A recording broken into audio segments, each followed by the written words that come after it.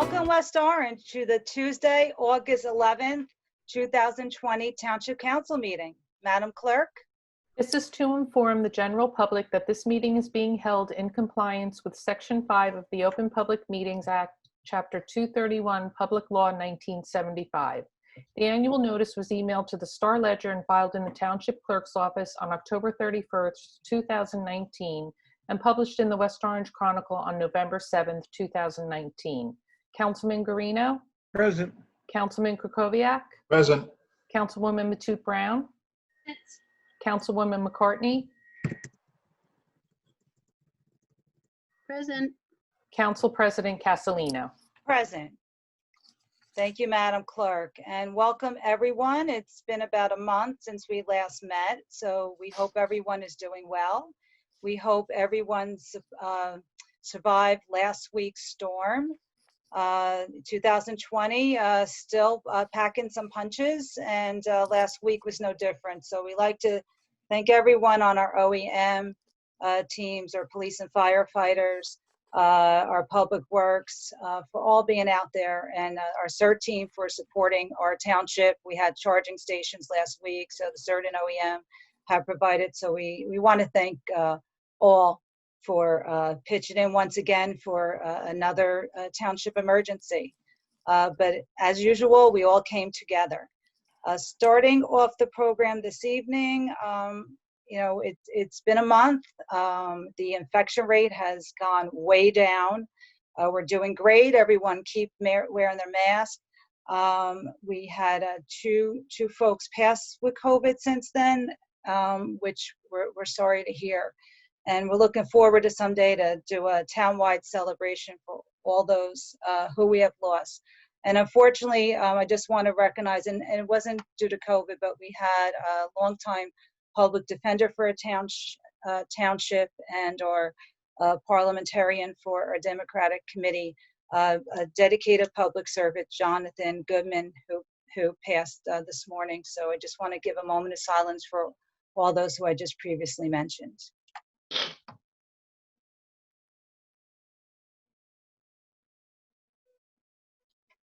Thank you, and we extend our condolences to the Goodman family. We have a surprise today. We have a group of our talented, actually rising senior, junior, and our graduates, a few graduates here this evening from the Nikhil Badlani Foundation Advisory Board. And I'm going to turn the presentation over to Councilman Guarino, who invited them on this evening. So Councilman, if you would like to introduce our guests. Sure. Thank you, Council President, and good evening to everyone. I'd like to, welcome, of course, and thank Darlene, Ane, Anika, Brett, and Nicole. Sorry, Nicole couldn't be here tonight, but to thank them for adding real excitement and ingenuity to the Pedestrian Safety Advisory Board. They have been a tremendous asset. They've really worked with us. They've been enabled to work with, such great traffic engineers and community residents who are really big in pedestrian safety, particularly bike safety, walk, safe routes to school, and all our other programs for Complete Street. So we're extremely proud of them. They should be very proud of themselves. They really came through, and every assignment they approached it in 150%.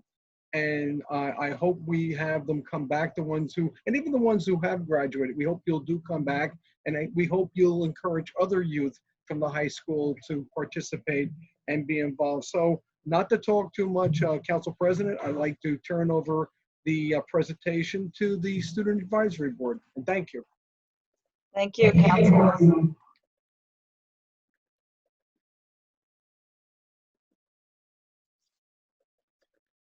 Okay, Madam Moderator, if you could put the first slide on, great.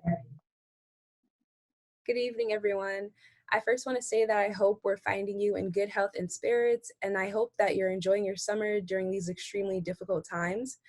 I also want to thank Council President Castellino and the council members for giving us the opportunity to present today. Next slide. My name is Darlene Folis, and I have been a part of the Nikhil Badlani Foundation Youth Advisory Board since its creation. Our goal is to empower our youth to make a difference in our community by allowing students to express their ideas and develop traffic recommendation projects. Together, we place our youth at the forefront of saving lives, preventing crashes and injuries, and educating others about the dangers of reckless driving. Specifically, we generate ideas for productive change. We develop specific traffic safety improvement plans. We work with the Nikhil Badlani Foundation, the township, and other relevant organizations, and we implement and finalize our versions of our plans. Next slide. Our board is made up of 3 committees: public policy, education, and municipal. Each committee is centered around different aspects of traffic safety, yet all committed to making our streets safer. Our public policy committee advocates for traffic bills to become laws by working with individuals like our assemblymen. Our education committee educates our peers within the high school, the middle school, and the community at large. And our municipal committee implements traffic safety improvement plans with our community using the board and other relevant organizations. Next slide. Hi, everybody. My name is Brett Zellickson. The goal of the Public Policy Committee is to advocate for bills to become laws. So one bill that the Youth Advisory Board has lobbied for in the last couple of years has been Michelle Souza's bill. Michelle was only 17 when she was struck by a car while crossing a street. Her family was devastated by her loss, made even harder because they didn't know the cause for the crash, and there was no closure for the family because no drug test was performed on the driver who caused the crash. This bill mandates that drug and alcohol testing be performed by obtaining a blood sample when there's a fatality in a car crash. Over the year, we've collected more than 200 signatures for the bill. Additionally, we traveled to Trenton to meet with Assemblymen Wimberly and McKeon, primary sponsors of the Michelle Souza's bill, to discuss the status of the legislation and how it could be accelerated through the State House. Hi, everyone. My name is Ane, and I am a rising junior at the high school. And another bill that we have decided to advocate for is Bill number 1354. The bill requires permit holders to record a minimum of 50 hours of practice driving, of which at least 10 hours should be in darkness. Currently, there is no requirement of hours in place. It also extends the time the permit holder is required to get a probationary license from 6 months to 12 months. This allows the driver to gain more experience. New Jersey is one of the 3 states that is yet to pass the bill under the GDL system. We hope to be able to pass it in the upcoming legislative season. Next slide, please.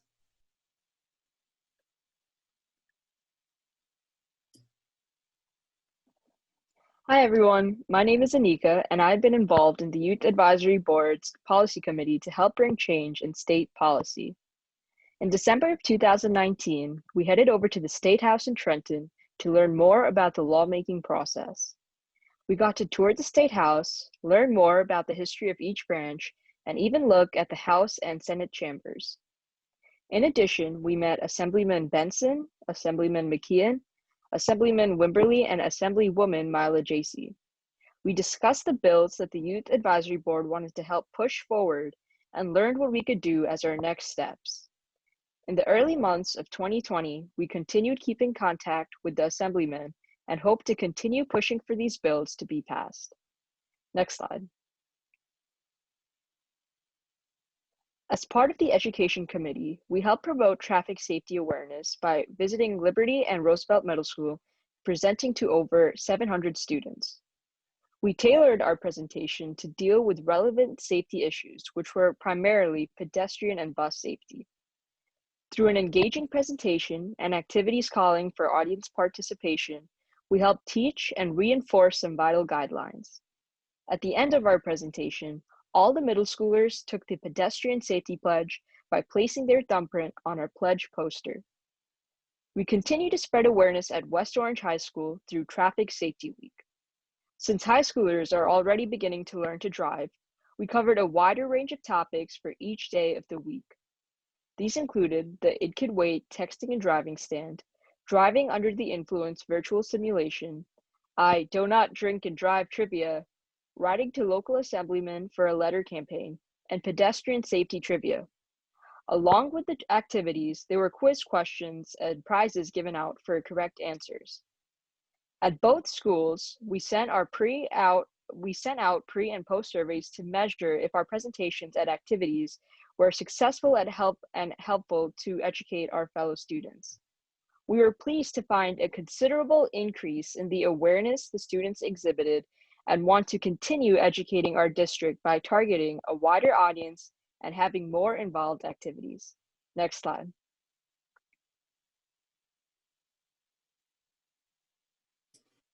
The Municipality Committee worked with the West Orange Pedestrian Safety Advisory Board to make recommendations to improve the safety on West Orange streets. Last school year, we had raised a pedestrian safety concern on Pleasant Valley Way and Woodland Avenue. In March, a pedestrian push-to-walk button was installed as a result of our recommendation. We also conducted a lighting assessment on Pleasant Valley Way to evaluate inadequate lighting on the street. Our findings showed that there were 8 locations where the lighting was inadequate. We also analyzed West Orange crash data to pinpoint the streets that had reckless driving activity. We hope to continue working with the Pedestrian Safety Board. Next slide, please. Last year, we organized and managed the painting of a permanent Stop for Nikhil Safety Pledge mural in West Orange High School.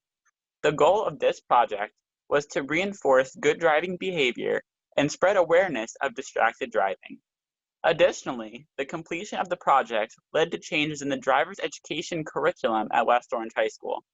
Now, each sophomore who passes their written driver's test is required to take the pledge on the mural and put their thumbprint on the painting. In January, this project was recognized as a top 10 project in New Jersey by the New Jersey Association of Student Councils. We received this award at an annual conference hosted by the NJASC at TCNJ this past fall. Over 300 students were present at this event, enabling us to explain our project and mission to a large audience. Additionally, the mural project served as the capstone of the Youth Advisory Board's submission to the You Got Brains competition, a contest organized by the Brain Injury Alliance of New Jersey. The purpose of this competition is to determine what school can make the largest driving safety campaign with the resources they are given. With this, the Youth Advisory Board was awarded the grand prize of a $20,000 driving simulator out of over 40 schools participating in the You Got Brains competition. This driving simulator will be donated to West Orange High School to further improve driving safety in our community. Next slide. The board has not allowed these circumstances to prevent or limit some of our future events. In the future, we hope to continue our traffic safety week, as it was a big hit with our students. We plan on educating the 9th graders on pedestrian safety. Additionally, we want to invite guest speakers to share their personal stories and educate the students. We also want to host a traffic safety fair with the West Orange Pedestrian Safety Advisory Board. In our safety fair, we plan to conduct car seat and seatbelt checks, a bike rodeo, a video game simulation to demonstrate distracted driving, and distribute Share the Keys booklets to spread traffic safety awareness in West Orange. We plan to work with local businesses, the board, police department, student volunteers, and more to create an in-person event once we are COVID-free and able to do it with COVID restrictions. Next slide.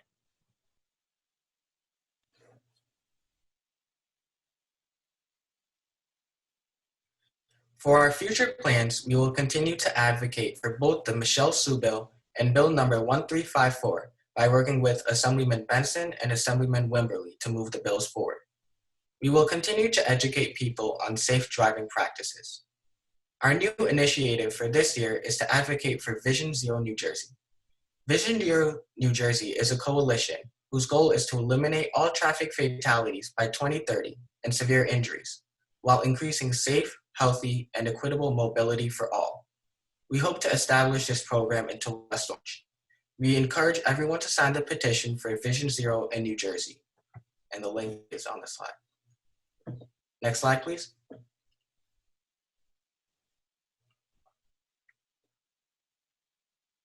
Due to the unprecedented times, we will kick off the 10th annual Stop for Nikhil 5K run, 3K walk, and the 20K bike ride virtually on September 13th. Participants will be able to complete their challenge during the week of September 13th to September 20th. We encourage participants to post a screenshot of their results to the Nikhil Badlani Foundation's Facebook page. Also, if you register or donate by August 15th, you will be guaranteed a free t-shirt. Register or donate at stopfornikhil.org. This year, it is more important than ever to support the foundation because funds raised at this event go towards programs like ours. We hope to see you all there virtually. And on behalf of the Youth Advisory Board, we would like to once again thank the West Orange Council for having us here today.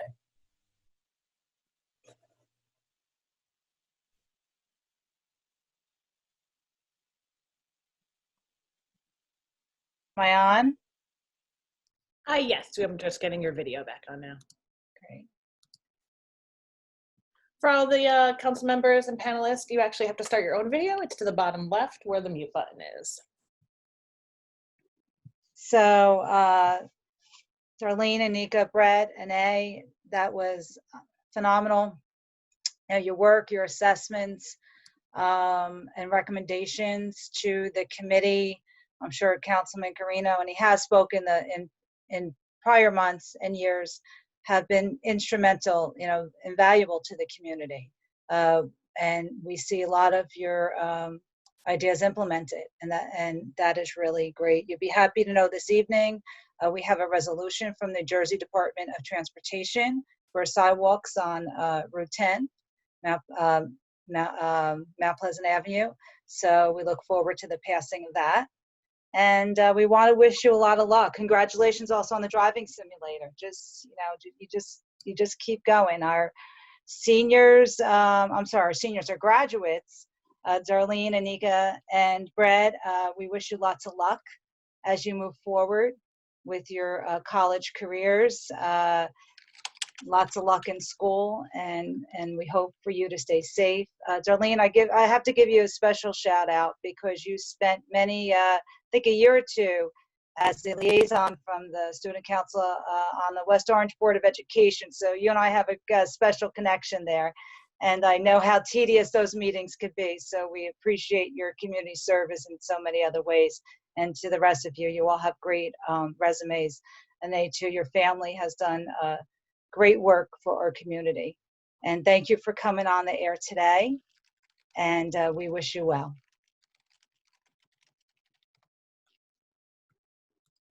Thank you. Okay, now our moderator is going to turn you over. If you'd like to stay on the meeting, you can. If not, you know, enjoy your evening. Right, I'm going to be moving all you guys over to an attendee, and at that point you can either stay with the call or leave at your leisure. And thank you also to the entire committee, the Pedestrian Safety Advisory Board, and Councilman Garino. You've been very busy, and a lot of hard work has come out of that committee with all your commissioners. Thank you, Council President. I appreciate that. And thank you to the students, and good luck. And remember, West Orange is your home. Always a part of our community. Great job. Now we're going to move on to Mr. Sayers with a update for redevelopment.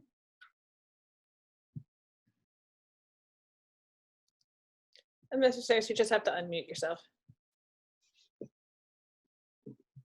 How's that? Can you hear me now? Yes, you're good. Thank you. Yeah, I wasn't able to speak to Mr. Diaz. I tried to get in touch with him. He must be away. But I did check out. There are now 221 units that are currently leased, and I checked on the tax bills and everything, and their taxes are all paid up to date as of today. Nice. And I don't know anything about the building being sold or what's going to be happening with phase 2 yet. So, because I didn't get a chance to talk to Mr. Diaz.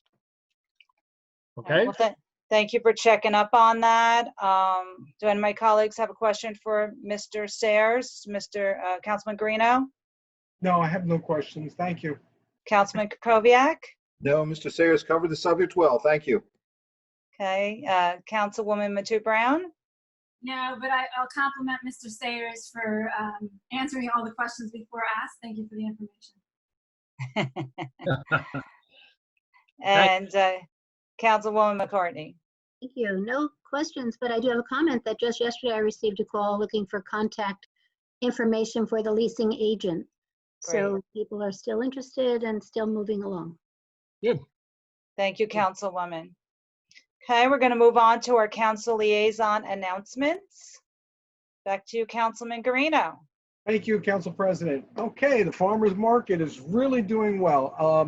Online orders are still doing tremendously well, and even physical participation at the farmer's market, the traffic is picking up. It's really well protected. I mean, there's a lot of hand sanitizers, there's the misters for when it's hot, social distancing and mask aren't required. We make sure anybody who comes to the farmer's market is wearing a mask before they can walk around.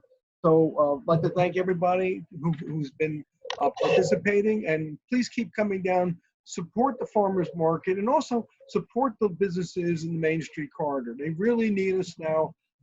So come on down, participate, buy their merchandise, check out what they have. You really probably find things you've been looking for right here in downtown West Orange. So thank you for that. And only one thing, Council President, I know you want to keep this because we have a big meeting tonight. Sure. Is a fantastic Washington Street corridor virtual walking tour for what we're trying to do down in the corridor, make it more walkable, make it more safe streets to schools.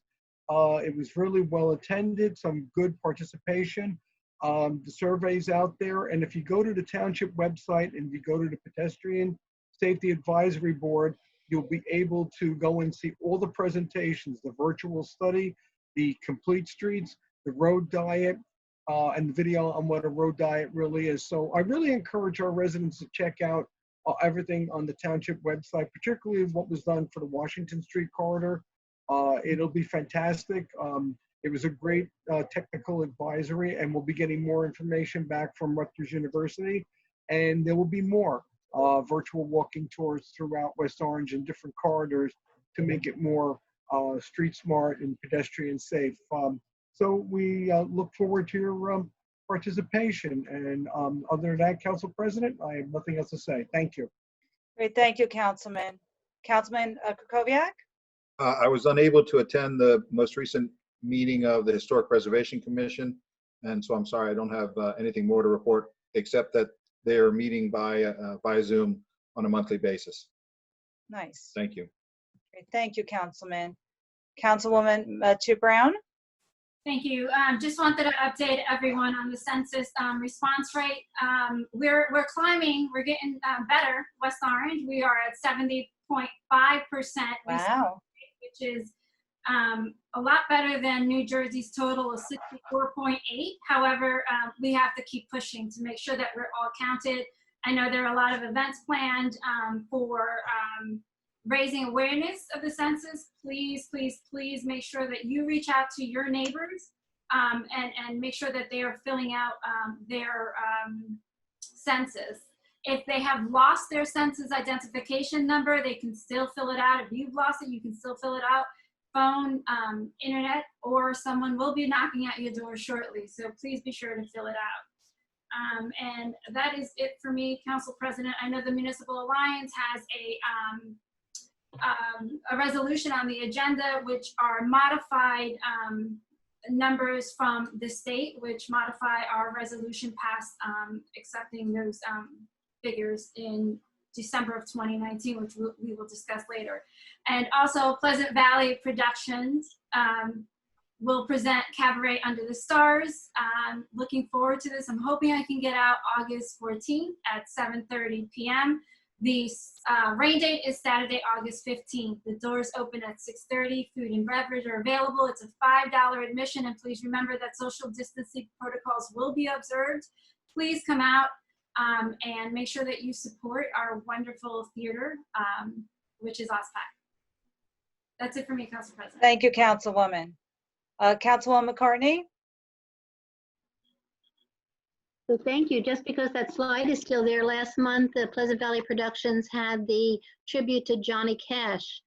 And it was a lovely evening, and it was so well attended. And everyone was practicing social distancing and wearing masks. So it was they were excellent too. Thank you. Let's see, we could start with the West Orange Arts Council. They're participating in this weekend block party with the Human Relations Commission. That's going to be Saturday, August 15th from 4 to 7. The West Orange Arts Council also submitted a grant to the Northern New Jersey Community Foundation in relation to COVID and how it impacts the community.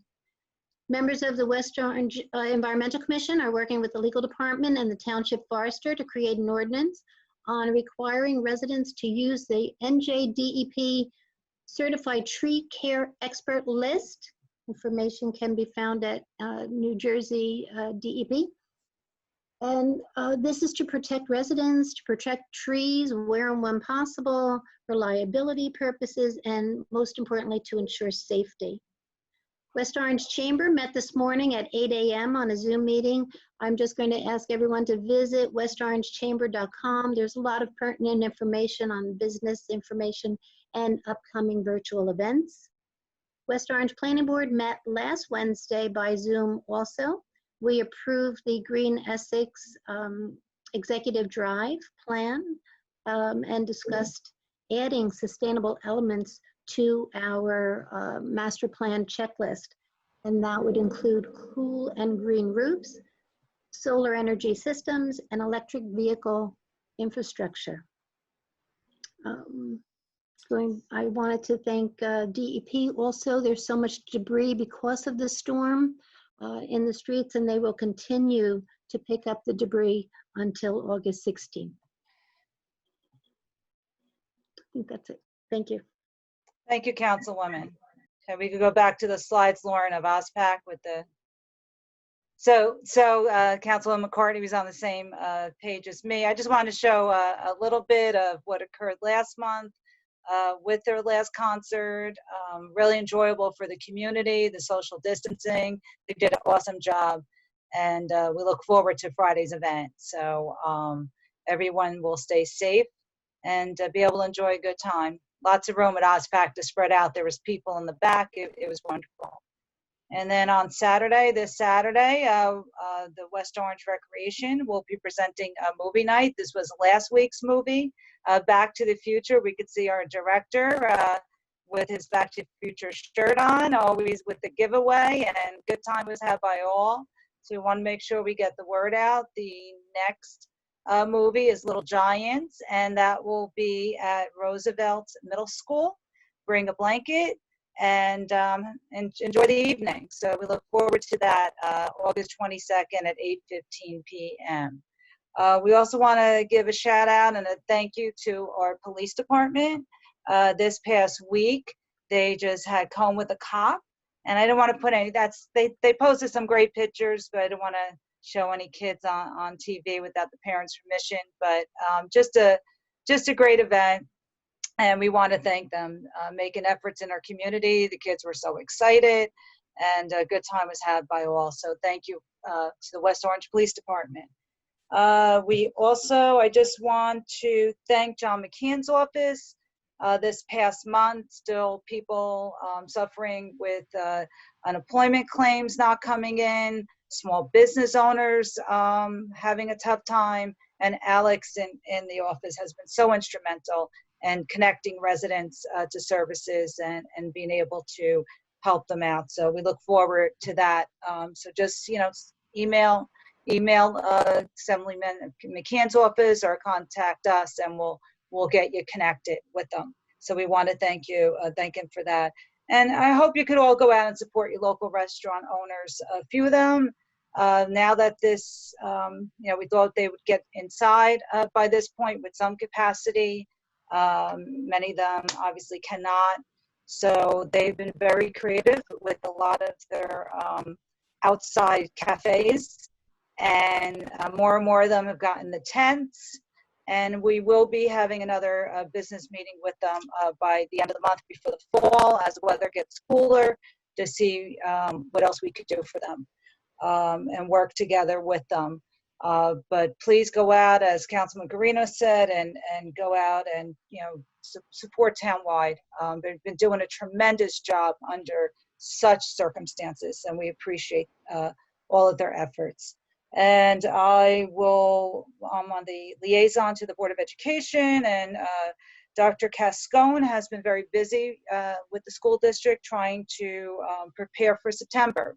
And there was a call last week with hundreds of parents anxious, and they're going to be online, and there's a lot of details that they're working out, and we look forward to what their final decisions are next week at their school board meeting. So we'll be meeting with them, the liaison committee, and see how we could give them some assistance and support, because we have tough days ahead.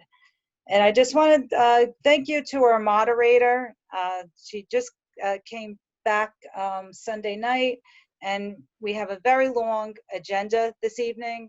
And I just want to thank her for her support in getting so much together so quickly. You really are impressive, so thank you.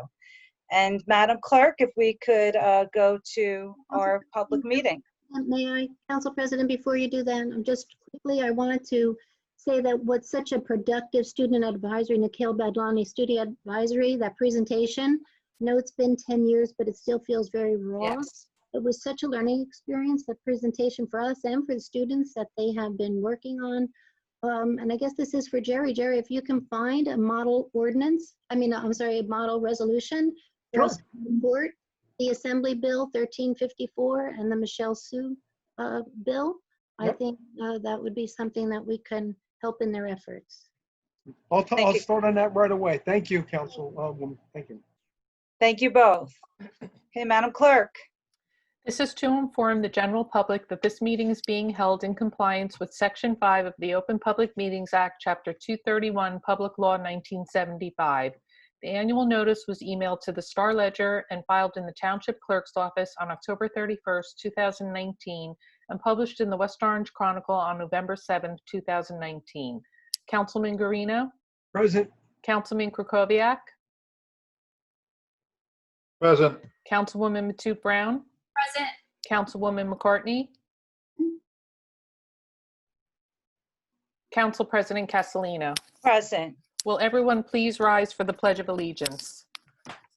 I pledge Allegiance to the flag of the United States of America and to the republic for which it stands, one nation, under God, indivisible, with liberty and justice for all. The council is now in their public meeting. Thank you, Madam Clerk, and welcome if you are just joining us this evening for our general meeting and to public comment. We have a very long and ambitious agenda, and I'm going to ask the public as well as my colleagues and the staff to be very patient with us this evening. It's been a month since we met, and so there's been a lot of resolutions that have been added the past couple days because we have to have the order of business. As timing would have it, we have the budget hearing tonight, and we just got over a very tough storm where many of those working on tonight's presentations were without power and had their own personal struggles with technical difficulties. So we hope you all have patience with us this evening. So where everything may not be perfect in our presentations, we're going to try. So first, we are going to go to public comment. The budget hearing will be after public comment. So I'm going to ask members of the public, you have 5 minutes to address the council. If you have comments about the budget, if you would like to wait, if you could please wait, you have an opportunity to speak to the budget because we're going to have a separate public hearing for that. There's 3 public hearings tonight. Right now, you could talk about any topic. In the public hearing for the budget, you could speak then, and then we have an ordinance on second and final reading. So with that, Madam Moderator, I will turn to you. Thank you, and thank you for the very kind words. That was very nice of you. So yes, so we have public comment, and you can use the raise your hand feature button, which is located at the bottom of your screen. If you're one of our call-in people, it is going to be *9, not #9 or #9. It is indeed *9, and it will put you in the queue. You can push this button at any time. You do not have to wait for anyone to stop talking in order for you to be put in the queue. It does put you in the queue in the order that you raised your hand. I will be addressing you as the name that you typed into when you signed up. I apologize in advance for any mispronunciations. And if you don't have your name listed, I am going to ask you for your name so that we can put it in for record, but you will also ask for your name and your address for the record itself. So first, we're going to start with Mr. Fagan. You can follow the prompt on your screen, please. Thank you, Madam Moderator. And I understand you have a few slides, and you can just play them at random. Nothing from my narrative is tied in to any specific slide. Anyone driving through the downtown corridor may have noticed a new addition hanging from our utility poles. And I'm, of course, talking about our hometown hero banners honoring West Orange residents who have served in any branch of the military from World War I to the present global war on terror. This program, as you may recall, was introduced through several media outlets back in February, and the first group of 26 banners were ordered.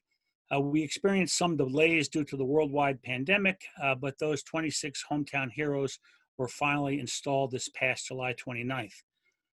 As anticipated, we expected a surge in interest once the banners were installed, and residents can now see how beautiful they look.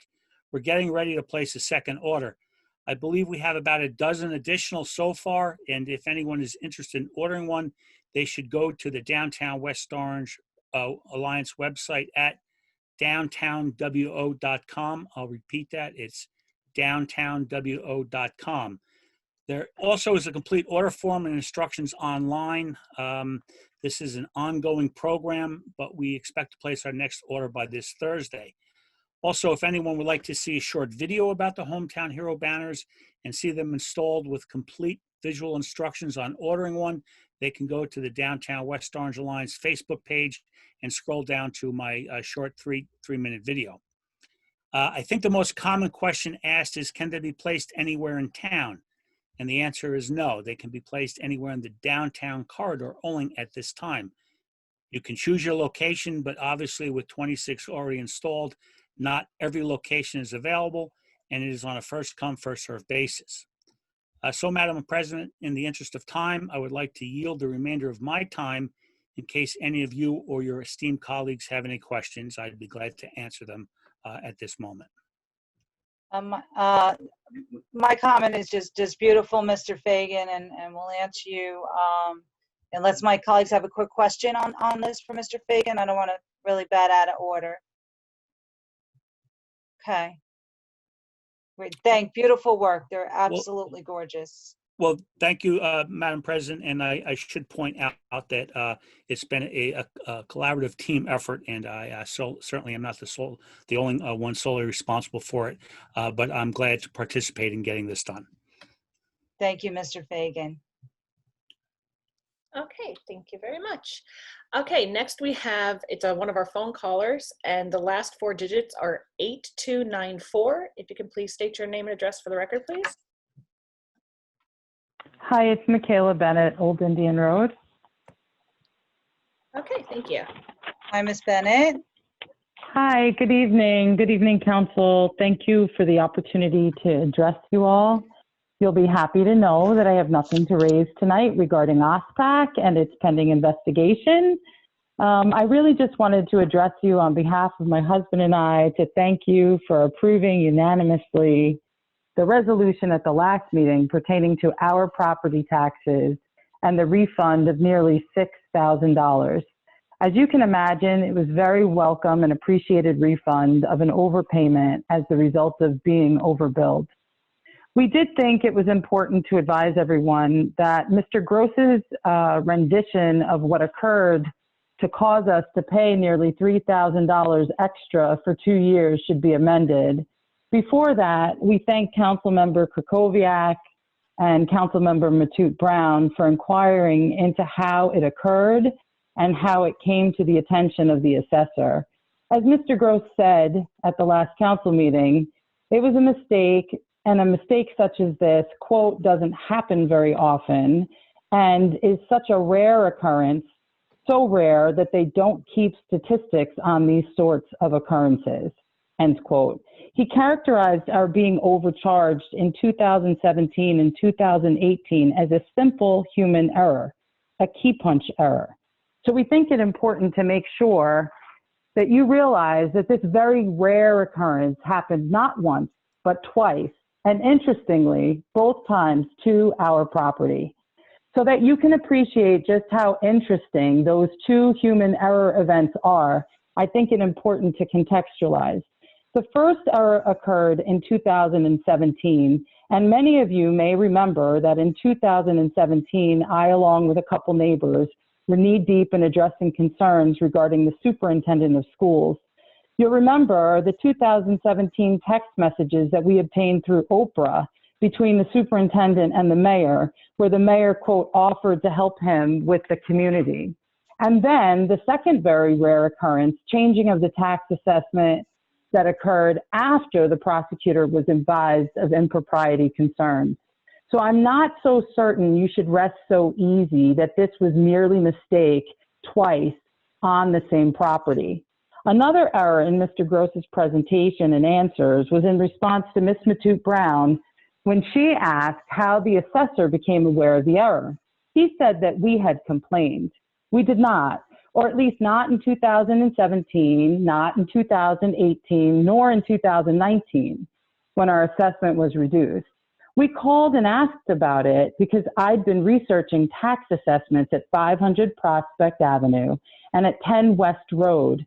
And when I realized that both properties were assessed at or near the amount that I knew our assessment was, however, the taxes on those properties that those properties had paid were significantly less than our own payments. So imagine my surprise when I searched our address and saw that without notice and without permits that had been pulled, without any reason to increase our tax assessment, we were increased by $165,000, resulting in nearly $3,000 extra in tax payments annually for 2 years.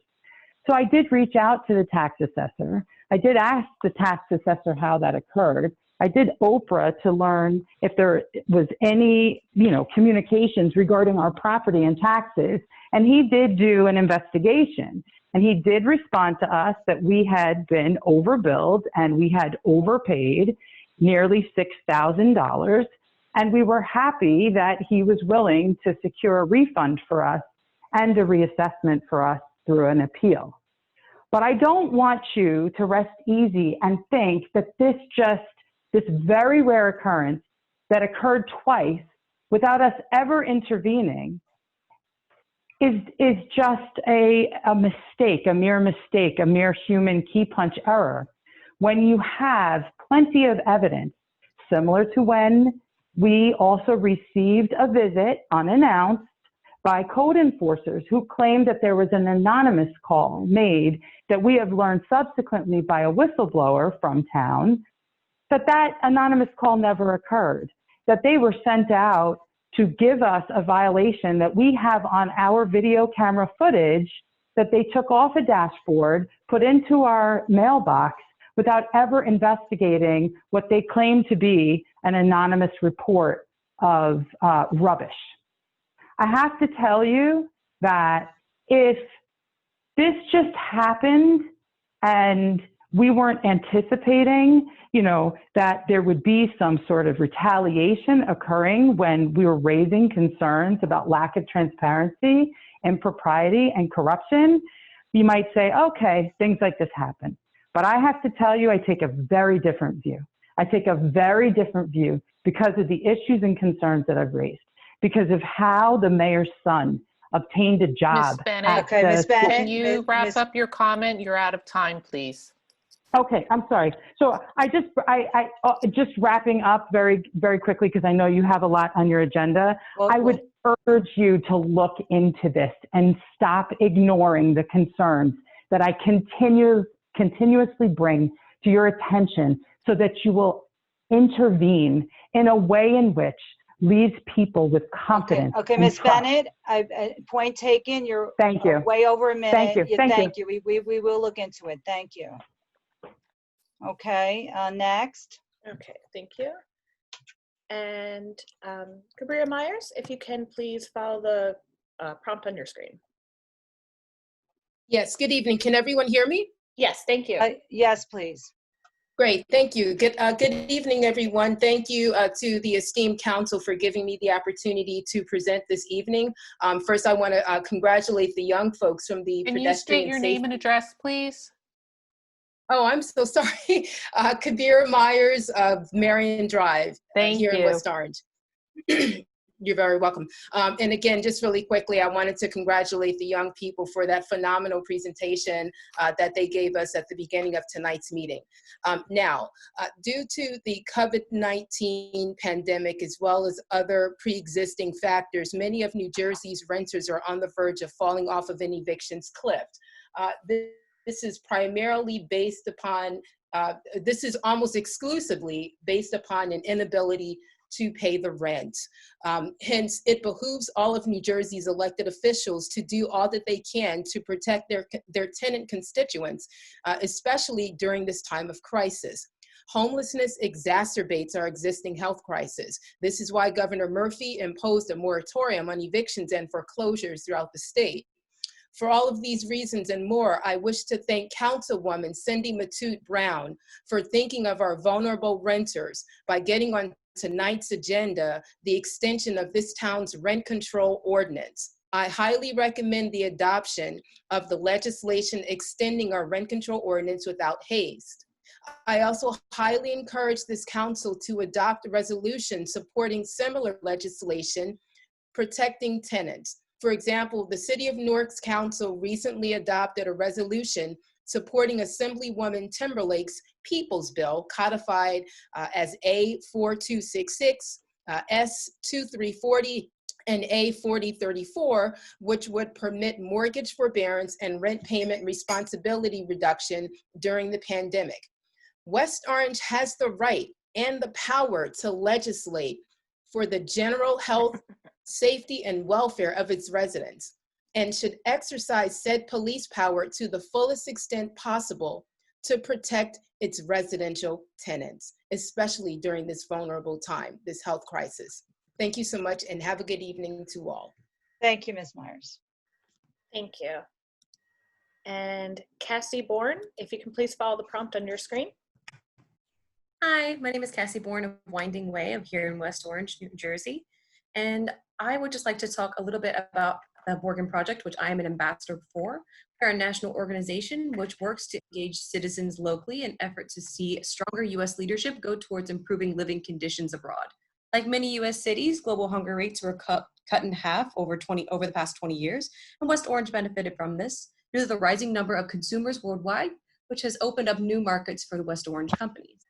I would like to ask that the West Orange Council send a letter to our New Jersey Council, our senators and our representatives, letting them know that the Council views global development programs as crucial to creating more consumers globally and new markets for our businesses. Thank you so much for your time, and that's it.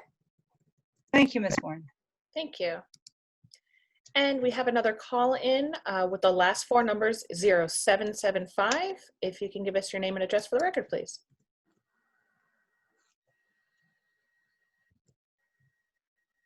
The last four digits 0775, one of the call-in.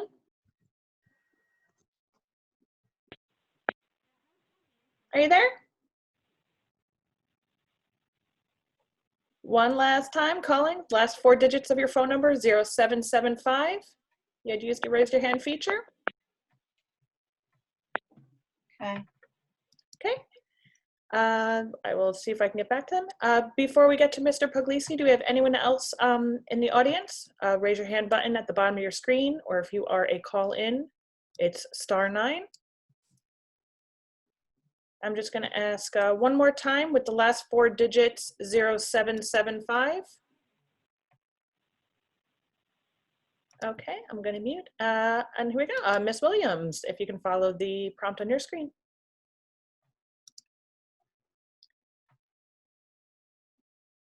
Good evening. This is Tammy Williams, Hillside Avenue, coming to you on behalf of the Human Relations Commission. Again, it was briefly mentioned by Councilwoman McCartney, but I want to reiterate that the Human Relations Commission will be hosting a block party in the Valley on Saturday, from 4 p.m. to 7 p.m. We will also be doing a final census push. So we will have the census float that will finalize. It will go throughout West Orange and a couple other towns and come to the block party so that we can help increase the count in the Valley section, which is one of our hard to count locations. In addition, we also want to highlight that the West Orange Youth Caucus, as well as the West Orange Young Democrats, will be hosting another Black Lives Matter rally march. It will leave from Washington Elementary School. They will be meeting at 3 p.m. and they will be marching to the block party as well. We are encouraging everyone to come out to enjoy some of the Black businesses that will be highlighted. It is Black Business Month in August nationally, and we know that we want to do everything we can to support the businesses in our community. So we invite everyone to come out. Masks will be provided, social distancing protocols will be enforced. We have music, we're partnering with so many different community organizations, and it's going to be a fun event in the afternoon for all.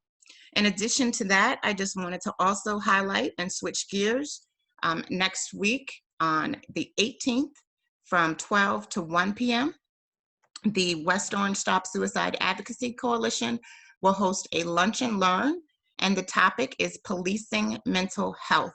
We will be highlighting one of the new pilot programs upcoming with the police department and the Mental Health Association of Morris and Essex counties, in addition to talking about the new direction of mental health and how it is impacting policing across the country. So I hope that you all will be available to join in that powerful lunch and learn. It will be panelists from our township, from the Mental Health Association, as well as from the Attorney General's office from the state of New Jersey. So look forward to having you all join us. The Zoom link is posted on social media. It's also posted on the website for West Orange Stop Suicide Advocacy.com. Thank you very much. Look forward to seeing you all this weekend or either via Zoom for the mental health workshop. Thank you. Thank you. Thank you, Tammy.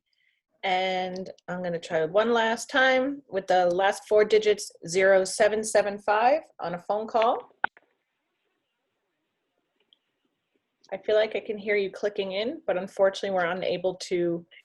Can you hear me? Oh, there you are. Gotcha. Hey, finally. I've been storming on in like crazy. This is Lois Reichert on Main Street in West Orange. I hope I find everybody well. How you doing? I'm not going to take up much time. I have 3 questions that I want to ask before I go into quick comments. And thank you for having patience with me. Number 1, I know the mayor is not there, but he's probably listening, so he could get back to me in a PM. Did the mayor or anyone on the town council sign a petition to remove the Columbus Monument from, from where it is? And if so, what was the reason? The second question, did the mayor or anyone on the town council communicate with the group that was advocating for the removal of the monument? And number 3, did any Italian-American group request a meeting with the mayor or the town council to discuss the Columbus Monument? Those are the 3 questions I'd like answered. Now I'm going to get into my comments real quickly. At the last meeting, I spoke regarding the removal of the Columbus Monument at the corner of Valley and Kingsley. When the town council members responded to my comments, not all accurate, really, and I'm here tonight to correct the record. At the conclusion of the meeting, I did reach out to Councilman Guarino, who seemed a little upset that I had used the words conflict of interest about Unico. And he did call me the next day at his convenience at 11:50. At that time, I said hello and asked him, about the problem, and he immediately had another call, and he didn't call me back. I did, however, speak to Susan McCartney, hi Susan, and mention that in the article from 1992 that Anthony Puglisi wrote, that Unico National was there. They were there, but they were not very much a part of it. Susan and I discussed it, and Unico National had actually only donated $200, and they were there to support the Italian community and the, you know, the placing of the monument in general, but they did not have anything to do with the placement of the monument. That was then Executive D'Alessio and then Mayor Spina. The $200 donation was very small, only because Joe Dory had asked for it. By the way, Susan, you said that you had the article from '92, which I'm sure is in much better condition than the one I have. So if you can scan that and send it to me, I'd appreciate it. I also spoke to Jack Sayers, who had spoken already to Lenny Lepore. And in fact, I was correct that the monument was moved between 3 and 4 a.m. due to the traffic. And there was no overtime involved because the DPW employees who started early just left work early, which, having been a supervisor for CWA and IBEW, represented workers. Between us, that's a big no-no, but that's an issue that is not mine that you guys are going to have to deal with. Jack said he didn't know where the monument was and that the family was going to pick it up. Well, that's kind of difficult because it's 6,500 pounds, but he didn't know what happened to it to the best of his knowledge at that time. This is all in direct conflict with what the mayor publicly stated, saying, quote, "It would not be removed by our DPW or a local contractor, but by an outside contractor at an unspecified time," unquote. I said, and then I also spoke to Frank Ganella from West Orange Unico, because I had mentioned his name, and he was concerned about that. And I said to him, yes, I did do that, and that I was going to mention it again tonight. I explained to Frank that who the mayor had contacted, by the way, that this had zero to do with Unico. However, no matter who I called, they had already spoken to Frank Ganella, which was kind of odd. I asked him straight out, Frank, where is the monument? He would not tell me. Again, there was more secrecy involved with this. For the record, I want you to know that I know where this monument is 100% at this moment. But it's a big secret that it was removed, a big secret that they came in early and all this and that, and they won't talk to you about it. But I ask that you please answer my questions tonight, my 3 questions, and that the mayor get back to me. I thank you for your time. I don't want to take up too much of it, but this is not beating a dead horse because this issue is not over. Thank you, Ms. Reichert. I'm sorry you're way over the time, but thank you, and we will answer those questions for you. Thank you very much, you guys. Stay healthy. Absolutely, you too. Okay, thank you. And this is the last call before we go to our final patron with Mr. Puglisi. Okay, Mr. Puglisi, if you can follow the prompts on your screen, please. Well, there it is. Hi, this is Anthony Puglisi, representing County Executive Joe DiFincenzo. I hope everybody is well this evening. On your screen, this has become a weekly event hosted by Essex County. So this Thursday, August 13th, we'll be at St. James Church in Newark from 9 until our boxes run out. I think I've mentioned in the past, but I wanted to just bring it to the forefront again. In addition to the on-site distribution that we do, we also do home deliveries to senior citizens and homebound residents. So if you do know of any West Orange residents that fit that description, you can just send me their name, address, and phone number, and we can put them on the list, and they would have a box of non-perishable food delivered to their door on the upcoming Thursday. Usually we have that list done by the Monday of that week. So if you get names to me by Friday, that would guarantee that they would get a box. in the coming week. In speaking with the county executive, we are going to continue this program through at least September, the end of September. And then at that time, we're going to reassess to see whether he wants to continue it further into the fall. So just keep looking for new dates. Every Friday, our website is updated with the new location for the coming week. Can I get the next slide? Another initiative that we've been doing is the testing sites. We're in Weequahic Park on Mondays, Wednesdays, and Fridays. And as you can see, we changed some of the times in Weequahic to an afternoon, which would be Mondays. Wednesdays and Fridays are still 9 a.m. to noon. And then some satellite sites are always on Tuesdays and Thursdays. The times are always 4 to 6. So on this Thursday, we'll be at St. Matthew AME Church in Orange. Again, these are updated pretty much every Thursday or Friday. So again, just check the website. And as always, this is free to Essex County residents. Also with students going back to college, we've seen an uptick in the number of students who are required to be tested before they arrive on campus for those colleges that are bringing students back in person. So if you do need that test result, I would recommend, if you wanted to register for an appointment at one of our testing sites.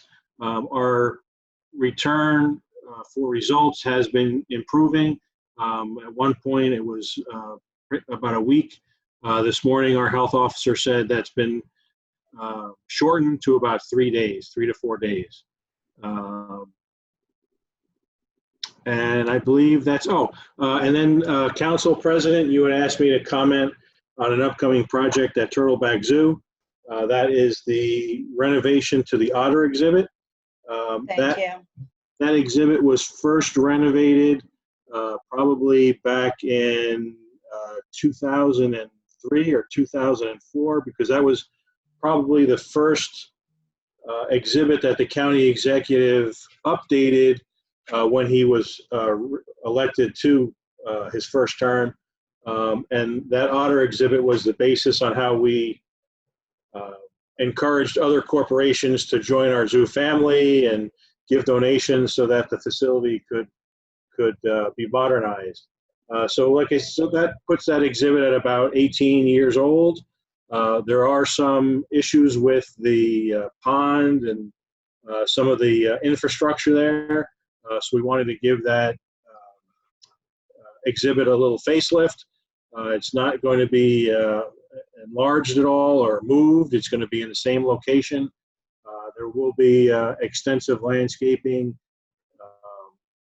planted around that exhibit. And also the exhibit will be modified so that there are better sight views for the public to see the animals inside the exhibit. As you are aware, there's only, I believe, 2 windows that people can see the otters, and sometimes the otters like to hide in the natural vegetation that's there. Yeah. So we just want to make that a better experience for visitors, but also better conditions for the otters that are there. That's all I have at this point. Thank you. And quick question for the council. How are the attendance numbers this summer with all the restrictions in play? So we've put a cap on the number of visitors each day. It's about 3,200, just so that we can provide adequate social distancing opportunities. But when the weather's well, we've been pretty much selling out. Obviously, on some of the hot days, attendance is a little low. But I think if there weren't any restrictions, I think our attendance would be bustling even more so than it was last year. But people are coming out, and they, like I said, we capped the admission at about 3,200, so that the zoo doesn't get overcrowded. Great. Well, thank you, Mr. Puglisi. I can't believe it's been 18 years already since you did that rehab. I remember back in the day when you started that program, I was a West Orange Rotarian, and back in the day, the Rotary Club had revamped a exhibit for you. Yes, that So, was the South American exhibit. yes, that's right, Mhm. right there. So thank you so much for reporting on that. Appreciate it. Sure, thank you. Okay, And that's all that we have. great. Well, thank you everyone for coming on and with your remarks. Ms. Bennett, we will investigate. I did not realize that was the second time. I apologize if you mentioned it sooner. Ms. Reichert, real quick, and if Mr. Saris wants to say anything, I'll turn it to him. But I had not signed a petition or communicated with the group. Weeks later, I communicated with someone from Unico. I would still like to try to put together with the conversation in regards to the removal and just understanding with some of the students. So we'll say, I hate to do it over Zoom. I love to have a meeting in person, but just, I guess, not going to happen. So maybe we have to revisit it, having a meeting with Zoom. In regards to that, Mr. Fangen, thank you for working with all the participants with the banners, and thank you to all the purchasers. They're just gorgeous, and it just, again, it just makes such pride in our community. So we thank you for that. I'm going to turn this to Ms. Kabir. I might as well finish my comments as well, and Ms. Williams for coming down with all your comments and concerns. So we appreciate all of your efforts as well. Mr. Sayers, did you want to mention anything about the monument? Oh, we can't hear you. You're muted.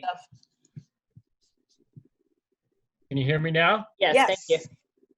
No, I mean, I know the statue was taken down. I'm not so sure exactly how or why, but we can try to figure that out. Okay, thank you. All right, so I'll go to my colleagues now. Councilman Guarino. Thank you, Council President. Joe, great job. I mean, it was a tremendous effort by the Downtown West Orange Alliance and working with you and Executive Director Megan Brill to bring about this honor for our township residents, past and present. And it's a great way to show, the history of West Orange, part of the history of West Orange, and let parents and relatives, express their gratitude for our heroes, and who we can never thank enough, who've guaranteed our rights that we enjoy today. So it's a great job. I look forward to seeing more banners going up, and people should reach out to find out, how they can order a banner. And it's really, really great. And it's something we need to expand upon. So thank you. Ms. Myers, thank you. We also have to always look out for our most vulnerable people. And especially in this time, the COVID economy, things are going to get worse and things are going to get harder. And that's what a lot of people don't realize. People sometimes now are getting paid to work from home, but those times are going to be coming to an end. And a lot of our renters and even homeowners are going to face some economic hardships that we as a township council and the township and the community need to look after our citizens and also our most vulnerable citizens. So thank you for bringing these up and everything. Ms. Bourne, thank you about reaching out to our congressmen and senators, because West Orange always needs to use the global footprint for development. And we do. We do it through our Green West Orange. We do it through, our complete streets. We do it through our planning board. And those are the important things we look at, because development has to be done correctly and properly. And that's something that we're always concerned about, because at the end of the day, what we do today affects tomorrow. And so I thank you for bringing that up. Lois, I got to bring it out to you. You and I spoke, but I told you I was at the office and I couldn't speak and I thought we were done. But if you'd like, you can call me back and we'll have a nice conversation. You would apologize that you didn't mean that I was conflict of interest, and I understood that. But it's not that I didn't call you back. I thought the conversation was done. If you want to call me back, you can call me back at any time. So thank you very much, and bringing that up. Mr. Puglisi, thank you. I just had one question though. What about kosher food? Has that been addressed with the food pantries and food going out? That's one question I have. I know that's a critical issue.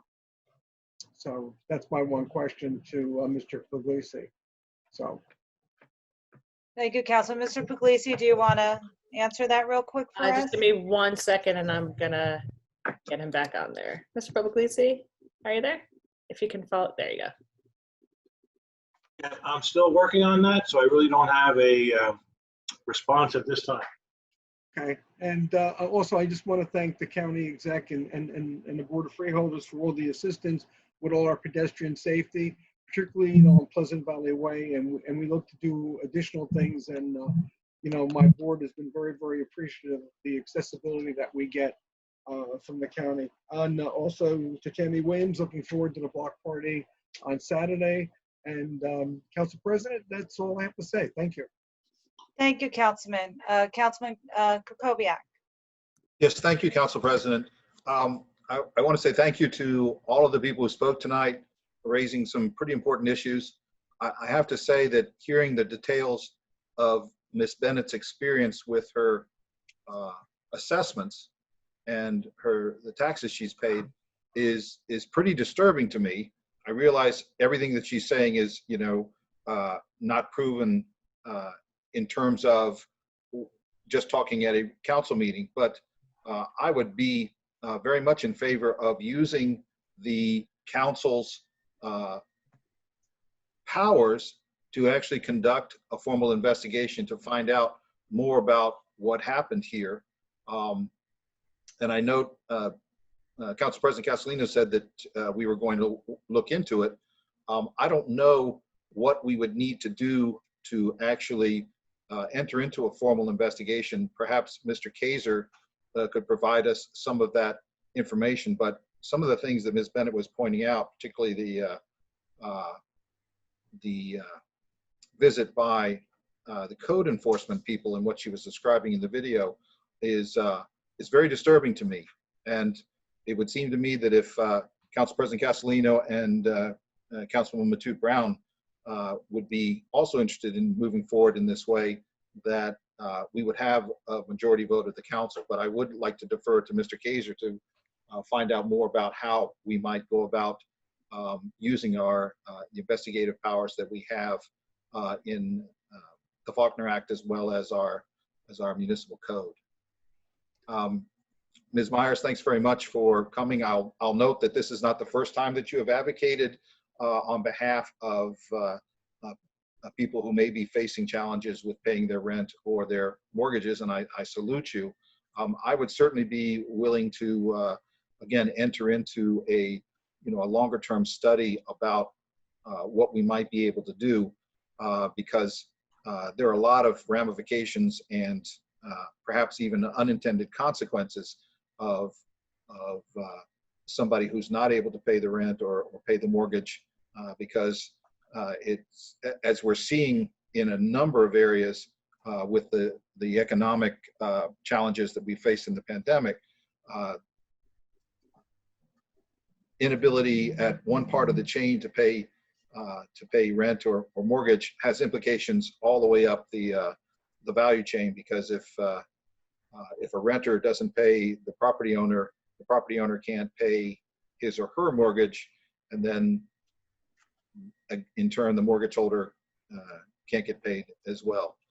So I would be interested in looking at that, and I do salute Councilwoman Matute Brown for noting that the town appears to have allowed the expiration of the rent control that we have had in this town for many years. Ms. Bourne, I don't know much about your initiative, but I would think that the council would be interested in helping in terms of an affirming resolution of support. Ms. Williams, again, thank you very much for your efforts and the efforts of the groups you're part of, the Human Relations Commission, as well as the Stop Suicide Group, on behalf of our community. I wish you well in these endeavors. Ms. Reichert, I did not sign any petition relative to the Columbus Memorial. As you probably know, I advocated for a community gathering of ideas about what to do about the memorial, even to the point of perhaps adding to the memorial to give a more balanced and perhaps nuanced information as part of the memorial. I'm generally not in favor of trying to get rid of our history. I think we do well to remember our history and apply it to today and to the future. You asked if you asked when the council people communicated with the group advocating removal. I did not do that. I actually reached out to try to get some information and some discussion, but was unsuccessful. And then nobody reached out to me to say, let's have a meeting of any Italian American group. But thank you very much, Ms. Reichert, for adding to the details of what happened here. And Mr. Puglisi, again, I salute the county executive's efforts to provide food to people in need of it in these difficult times. That's it. Thank you, Council President. Thank you. Councilwoman Matu Brown. Thank you, Council President. I will start at the very beginning. Mr. Fagan, I love the signs. They look amazing. I think it's important for us to remember those who have sacrificed and continue to sacrifice, but those who are, part of a history that that has brought us so many opportunities to all of us. So I really enjoy listening and watching your clips. So thank you for sharing that, and to the Downtown West Orange Alliance for their efforts as well in promoting this.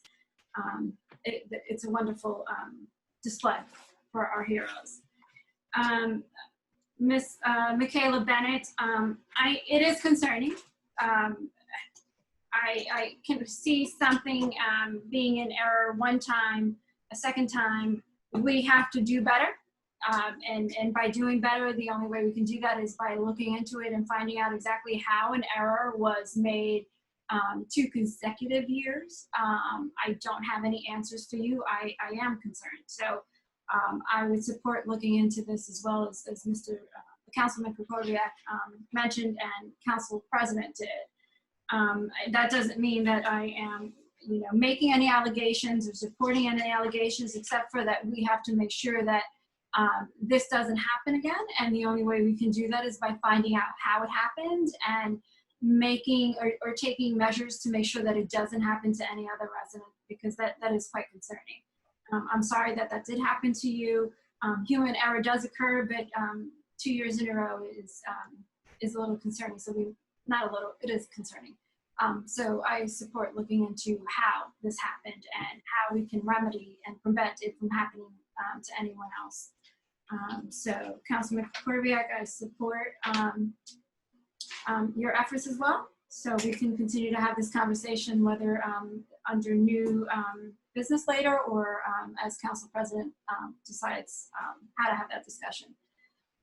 Ms. Myers, thank you for always raising your voice, both here locally for those who are underserved in our community.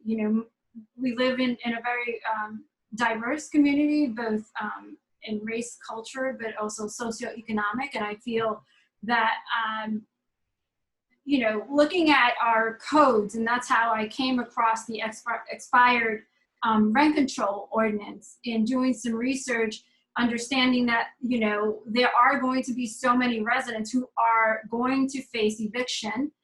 I don't want to be a council or a leader that says, pick up the phone and call Newark, because Newark Superior Court is who is assigned to that, and they are. However, I felt we should have resources within our township to offer protections and or guidance to our residents who, at a time that I would imagine are facing eviction, are in complete desperation. So I want to, the purpose of me reaching out to the mayor, and I thank the mayor publicly on my social media account for his immediate response in placing the information for renters, for the Department of Community Affairs on how to access information, but also, so readily being able to ask Council President to post this resolution to revive this ordinance. However, that's the beginning of a conversation.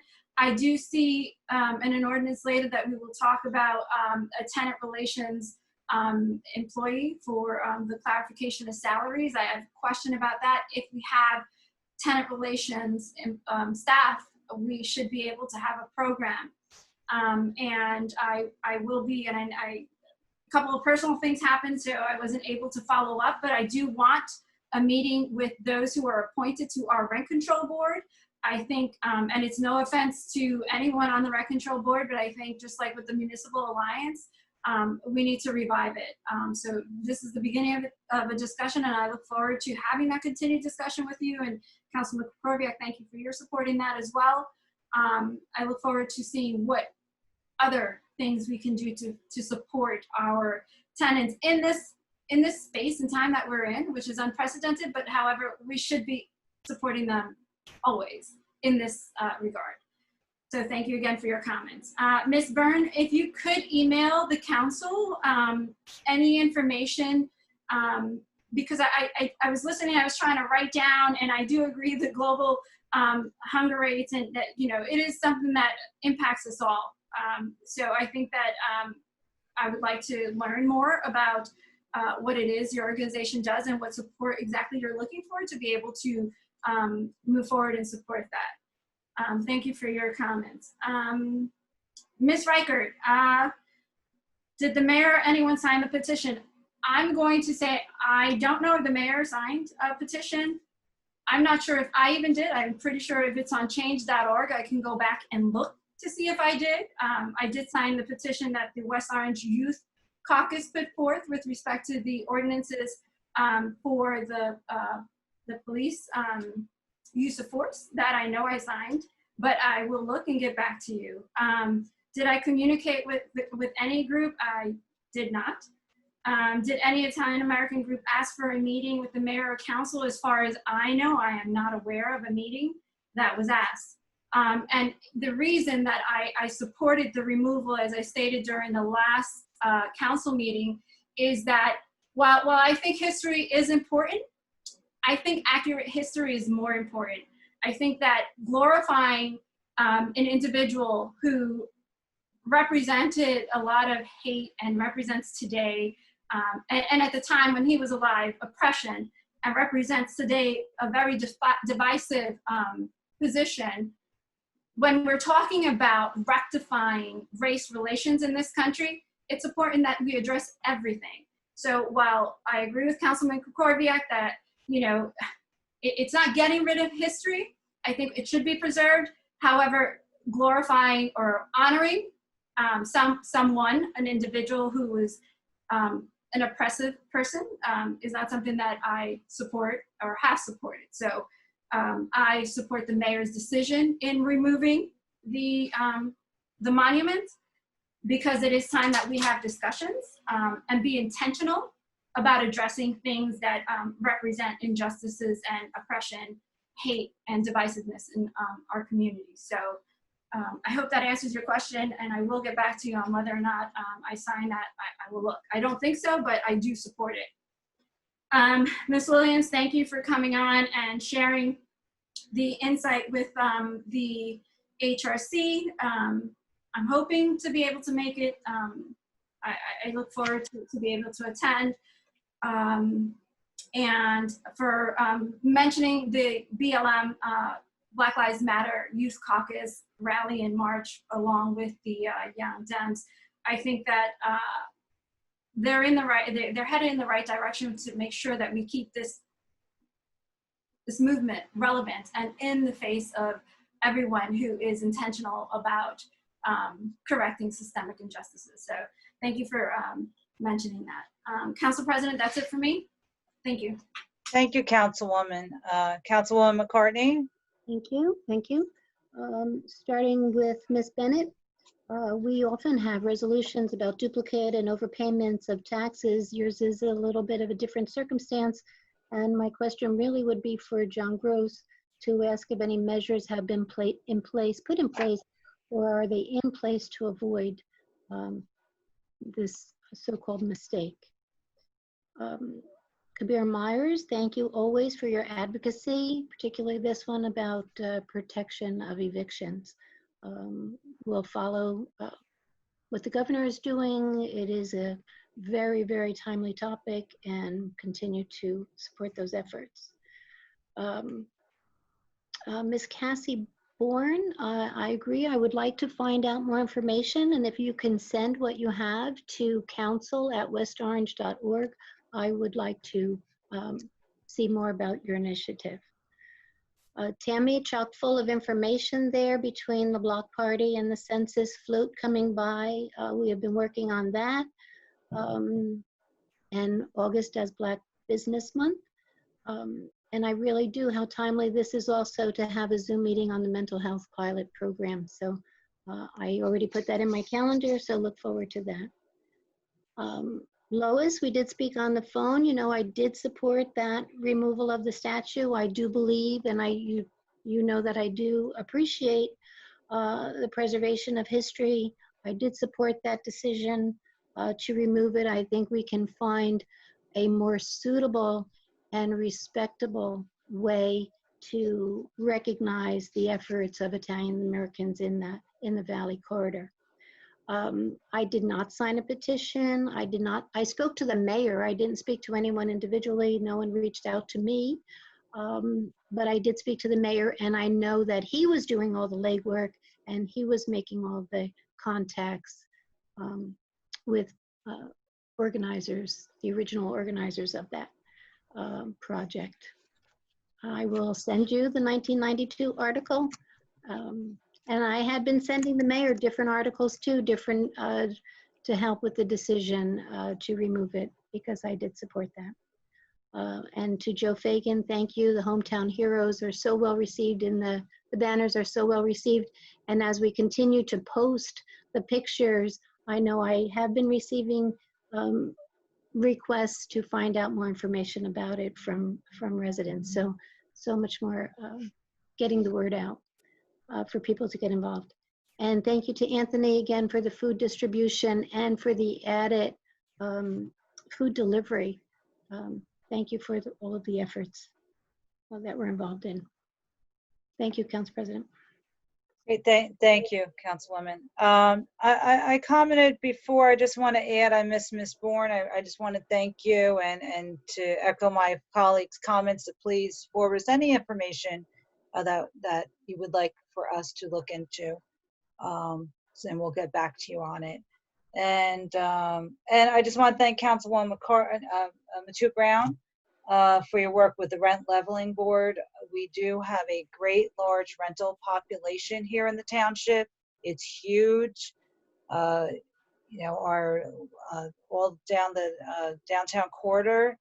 So, and a lot of investors, times are very, very tough. And again, I want to give a shout out to the Holy Trinity Food Pantry for all the work they've been doing this pandemic. They have been going strong since February, and with no end in sight. So we'll all do everything we need to do to help our more vulnerable populations, and because that's what we do here in West Orange, because we are stronger together. So with that, I would like to end public comment. Thank you for all who came on. I want to move forward to our budget hearing. We're going to start off this evening. I'm going to turn it over to Mr. Gross. He has prepared a slideshow for us. Council President, I'm sorry to interrupt. Are we not going in order of the agenda? Oh, I apologize. I didn't look up at the screen. Actually, yes, we should. So, Madam Clerk, I'll turn it back to you for a minute. Okay, hold on, I'm sorry. Oh, so we're going to do the consent agenda? So here's what we're going to do about that. Now, we're going to go out of order. We're going to go to the public hearing. Okay. Maybe you just Okay, just give me one moment because I have to switch some stuff around. Just give me 1 moment. Okay. I mean, Madam Clerk, if you want to. I have to do a roll call. Yeah, do your roll call. And then if an you, opening. Yeah, do what you need to do. And Okay. then let's do number 4 on the agenda. and might as well do the bills. Just don't do consent agenda. Get everything else done. Okay, but prior that to is the- part of the consent agenda. The bills. Everything stored on the agenda. Oh, okay, is- that's yeah, true. That's true. Yeah. Okay, then let's do roll call, then we'll go to budget Okay. hearing. Councilman Guarino, Present. Councilman Kukoviac, Present. Councilwoman Matute Brown, Do you mute? Sorry, I was. that's okay. I'm here, present. Councilwoman McCartney, Present. Council President Castellino. Present. Okay, this is the time fixed for the public hearing on the municipal budget and tax resolution for 2020. The budget was introduced on first reading by the Township Council on June 23rd, 2020, was advertised as required on July 2nd, 2020, together with notice of hearing for this time. Copies were available to the public online on our website. Council President, do you have your script there for this? No, I do not. Okay, so I'll go through the procedure. Yes. Okay. Before opening this hearing, I wish to outline the procedure. Each person desiring to be heard will raise their hand, give her name and address before speaking. Council President will recognize one speaker at a time in order of hand raising as nearly as she can determine.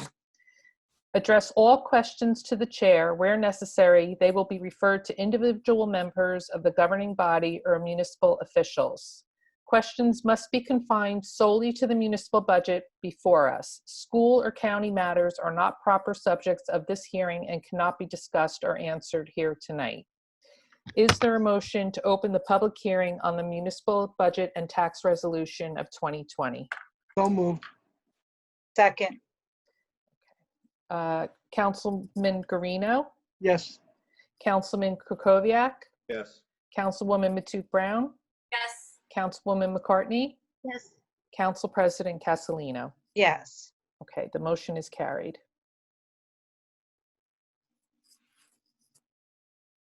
Okay, great. Thank you, Madam Clerk, and I apologize. I thought you were going to take that part over, which you did so well. Thank you. So I am going to now call upon Mr. Gross. He has prepared a public slideshow that will be available at posted online after the hearing tomorrow. So Mr. Gross, and also Mr. Gross, could you just update the council to what you shared with me right before the meeting this afternoon, as well as in regards to where we're at with the timeline of the actual vote due to the governor's office? Good evening, council and members of the public. Thank you for giving me the opportunity tonight to speak to you in reference to your upcoming consideration of the 2020 municipal budget. Before we go into the budget hearing, before I go into the presentation, as Council President asked, I'm going to give you an update of where we stand with our budget. Number one, in terms of tax collection. If you remember, 3 months ago this evening, it just passed the cutoff of the official date for paying taxes. May 11th or 12th was the date.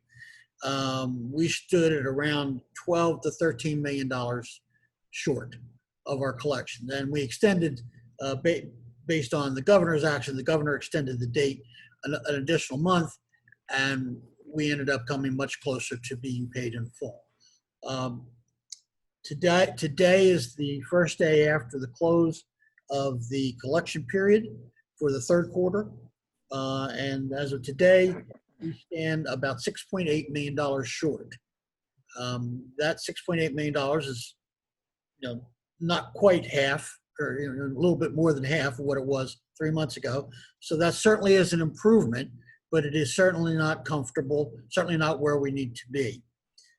In addition, we've been discussing over the period of time that the legislature had contemplated passing a bill that would allow the municipality, if need be, to borrow to overcome any shortfalls in the municipal revenues. And it was anticipated that that would be passed, and indeed it was passed by both houses and sent to the governor.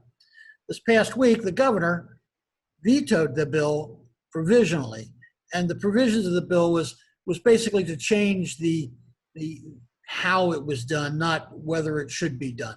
The governor is behind the objectives of the bill, but put forth in his conditional veto the ways that he would accept it. And again, that's mostly procedural, not policy driven. Having said that, we at this date and time, we do not have the guarantee that we have the ability to borrow. And the legislature does not meet until the last week of August. So we won't know for quite a while, for sure, that they reintroduce and pass it and send it on to the governor for his signature. So what I'm going to request this evening is that we complete everything that we need to do for the budget and move forward with every part of it except adoption, and that we postpone adoption until the September meeting after we hear what happens with the legislature and the governor on this bill. Okay. I don't know if you want to entertain, before we go into the budget hearing, if you want to Yeah, entertain. does anyone need a clarification? Just raise your hand. I don't want to go through each one. Does anyone need a clarification or a better understanding from Mr. Gross? Okay, Councilman. Mr. Krakowiak has his hand raised. Go ahead, Councilman. I think also Councilman Guarino, I'm fine if he wants to answer first or ask first. I'm not big deal. No, go ahead, Councilman. Okay. I just wanted to make sure I understood correctly. I recall from a few meetings ago, Mr. Gross, you said that there were basically two ways we could borrow. One, we could borrow basically short term, and then the other, which is what I think the legislature and the governor are sort of arguing about or discussing, was going to allow us to borrow for a much longer term. That's correct. Okay. So the short term is still in play. The short term has to be, the short term will show in terms of cash flow through the end of the year, but it will not impact us in terms of our cash position, because we'll still, we will owe the money back at the latest in the next fiscal year, which means either way it'll have to be raised, all have to be raised immediately in taxes, which is why the other mechanism is so important, because it allows us, will allow us, the way the governor sees it, pay back over 5 years or 10 years with local finance board approval. right. So what we're looking at now is we could borrow to balance the budget this year, depending on what happens in the third and fourth quarters as it goes on. But then we would have to pay it back essentially by the end of next year, which would mean probably a very substantial tax increase. Do I understand that correctly? You're right in terms of the way you're thinking about it. I'm just going to take issue from a technical perspective. It will not balance the budget this year or any year. It just allows us to give us the cash flow to pay our bills. We would be operating in a deficit. With the other bill, we would not, because it's a refunding bond or a refunding bond anticipation note. It will supply us revenue relief, and we would not necessarily be in deficit. Okay. In a deficit situation. Okay. And I just want to make sure I understand your advocacy of perhaps waiting to adopt until one of the September meetings in order to see what the legislature is going to do. I'm just trying to figure out why it is we couldn't, in your view, it's not as good an idea to adopt the budget tonight as opposed to it would be to wait another month. I'm trying to figure out what the difference would be. We'd certainly know what our borrowing would be by September, even if we adopted the budget this month. But is there something that would help us to know what happens with this second form of borrowing, the longer term borrowing in September? How that might impact us? If that does not pass, I believe, go out on a limb since I know how I feel about this. I believe I might make other recommendations on what to do within the budget if that does not pass. Right. Yeah, because it seems to me, you know, I've been sort of talking about maybe because of the uncertainty and the potential large impact that maybe we reduce spending where we thought it would be, you know, acceptable or appropriate or whatever. But the council so far has not, council majority has not just wanted to do that way. Are you saying that if we don't get the longer term borrowing, then it's likely that you would recommend, you said differences, but you would be advocating for reducing spending, you know, where it might be? Not necessarily. Again, it depends on the degree and where we are. But I may anticipate looking at increasing the amount of utilization of surplus that's utilized in the budget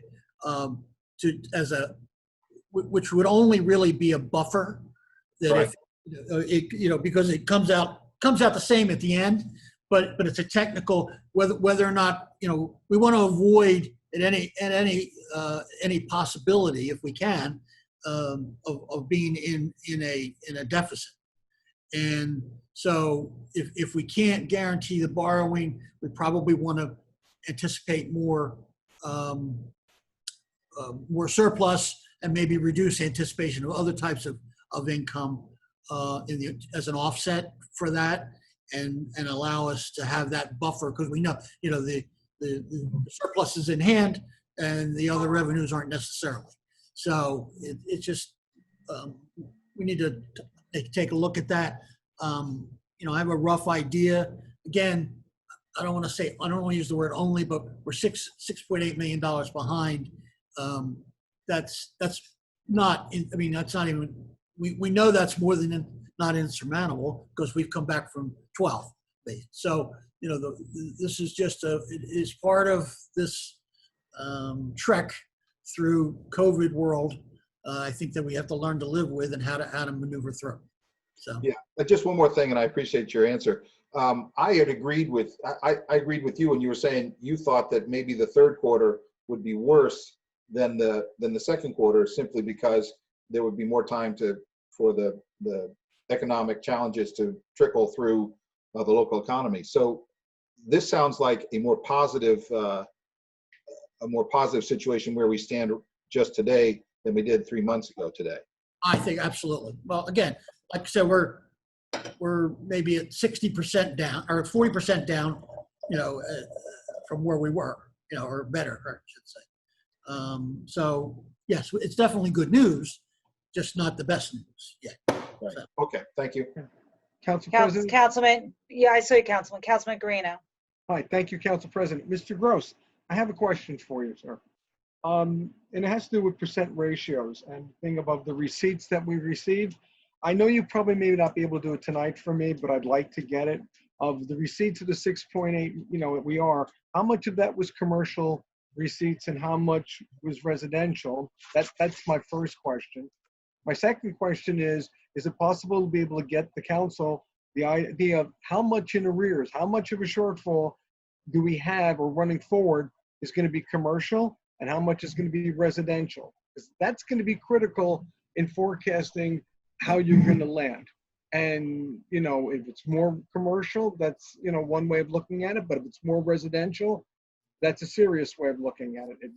If the homeowners are having a problem, then that's something we really have to look at. But if that's data you can get the council, I think it would be very beneficial. So when you look at the ratios of receipts.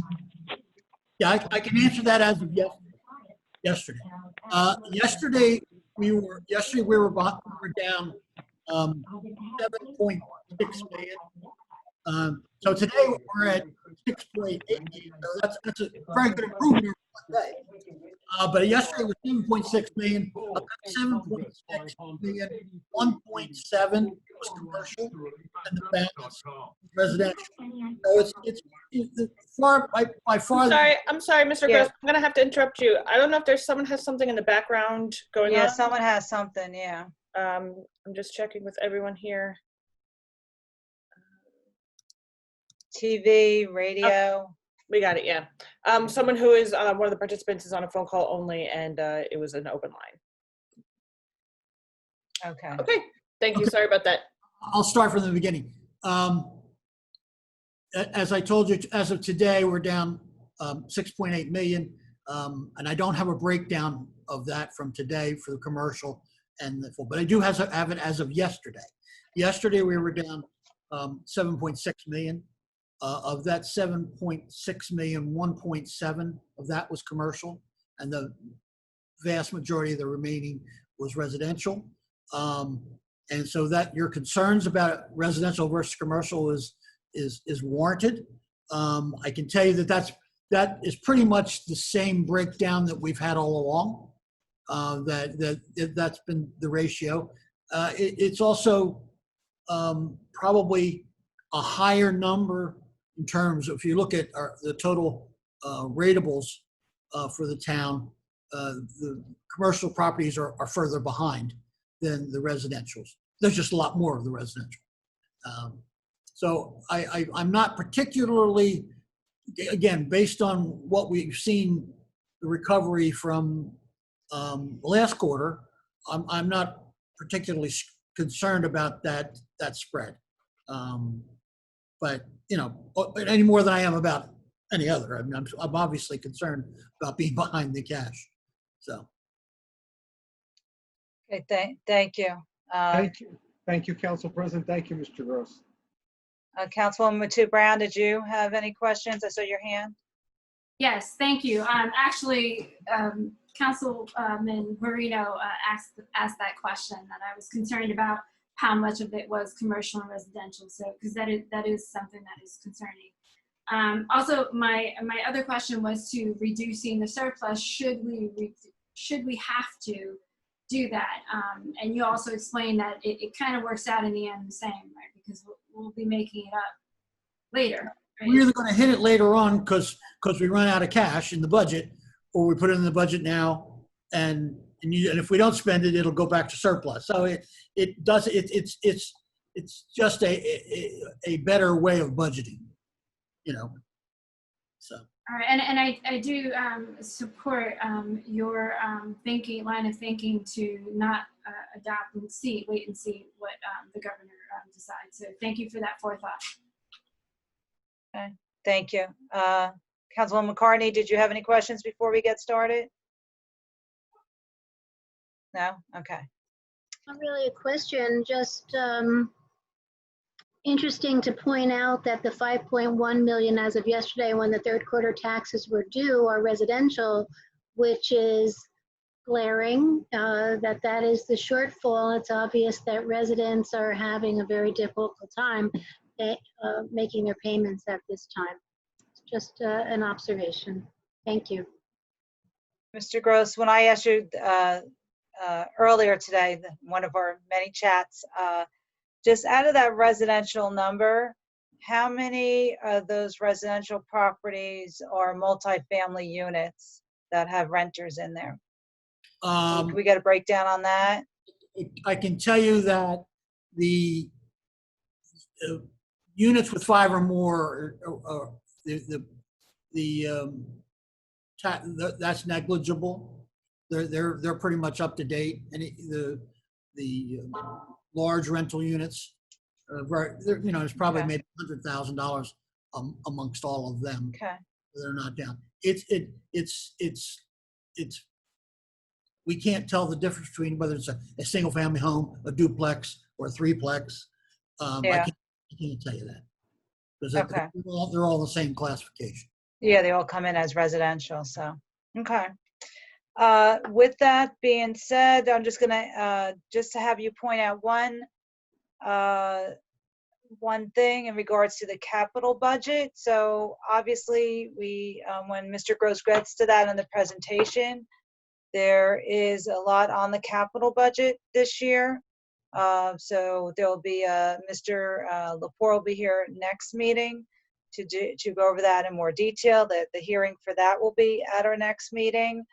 And, that's another decision that we'd have to make if we move forward with that budget, as well as it's stated this evening. So with that being said, Mr. Gross, if you'd like to start your slideshow, that would be great. Okay, just to back up, just one more on the capital budget. The capital budget, as you said, is on for introduction this evening. There'll be no hearing on the capital budget. The listing that we have in my presentation is for informational purposes only, and certainly not part of any official action council's going to take this evening. It's just one of the things when we get into the presentation. We like to try to give you and the public a full view of what's going on and where we are, just to give you as much information, or certainly a good overview of where everything stands. So any official action, second reading and the public hearing and potentially adoption would also be at the September meeting. Okay. Before we move on with the hearing and hearing from the public, Council President has asked me to put together some slides to talk a little bit about our budget. I'm not going to read each and every slide. I'm going to talk about each slide. There's a lot of charts and graphs, and I'll touch on those. But this will all be posted on the website tomorrow, and so anything that I speak about, if you feel you need more information, certainly go to the website, look it up, and look at it in detail. And then you can also forward questions to my attention or to the township's attention anywhere, and wherever you send it, it'll make its way to me, and we'll try to get you answers and give you the perspective you need. If you could advance the slide, please.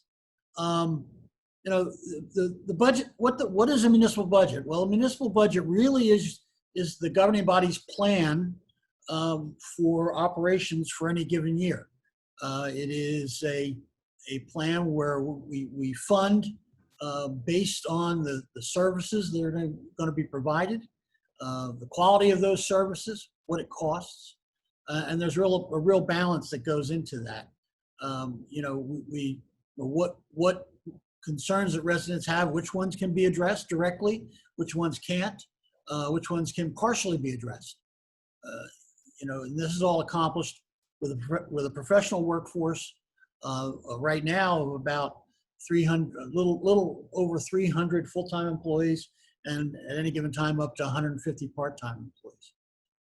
And they'll all tell you that every day we continue to do more with less, and that's no different in our COVID experience than it was before that. Okay, so can you move to the next slide? This talks a little bit about what our services are and the maintenance. We have more than 47,000 residents, 14,000 households, residential households, 100 miles of roadways, sewers, and we're a total of 12.2 square miles. We have around 500 commercial and industrial property owners and 100 acres of parkland, and we operate on a 24-hour day, 365 days a year basis, providing services for residents. Next slide, please. This is a compilation. If you've seen our presentation before, you've seen this slide of all the services that many municipalities, including the township, provide, but not all municipalities provide all these services. You want to go to the next slide? Services are also not the same in every municipality in terms of the quality and the quantity. For argument's sake, one big thing that we do is we have twice weekly garbage pickup. Many towns have gone to once a week, or don't pay or don't provide it at all.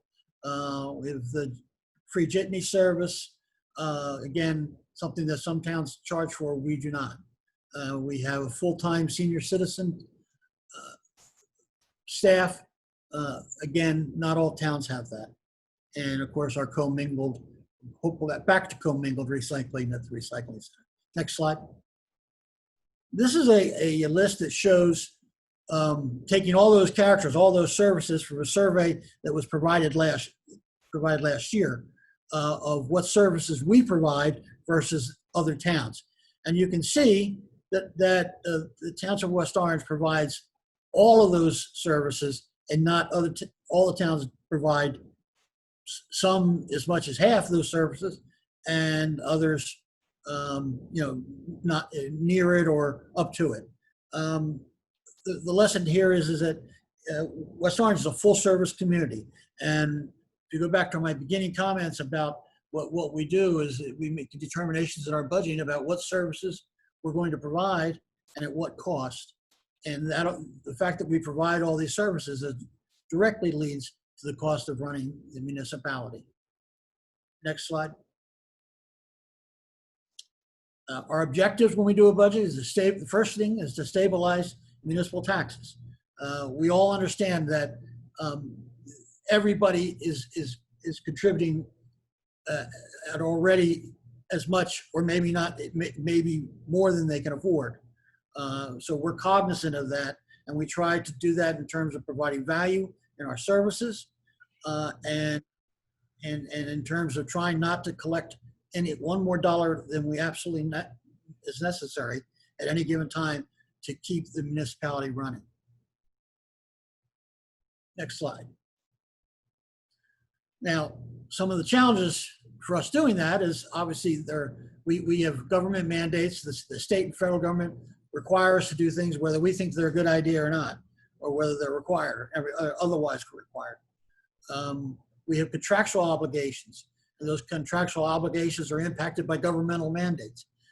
We have mandatory arbitration, which sometimes gives us decisions that we would never agree to otherwise, yet the law requires us to. We continue to see in many areas decreases in revenues.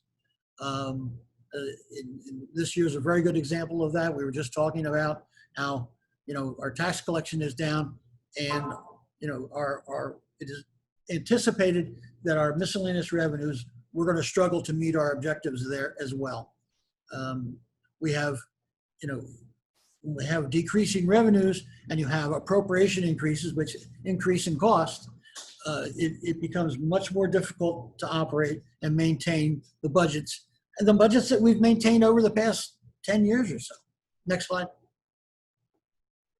Some of the government mandates, obviously, Social Security, state pension, library funding, and then other operational requirements. They're not governmental mandates, but we have to pick up the garbage. We have to pay for the sewer processing.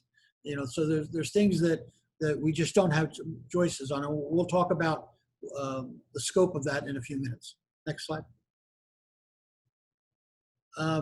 Again, challenges that we have, the cost of expenses, sorry, my pictures are in front of the screen. Hold on.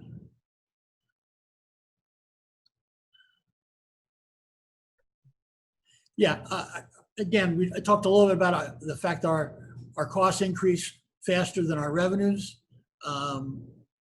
There's just an imbalance there, and it is continuing to become an increasing problem. And I'm going to show you later how bad it is moving, the direction that it's moving. And we rely primarily on taxation right now. About 30% of our expenses come from other sources than property taxes. So 70% of our revenues come from the taxpayers. And over time, we used to have a lot more state aid, and we know that we no longer get. Again, that puts more of a burden on the taxpayer as well when we go into these budget processes. Next slide. So this is probably a familiar slide. This is a breakdown of. I lost it. That was me. Hold on one second. My computer. Just give me 1 second. I have mine, but you don't. No, yeah. Just give me 1 sec. Okay. Technology. There we go. Sorry about that. Thank you. Okay. This slide shows we're anticipating that the total tax levy this year will be just over 237 million. If you break that down, as most people know, we collect not only for the township, but we collect for the Board of Education and we collect for the county. So when you pay your taxes, it's going to at least three entities, sometimes four. But the Board of Education remains the biggest chunk at 61%, county at 13%, and the municipal is roughly a quarter, 26%. Go to the next slide. This is, again, this talks a little bit about how on a municipal level, which the budget is 90,676,490, 62% or 56 million goes for personnel costs. That's all the people. And that's just every cost associated with people that we hire is in this number. And then we have fixed costs, $26 million. 29% of our budget is fixed costs, which means we can't do anything about it. That's debt service. That's garbage pickup. That's processing of sewers. All these things, certain types of insurances that we absolutely have to have and that we don't have a choice on. It's not like we can decide not to spend it. So that's 29% of our budget. This year we have $3,766,989 in grants. That's up $2 million over last year. So we've got a good year in grants, and grants are great. And we have revenue and offsetting appropriations for them, but we don't get, it doesn't give us any relief for any of our others. So we can't really change that. So when you're done, 5% of the budget is all we have control over, and that's $4 million. And that's on a $90 million budget to have control over $4 million. If we could wipe out the $4 million, it'd still be at 86 million. And it's not a lot to have control over. Having said that, what we do have control over are salaries and wages and the services that are provided. So any variations directly relate to what the services are done, the quality and the quantity of the service. Next slide. Again, as I said, our biggest expense are employees, and that's impacted by our medical benefits, retiree medical benefits, clothing allowances, paid time off, accrued time payouts. These are all things that go into personnel costs. Next slide. You can see from this slide going back a number of years, as far back 1990, and certainly in 2006 we had 375 employees, full-time employees. Now we're right into 308 full-time employees in our budget. So that's a significant difference, almost 20% down in the number of employees. Go to the next slide. However, if you look at our personnel costs, expenses sort of dipped down there in 12, 13, and 14, but see they continue to rise, and now we're above where we were. Even with 308 employees, we're far above where we were when we had 375. So personnel costs have gone up significantly over the past 10 years. Next slide.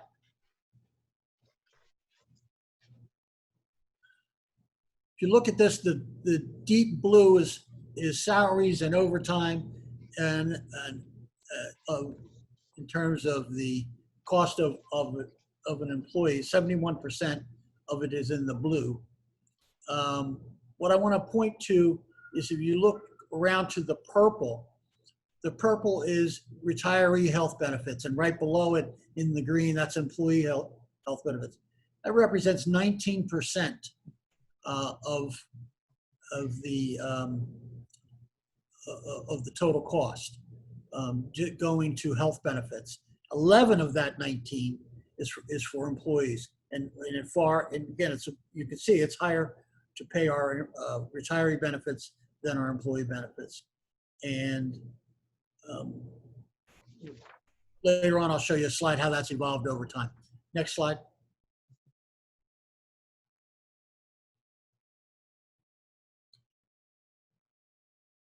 This is a projection into 2050. Looking into the future, if things continue to go the way they've been going, the amount of health benefits for retirees and for employees is going to represent 36%. So that's a staggering increase 30 years from now. I know that's 30 years from now, but really we need to look at that to see. And these are in today's dollars. As in addition to that, money will be any inflationary costs will add on to that. Not the difference. The pile still look the same, but the in terms of the actual dollars. So you can see over time, we're either going to have to get a lot more money in, or we're going to have to figure out how to perform less expensive with fewer people. So that's our challenges for the future. Next slide.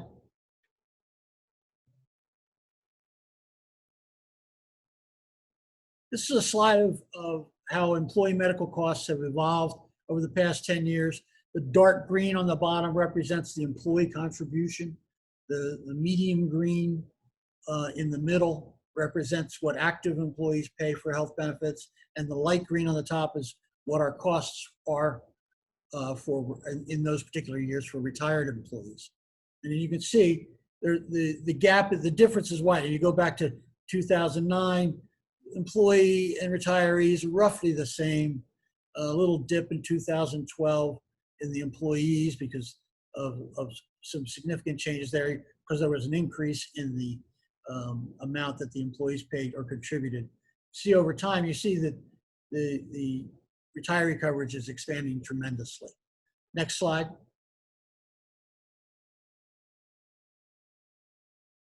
This slide projects, again, 30 years in the future.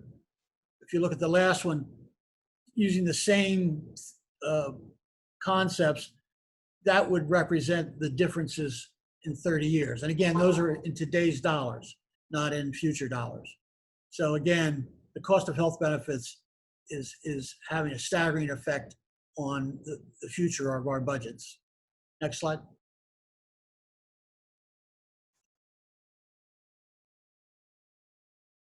In 2002, if you look at go up to the 11%, the 2 and the 1, that represents employee benefit related costs.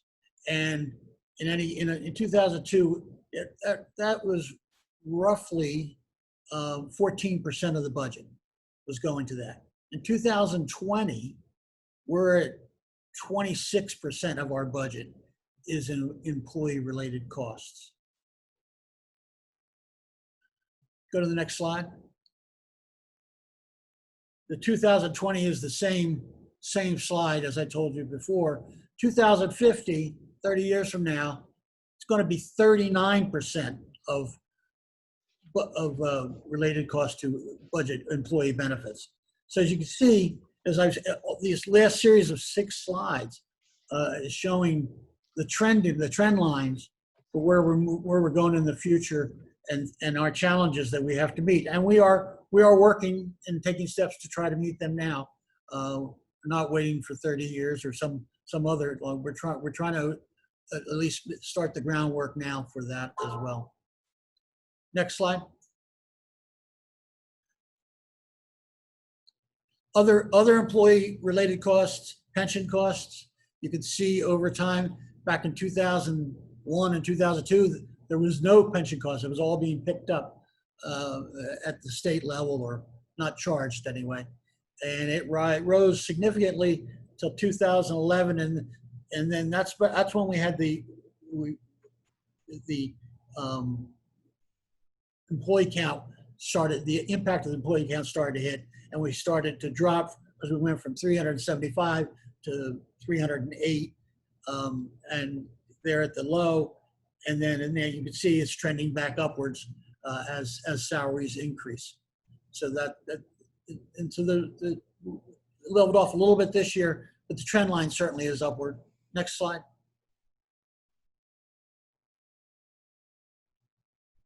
Appropriation increases in this budget, roughly just to show you about $2.5 million of them. Contractual wages, 900,000. Pensions are up 70,000. Health benefits up 1.3 million. Salt and snow removal up 130,000. Jitney's up around 60,000. Library contribution up about 110 for a total of 2.51 million. Next slide, please.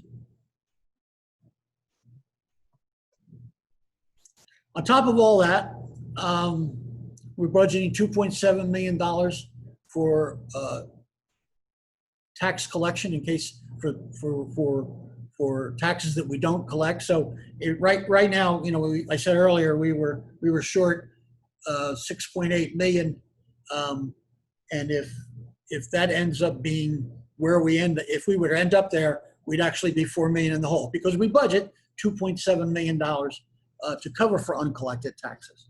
So that's where a number like that is significant. And in addition to that, we also pay for 100% of tax appeals has to be paid, and it has to be paid out from the township's taxpayers. And over the past 10 years, 10, 11 years, we've funded about a little over $12 million in tax appeal money. Next slide. Good news.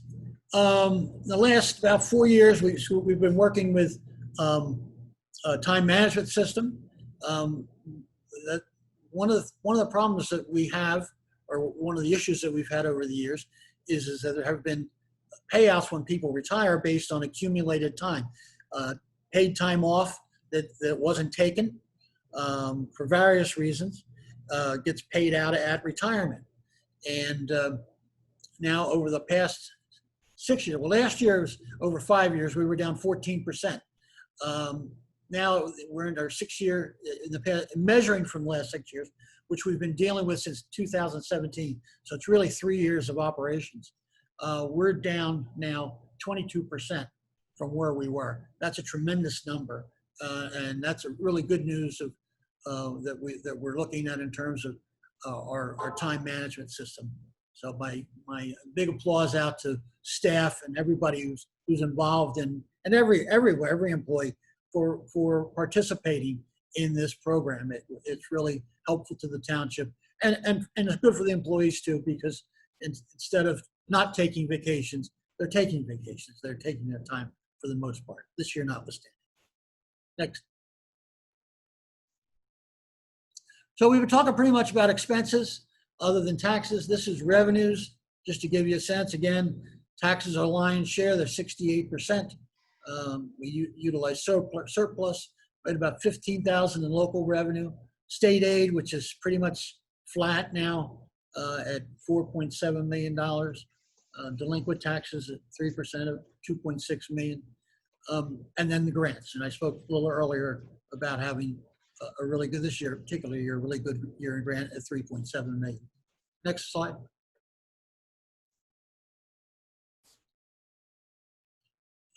This is, we talked before about the fact that we rely mostly on property taxes. This is a good slide that shows that. As time has gone on, the red line is taxes that are the taxes that are being paid, and the blue line is the total budget. The difference between those two is miscellaneous revenues. Now, last year we had a good year at increasing our miscellaneous revenues.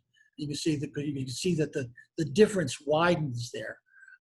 So when you come in here tomorrow and look at this is an interesting graph for nerds like me who like to look at trend lines and look and see how things are in relation to each other. Next slide. And this is just an iteration to show where state aid used to be and where it is now. And you can see it's been flat over the last 10 years, despite the fact that costs have risen. Next slide.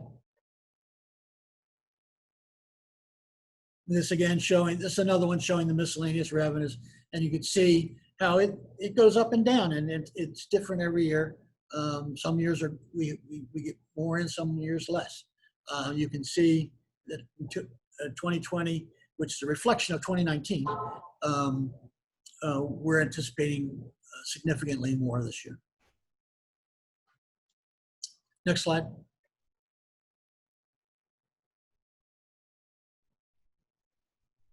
Did I freeze?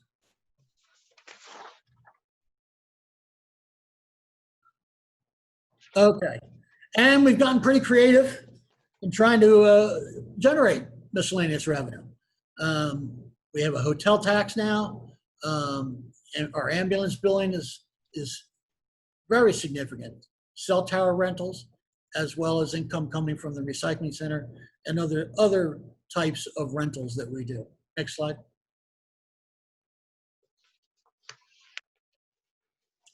Can't have a discussion about budget without talking about our debt. This is a chart of our debt over time.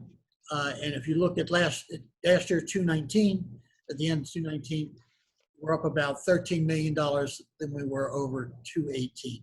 That is the most of that, all but probably about $1 million of it, is directly related to the golf course, to Rock Spring, the acquisition. And I know the mayor will be meeting with council soon with a plan moving forward to determine how we're going to deal with this. Obviously, our objective is to make some decisions about the property so that we can apply for green acres and reduce and get money in to reduce the amount of debt that we have on the property and help us with any of our increased costs that have come from acquisition of that property. Next slide. This is a slide. It's a series of 2 slides, which basically takes your tax bill and it lists all the services down the right-hand side that we provide to give you a sense of the percentage of your tax bill, how much of that is going to pay for those services. So, for instance, fire operations or firefighters, number one, 18.1%. For every dollar, 18 cents goes to fire operations. Police patrol is 13%. Your municipal debt service is 8%. So I'll talk a little bit about that. 8%, anything under 9% is considered very good. 10% is probably, you certainly don't want to go over 10% in terms of your cost, but anything under 9, for most municipalities, considered to be a good percentage. So we're in good shape there over time. And that, the amount of your debt is one thing, and that's an important aspect. But the other part of that is how you manage that debt. And we've done a good job of managing the debt. We've converted an awful lot of our, which were already pretty good rated bonds, into even better rated bonds and lower cost bonds over the past 5 years. We're moving forward to continue that while we have this period of time to do it, where the rates are historically very low. So this will be, these next 2, you see, go around to the end, you get to that other 18%. That 18% all represents the next slide. If you go to the next slide, that's a further breakdown of that 18%. So you can have a lot of fun here trying to figure out how much you pay for code enforcement if you want. But I think what it really does is it gives you a pretty good idea that all the services that we provide, number one, provide an awful lot of services. And number two, all the tax dollars that you pay are divvied up on them, and they're reasonably portioned. So next time we have a discussion about what services to cut, and we'll look at these charts and see how quickly you can get to whatever number you need to get to. It'll be very difficult. It'll be very difficult, and that's one of the challenges that we face in municipal government. Next slide, please. I'm not going to read this, but this is a list of a lot of things that we've done, in improvements we've made overall. This is not just budget related, but with all the constraint that we've had, and the fact that we've not raised taxes for the most part, certainly not over an average of 2% over the last 10, 11 years, far under that. This is just a pretty good idea of just some of the stuff that we've done, just to give you some flavor of how we operate and the things that we find important. Next slide. In this budget in specific, we've got 10 open police officers position, which we're looking forward to filling. We've provided additional funding for the library. We have a full-time senior citizen bus driver, an additional one, additional health inspector. We were able to absorb without impact on the employees an increase in the minimum wage for all of a good portion of our part-time employees. All of our employees make over part-time wage or minimum wage. A good portion of them did not. We're providing anti-bias training, as you've seen in the past couple of meetings, as well as the justice and mental health collaboration training. We have expanded our senior citizen services. We've expanded traffic safety program, supporting OSPEC programming, economic development consultant, which we weren't able to hire over the past year. Those funds remain intact, enough to hire someone in and for some portion of this year and then on into next year, as well as receiving a funding grant from CARES to act for from the CARES Act for our COVID related costs. Right now, we've probably spent a little bit north of $1 million. Fortunately, we have a $2.3 million grant to offset that. So we're able to do what we need to do during this terrible period to make sure that our employees that have to come in and be with one another are in the safest environment as possible, as well as other concerns and considerations for COVID expenses. Next slide. As mentioned before, the 2020 capital budget. This is a list of items that we're looking to fund in the 2020 budget, capital budget.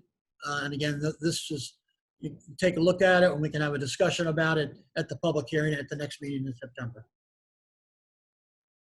Next slide.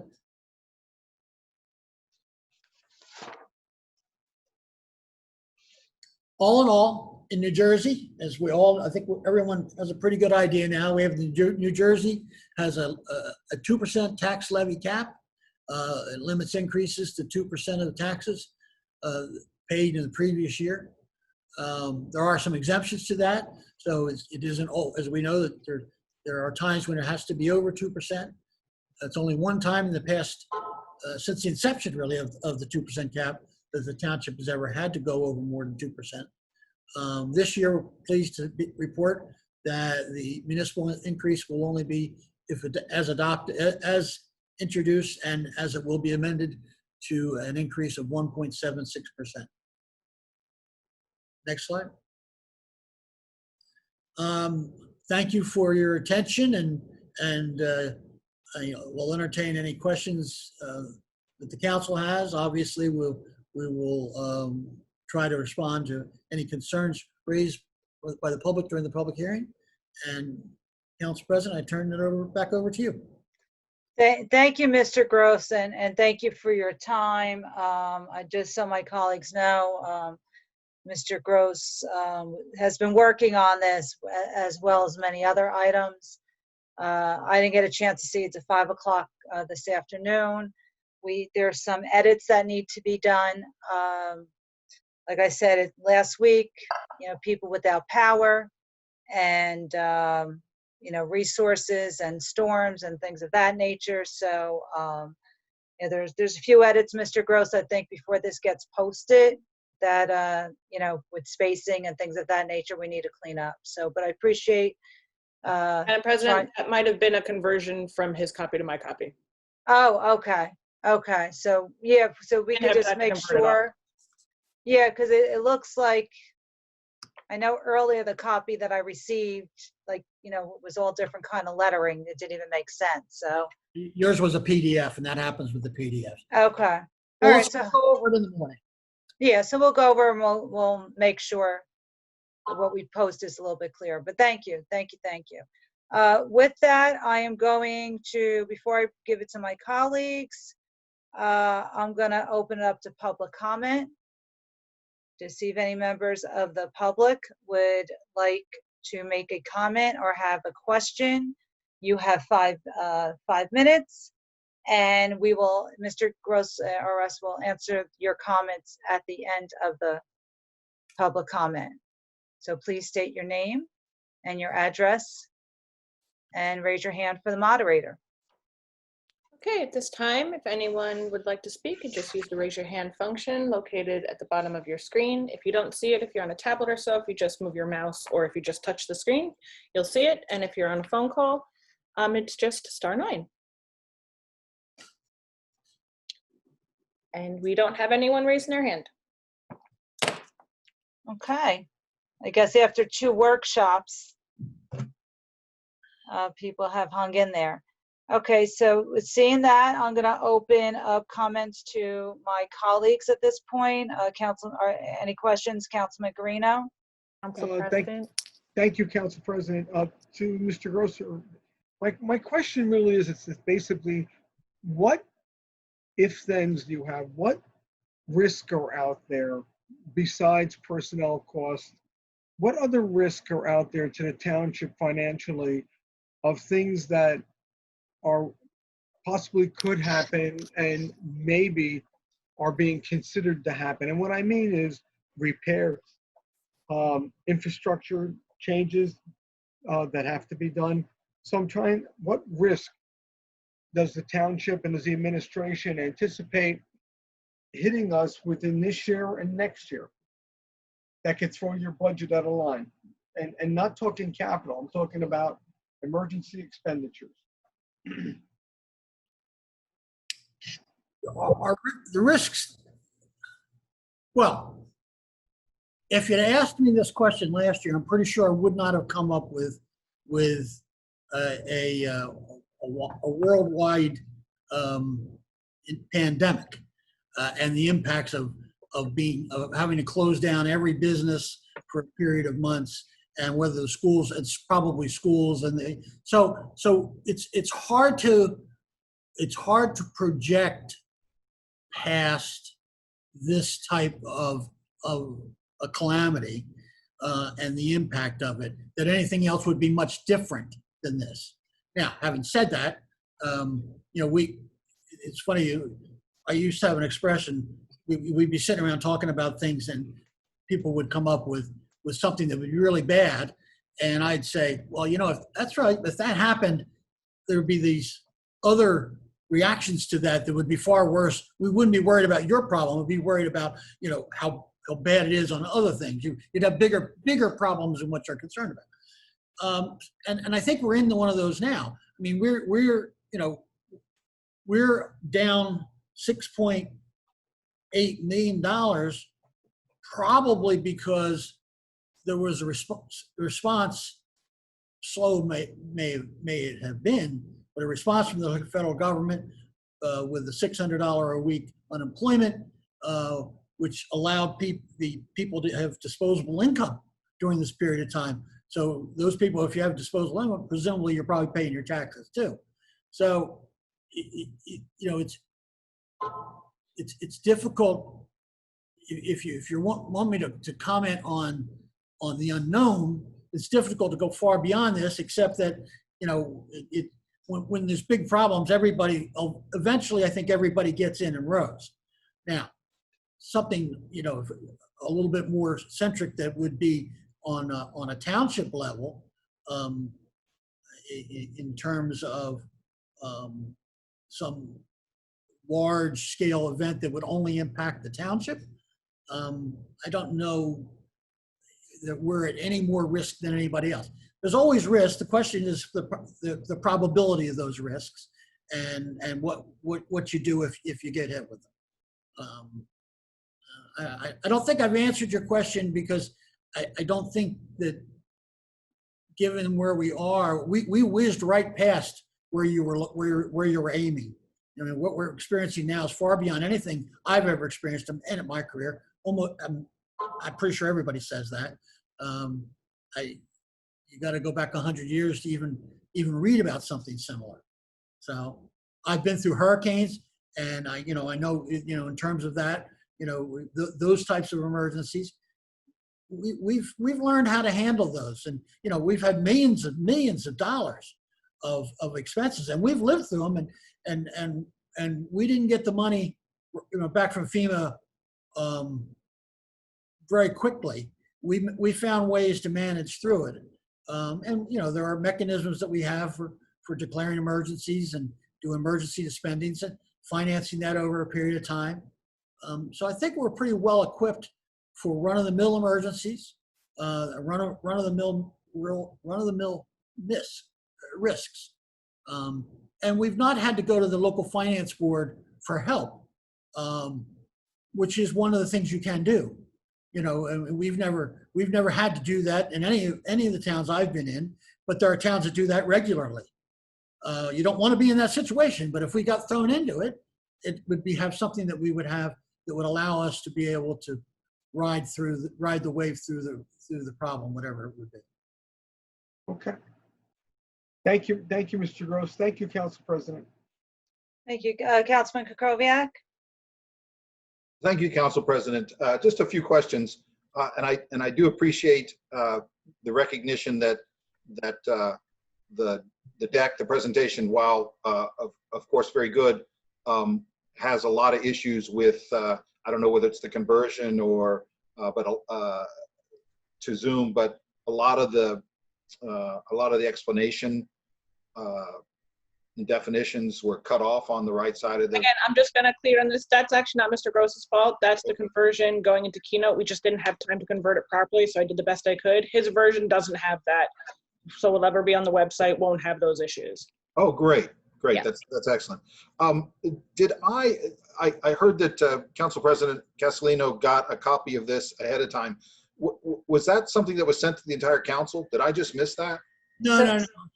She and I were collaborating on some points, and I asked her to take a look at it. That's all. Okay. Is that something that going forward that the entire council could get if one of the council members are getting a presentation like this, that all of the council members could get it at the same time and perhaps have. It was not done. It was a work product. It wasn't complete yet. I was just asking her to look at a few things in it, just because I wanted her input on it. That's all. And Councilman, just to piggyback on that, all presentations with the Zoom product comes to me, and then I as you know, if you were to have something to post, then goes directly to the moderator. So I just was passing it along, and he asked me to go over a few slides, and that's where I picked up on my version. A lot of the formatting was off. There was an issue. So this is something that's just I've thought about over the years. It would be helpful to me. I don't know if the other council members, if we could see the presentation ahead of the meeting, just because it gives me a little bit more time to digest and understand. So if that's something that can be done in the future, I would appreciate it. And absolutely. And I've been asking Mr. Gross for weeks now with the administration. As I stated earlier, there was the hurricane last week and power outages, and so they got behind. I mean, I'll let him speak for himself, but it was something that I've been looking to have in our hands a lot sooner than 5 o'clock this afternoon. Right, and please don't misunderstand me. I'm trying not to be critical. I don't intend to be critical. Okay. I'm saying it would be helpful going forward if the council could get this, because it's a lot. Mr. knows this stuff like the back of his hand, but it's a much bigger challenge for me to get all of this assembled in my head. So it's more of a general comment, and it's not meant to be a criticism. Mr. Gross, I was surprised to see the number that you talked about of miscellaneous revenues going up substantially in 2020, and I wasn't sure whether that was something that you expect in 2020 or an estimate based upon 2019, or if that was the results from 2019. I'm really surprised that we're having that big increase in in miscellaneous revenues, given what's been going on for the last 4 months or so, especially with hotel taxes. I'm not sure that there's a lot of attendance at the hotels the last 4 months. Well, you're absolutely right. It's based, and that's part of my concern about, I want to look and wait and see what happens with this bill, because it would supplant any shortfall in other revenues other than taxes, this as well. That is based on a 2019 receipts in that graph. So it gets projected in 2019 votes, but it's based on projected in 220, but it's based on 219. So your observation is correct.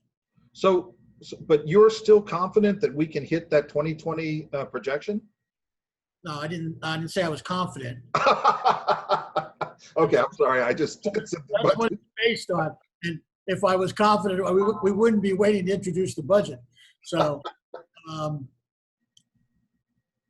Well, what happens if there's a shortfall, a significant shortfall in the miscellaneous, as I think it would be likely to be? I hope I'm wrong, but no difference in the shortfall in taxes. So the same rules apply.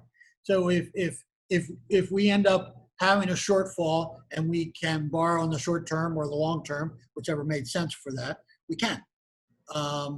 If we can't, then like I said, I probably will be coming back with some utilization of reducing a lot of that and increasing the amount of usage of surplus like we discussed earlier.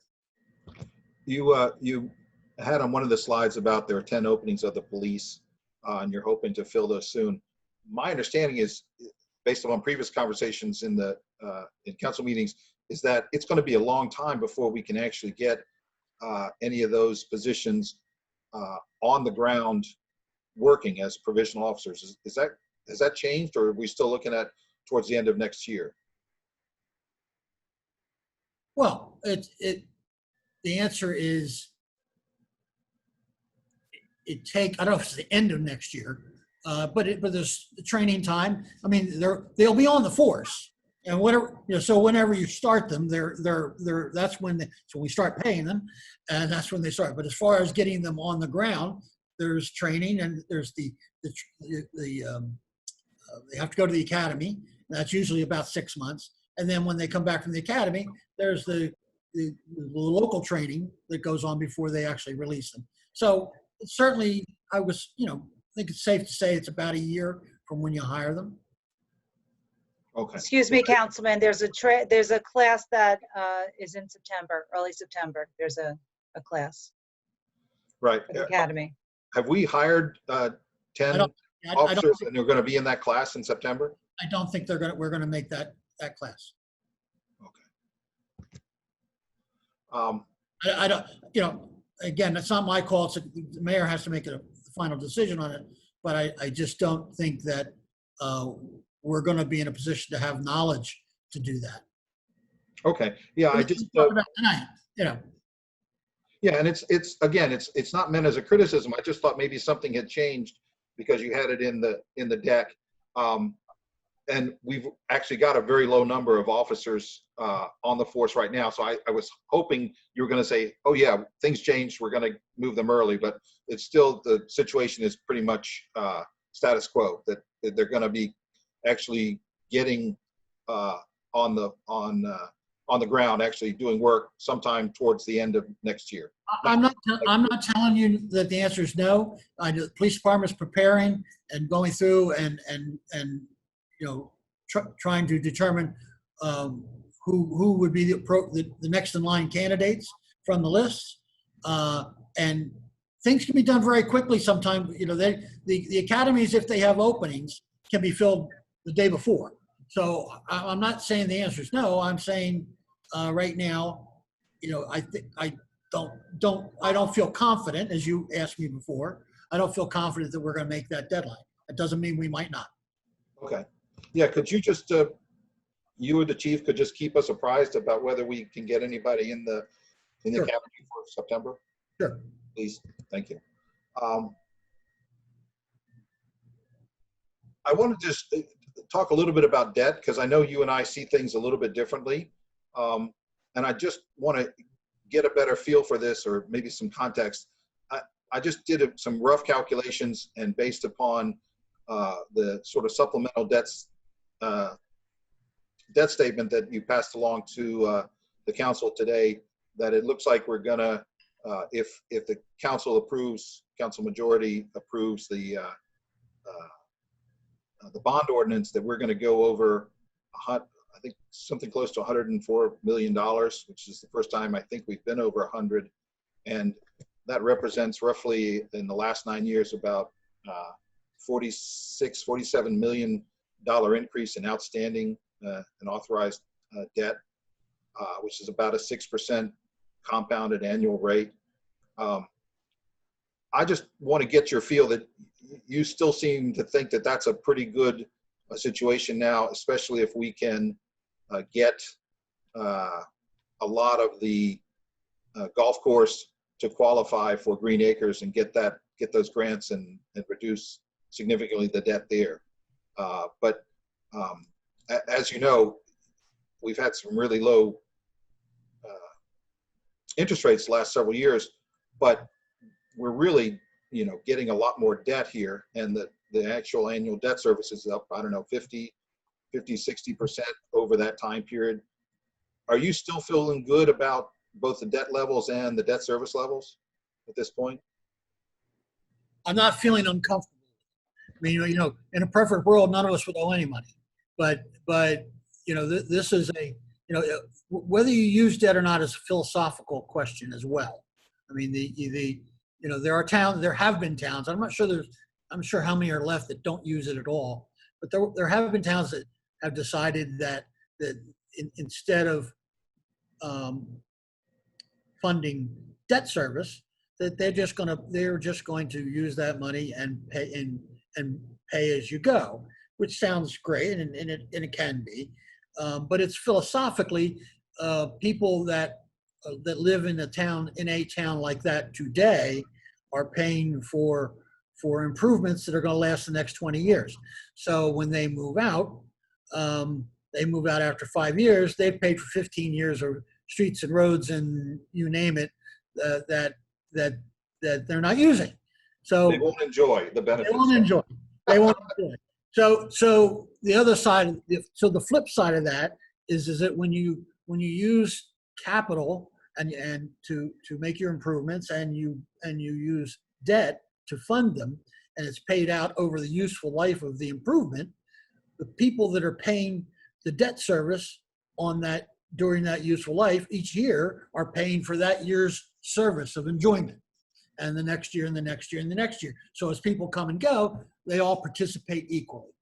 So I don't know if that discussion occurred X times 10, 20, 30, 50 years ago, whenever we started using debt. But that is, that's textbook philosophy on debt service. Having said that, here we are. Tough, very, very difficult, especially at our levels of activity and the size and our demands, to ever get back to a situation where you didn't have any debt, can make a decision to reduce your debt over time, which we intend to do in terms of every year we're increasing our debt service, trying to do it incrementally so it doesn't have a negative impact on taxpayers. We're still living within the 2% cap, which the debt service is not a part of. So we could tax at 2% and then add the debt service on top of that, but we're not only living by the details of the law or the speculation of the law, but we're living by we have been living by except for 1 year, the spirit of the law. So, and we intend to continue to do that. So it's very difficult to shift away from that. Having said that, we have a debt service of a little over 8% of the municipal budget. That's considered very, very good. It's certainly not an area of concern that in terms of our the debt levels compared to our total rateable base, we are nowhere near any limitation. I'm comfortable that we can continue to do what we need to do in the township and maintain and pay our way, pay our debt service appropriately. And I'll just say this, one other thing, this is going to be improved in September if the council approves it. The money's not going to be available till October. We anticipate that this is going to be pretty much fund most of the 2021 capital improvements as well. Not that there won't be any capital in 2021, but in terms of the delays we've had from COVID is going to prevent us from getting much done. Obviously, already has getting much done this year. We think this is going to be the majority for 2021 too. So if that gives you any relief. That's fine, thank you. Just two more questions. And the first one is about the general appropriations increase. The number came in for, I guess, the grants. Before the grants came in, I think we were looking at like a 3% year-over-year increase in appropriations. Do you know have you figured out what the number is with the additional grants, the 2 million, 2.5 million? Oh, I don't know, but it's not fair to count the grants. Really. Okay. I know we have that difference on that. I mean, but that's fine. If you want to take out the appropriations, I'm just trying to get a year-to-year for how the budget has grown. Just a simple percentage number. Do you have that? And you I can get it for you. I don't have. Okay. Then don't worry about it. Don't worry about it. I mean, whenever you can get it, I would appreciate it. The other question, the final question is I just had about the tax rate. If we're raising the levy 2%, but the tax rate is only 1.76%, can you tell us a little bit about how that happened in terms of what the percentage increase in the assessments? I'm assuming that's what happened. No, we're not raising the levy 2%. The levy is only going to go up 1.76%. Now, what you're talking about is attributing that to the assessed valuation. I don't have that for you tonight. It hasn't all been set, but I can get you an estimate. Certainly, once everything is adopted, they'll set the levy. Okay, that's what I was a little confused about, because I thought you said the tax rate was going to go up 1.76%, but what you're saying in the slide, that's the levy. Taxes. That's the levy, correct? 1.76 is the levy. Yes. Okay, so we don't know yet what the increase in the tax rate is going to be. Right. Okay, because maybe I could just ask a follow-up question. I know since we've been looking at the budget, it's projected a 2% tax levy increase. Now you're saying it's only 1.76% increase. Can you talk a little bit about what the factors are that sort of reduce that? Yeah, that was the cuts the council made. The cuts the council made. Yes. And what was that number? I'm sorry. Is it like $150,000? Yeah, approximately. Okay. Thank you. Thank you, Council President. You're welcome. Councilwoman Chu Brown. Thank you, and thank you, Councilman Kukorviak. I'll just follow up on the debt service conversation that you were just having, just to beat it ad nauseum for you, Mr. Gross. So please bear with me. In terms of a historical interest rate, right, that we're looking at now, a lot of the conversation for colleagues who are elected also in their budgets are, I don't want to say excited about the historical interest rate, but it certainly presents an opportunity for projects that perhaps we wouldn't otherwise consider completing, right? Infrastructure, something that we just experienced, not that, this would happen for us, putting lines underground, but we are talking about, in I'm on Corwell Circle and Rutgers, in a matter of 2 days, there were water main breaks that, were pretty extensive. So looking at supporting our infrastructure, because that, impacts our quality of life directly, I think, can you just for the public talk about the benefits, you know, while they may seem obvious, of the historical interest rates and why we should consider taking advantage of them, and then also what is the downside of doing so? Well, the math is pretty easy. I mean, historical rates for bonds are 4%, and now we've had them. I'm not talking about bond anticipation. I'm talking about actual long bonds at 1.5% and 1.75% a year. So you're talking, you know, 2.25% difference in the interest paid. Now that's you know, definitely significant. And if you're going to do it, now's the time to do it. You know, that's kind of the theory there. You know, you're never, it's just sort of like, you know, I'll say this too. Everybody should, if they don't have a low rate on their mortgage, now's the time to get a new rate on your mortgage. It's historically low credit right now. And if you can lock credit in for the next 30 years, we're all going to be very happy people about that. Having said that, you can't overspend. You still, you know, you can't buy if you're buying a house just because the interest rates are low. You might be able to buy a little bit bigger house, but you can't buy a huge house because you still can't afford the mortgage. So we're no different. You know, if you know, we can go and look at what we need, and I think we can feel comfortable that we have the buying power and the ability to repay right now for the things that were anticipated. But if we were going to build a stadium or you know, something that was going to cost $100 million, somebody over on this side would be standing up and waving and say, "Excuse me, we can't do that." It doesn't matter how, you know, if there was no interest, we couldn't do that. We can't afford to pay that back in normal terms. So I think if you think of it like you do your own household, it's not much different. It's bigger, it's different types of mechanisms, but you treat it the same way. And to follow up on the interest rates, last year during our budget, you gave us a bond amortization schedule that was pretty detailed and extensive. And just looking at the rates from 5 to 4 to 3, I mean, they increasingly have decreased over the years of borrowing. So kudos for that.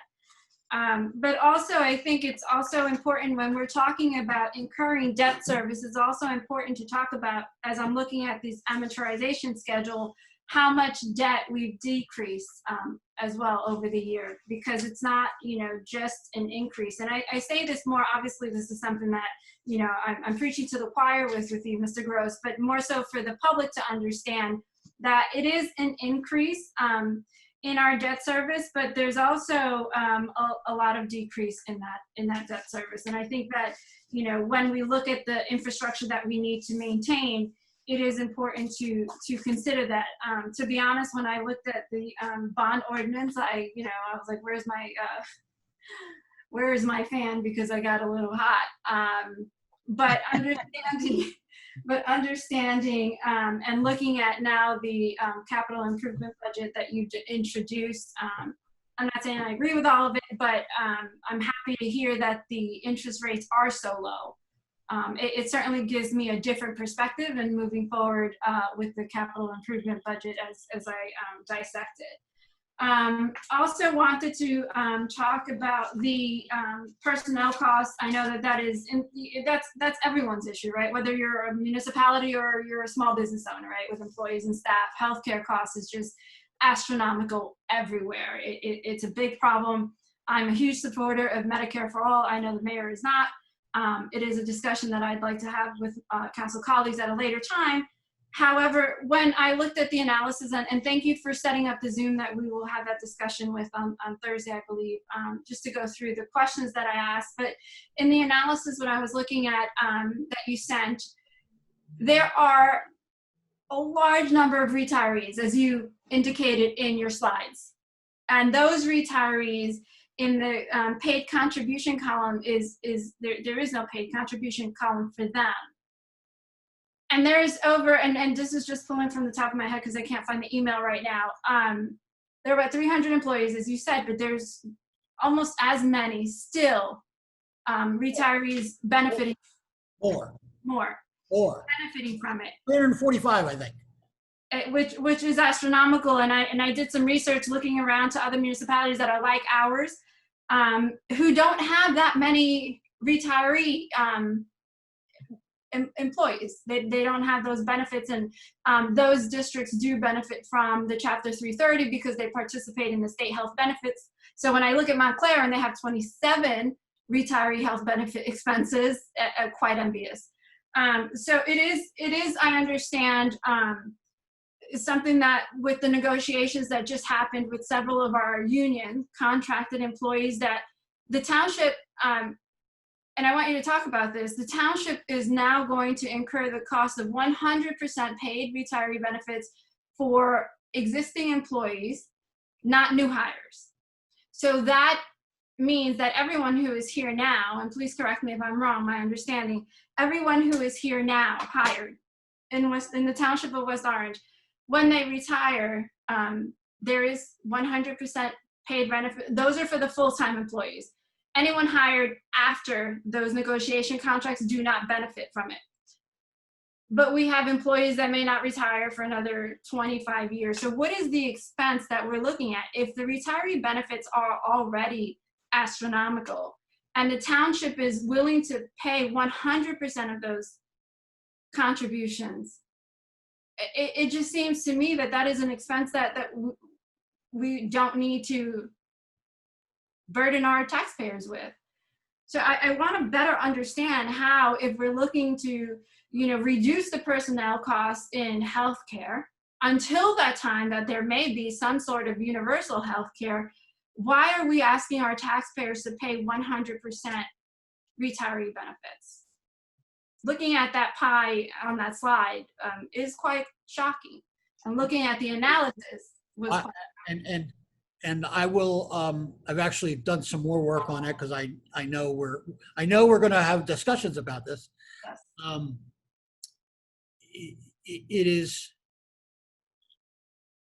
It is so much more worse than what I've shown you. The retiree benefits. If you don't do that, if you don't go in the direction we're going now, and I'll be able to show you that. I don't have it for you tonight, but, okay, but I this is probably not the place to debate. Our ability, whether to do it, when we could do it, what it would mean. But I will just certainly go through. But I can tell you that just in general, it's much. If you think of it, we're going to pay those people, those individuals. I don't mean that to be in any way. Those individuals, those employees, we're gonna pick up a third more of the cost than we would have otherwise, in order to save 100% more later on all of them. So it is delayed, but when I show you how that gap goes at 50 years after, if we do nothing, there'll be nothing left. So you won't be able to, you won't need very much in active employee retirement costs, or not retirement, in health benefit costs, because there won't be that many employees left. If you anticipate that you're only going to raise taxes 2% a year in accordance to the 2% tax levy, and you play that out and you watch the expenses grow for these health benefits, there's nothing left to pay employees. You're going to have to start letting employees go to pay for the retiree benefits. And what we've done so far and what we're proposing to do with the other with everyone closes that, and it closes it in a way that actually brings some money back to the taxpayer, or to hire new employees back, at some point in time. Because what these graphs show is it's an expanding cost in a pot of money that's not going to expand. And so that puts pressure on the one thing you can control, and we've seen here tonight, is employees. And that's directly related to services. So we can talk tonight as much as you want about it. I'll show you at some point in time some of the graphs and that I've projected out over 50 years, and I think it'll be stunning. So I don't want to belabor the point, because I do look forward to our discussion, but I say it for the benefit of the public. I say it for the benefit of my colleagues if they haven't dug into, and they may have, the analysis that you shared, you sent to me, but you copied council because of the questions that I asked. But I'm looking at, yes, there will be an initial cost to leave the private health care benefits, right? But in the long run, there will be a savings. If we're in the state health benefit plan, do our employees then benefit from Chapter 330? Will they be allowed to benefit from Chapter 330, which is the state contribution for the retiree health benefits? There's conflicting data on it. So I'm hesitant to give you an answer on it because there is. I've got two different branches of government that has in the past weighed in on it. So it's conflicting. We're proceeding now. We're based on looking at what alternatives there may be, and I don't want to get into discussions about that. But if the 330 is not an option, we're going to look and see what that means. And again, I have this discussion obviously because we're in a public forum, and there isn't another space where I can have the attention of my colleagues together, just to kind of share what my line of thinking is when we're looking at those exploding employee personnel healthcare costs, where according to your analysis, 3.2 for private versus the 10.7 for state. That's not including all the other costs to move there. I get that. But if we were to absorb those costs to move, if there was a possibility for us to save 1.2 million every year after, with the interest rates being so low, I think that is certainly something that, if it's not spread out over time, it could be something that we could do. But you can't finance that. There's no provision in the statutes to finance it. If we decide to eat that, and we can have that discussion, in the theoretical.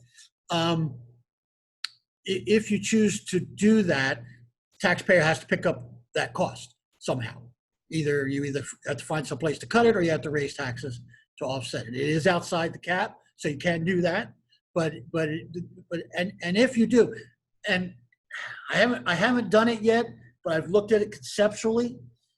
If we do make that, when we look out 25 and 50 years, it only moderates it a bit. It doesn't wipe out the problem. I hear you, and I really believe, and the mayor and I have had this discussion, and he knows the insurance industry well. He also believes that there will be, in a very relatively short amount of time, some sort of universal health care. So when we talk about 50 years down the road, I'm looking at, like, what can we save, in the next 5 years, in the next 2 years. But what we know based on the law as it exists today, and who knows what the future law is going to be. Mm-hmm. Whatever format that comes in, we're going to have to, from a collective bargaining agreement position, going to have to negotiate what are we going to do with those funds that we're saving. Doesn't automatically go back to the taxpayer, does it? And likely will go into some type of a wraparound policy. And if anybody thinks that I'll just say, I'll go out on a limb here.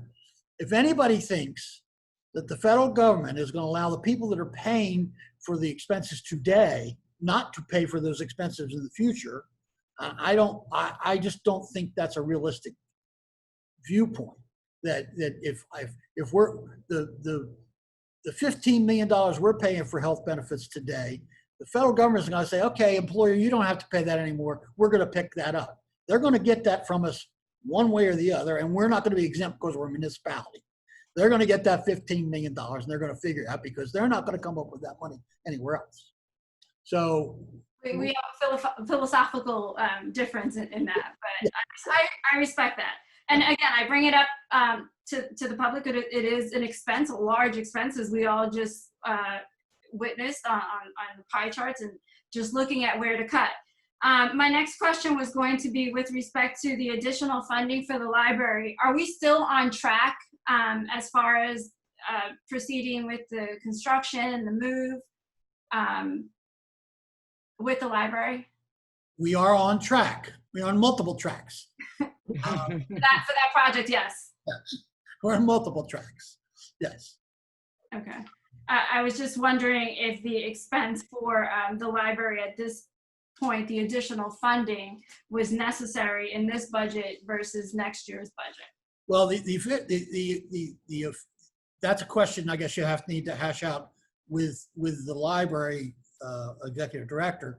The money that they're requesting is operation costs, not capital costs, not for improvements of the building. They did request, they entertain, I'll say, the possibility of doing some improvements on the building, which we pushed off until we determine one way or the other what's happening with the building. Okay. But those monies are operational monies they're looking for. Okay, so it is okay. It's not for the move or any outfitting of the. No. Okay. That's it for me, Mr. Gross. Thank you, Council President. Thank you. Thank you, Councilwoman. Councilwoman McCartney? Thank you. Oh my. So many things I wanted to piggyback on the conversations that were going on. It's difficult to do when we're not all looking at the same, information. I'm looking at a lot of notes that I just took. John, I wanted to respond to your response to the question about risk, because what could possibly be worse than the pandemic, compounded by the storm, multiple day power outages, water main breaks, school and businesses not ready to fully reopen. And I kind of chuckled when you said any risk that comes up now will be run of the mill, because basically, you're figuring out how to do this. And God bless Dr. Scott Cascone on his first year, look what he has been faced with. So I can't even imagine any other risk. So thank you for the slide on showing 2% or 2%, holding that 2% over at least 10 years. You did throw in except one. And thank you for, you were talking about converting all of the debt rates to even lower rates and keeping the debt within the 2%. So that's to be appreciated. Keeping the 10 police officers there in the budget. You had the slide about being creative with the hotel tax and cell towers. I guess the Rock Spring Golf Club, that will be another revenue generator. When I look forward to that plan. I look forward to continuing this conversation that Cindy picked up on, Councilwoman Matute Brown picked up on the retiree health benefits, so that we are all looking at the same things to use your word exploding. You did say during the presentation that you were looking at ways to curtail health benefits. I didn't really know. I didn't want to go into detail of what things that we've already done, but nothing that you're not already aware of. Well, I guess the whole presentation, there really wasn't anything where we're not already aware of. But you, and I want to say Councilman Krakowiak, being the number nerds that you are, you broke everything down even more so for us to see where these tax dollars are allocated.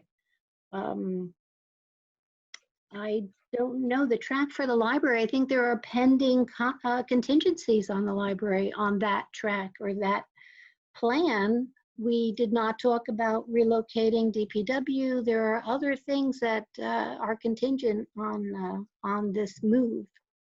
Not to mention legal considerations. Yes, right. I don't have a question. I just, I commend the efforts of all the departments and OEM during COVID and what has happened to all of us over the past couple of months. I don't know. It's the services, especially the slide on the services, because that's what we have been, what we are noted for. On behalf of all staff, we appreciate the comments Mhm. and the sign of support. Yeah, I look forward to the Rock Spring Golf Club, the plan to hear more about that. And I imagine with so many families being home because of the pandemic, that we are going to see additional revenue and permits with work that won't affect this budget, but with many residents being home, we should see an increase in permits, work being done at their homes. Trying to be creative. Thank you, Council President. Thank you. Okay, a lot of conversations. I'm going to start off with our police department. I would like to see the positions, us get officers to the academy in the September class. I hope that is really looked at and evaluated. It will take time. We are down officers. We had promotions and a lot of reworking of the rank and file. So that is important and needs to be reviewed. Also in regards, we always have that debate with the state health benefits plan. But again, it's a negotiable item. So it's not a matter of we just move it. It does need to be negotiated, which was stated. And that would have to come from the membership itself. So just those 2 points there. I'm just going down the list, additional funding to the WPL. This is what's included in this budget. Again, yes, they had some costs and some of it was from healthcare, and that was their need. A full-time senior citizen bus driver, full-time health inspector, all part-time positions to receive minimum wage because that is a requirement now. We have anti-bias training in here for $30,000, mental health collaboration training for $30,000, which the chief, and I'll speak to it with the resolution, is paid for. He's going to get us reimbursed with grants on that. So that coverage, that training will be covered for our officers. Expand senior citizen services, which has been really beneficial this past year with the connections we made with reaching out to residents that we haven't reached out before, the communication program. So I got to give kudos to that department. Expanded traffic safety program. Again, some support for OSPAC, which our residents are enjoying this summer. Economic development consultant. We'll see if we move, there needs to be discussion on moving forward there. Again, with COVID, everything is stalled. And kudos to our health department, our health director. She also got a grant for, which we're going to talk about in the resolution for seniors this evening, and with the CARES Act. So glad to see that in there. In regards to the capital budget, we do need a plan. I echo Councilwoman Chu Brown's comments in regards to historic interest rates. We're seeing that now in the mortgage industry. And I think Mr. Lepore put together a good plan. We'll go over it at the next meeting. And again, just because if we vote on, well, we're not voting on anything this evening. Well, we're going to introduce the capital budget, but those projects aren't locked in stone. We approve them as they come due. So we don't have to debate those projects this evening, but there are major infrastructure, road improvements, and everything is scheduled. We've been improving the infrastructure at our fire stations, equipment, again, for our police officers, and it's spread evenly throughout all the different departments. In regards to the slides with looking forward with retirement benefits, and I know what you're trying to do, Mr. Gross, and you're trying to capture that down the road.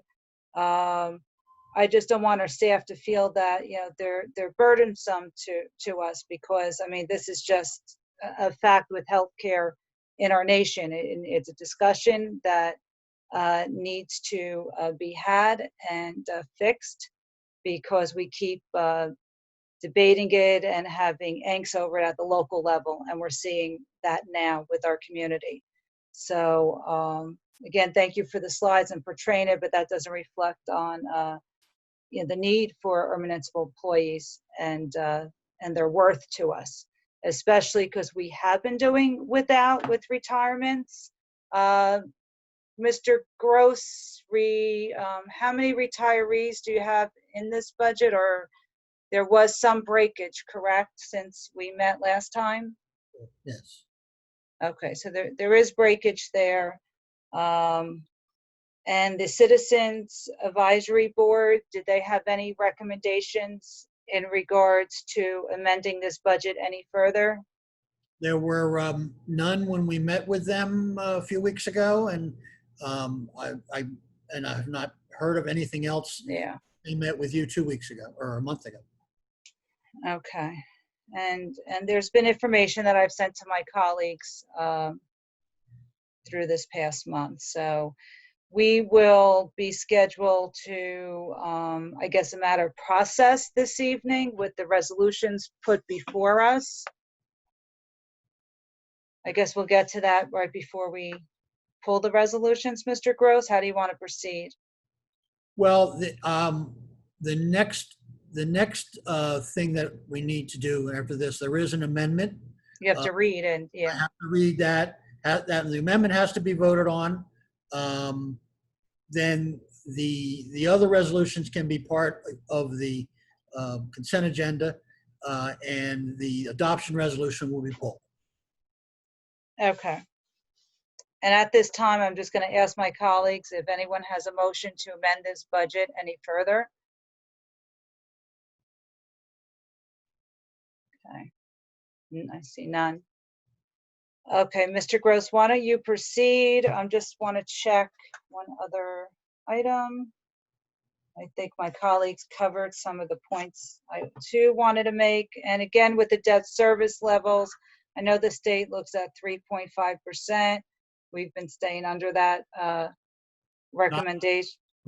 Not even close. Yeah, I think we're like at 1.7. I can tell you in a second. Maybe a little up with Rock Spring, but I sent it to you this evening. Let me look it up for you. If you want me to, I have those numbers. I think what you're talking about is what is our issued and outstanding debt as a percentage of our total assessed value. And the state puts a cap on that of 3.5%. Correct.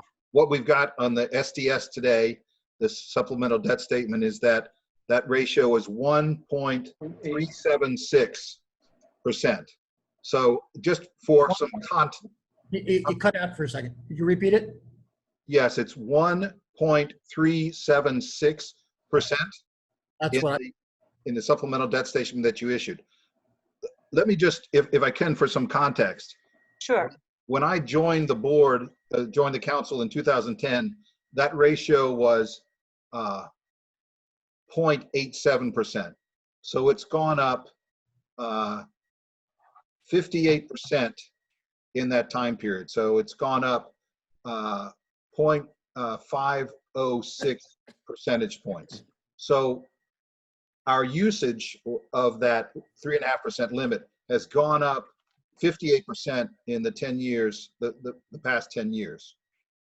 So we're borrowing a lot more as a percentage of our total assessed value. So, and I also just want to clarify, when I say our debt, our outstanding debt, I'm talking about what is our debt either at the end of the year or at the time when it's being proposed to borrow.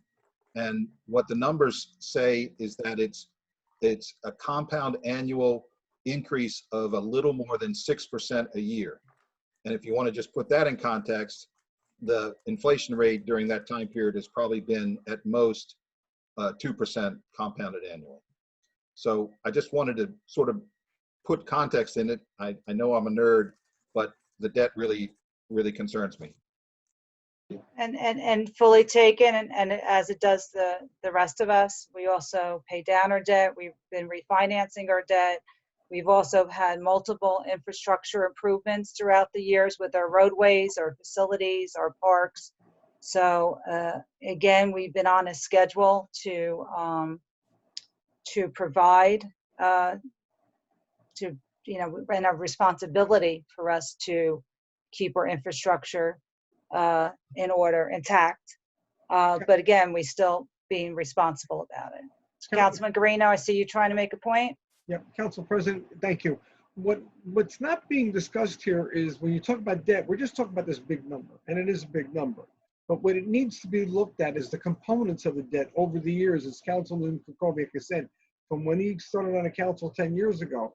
What are the components of the debt over each year, and why was the component of the debt enacted? Why? And that's how we have to look at the number. You can't just look at a large number. You have to understand what made it up. If we didn't do this, what would have happened? What would our debt be? Or if we didn't do it, what would the initial expense and the rollout be in future years? That's what we need to say when you talk about debt. You can't just look at one big number. You have to look up the components in any analytical way you do. The proper way to look at debt is the analytic proportion of the debt.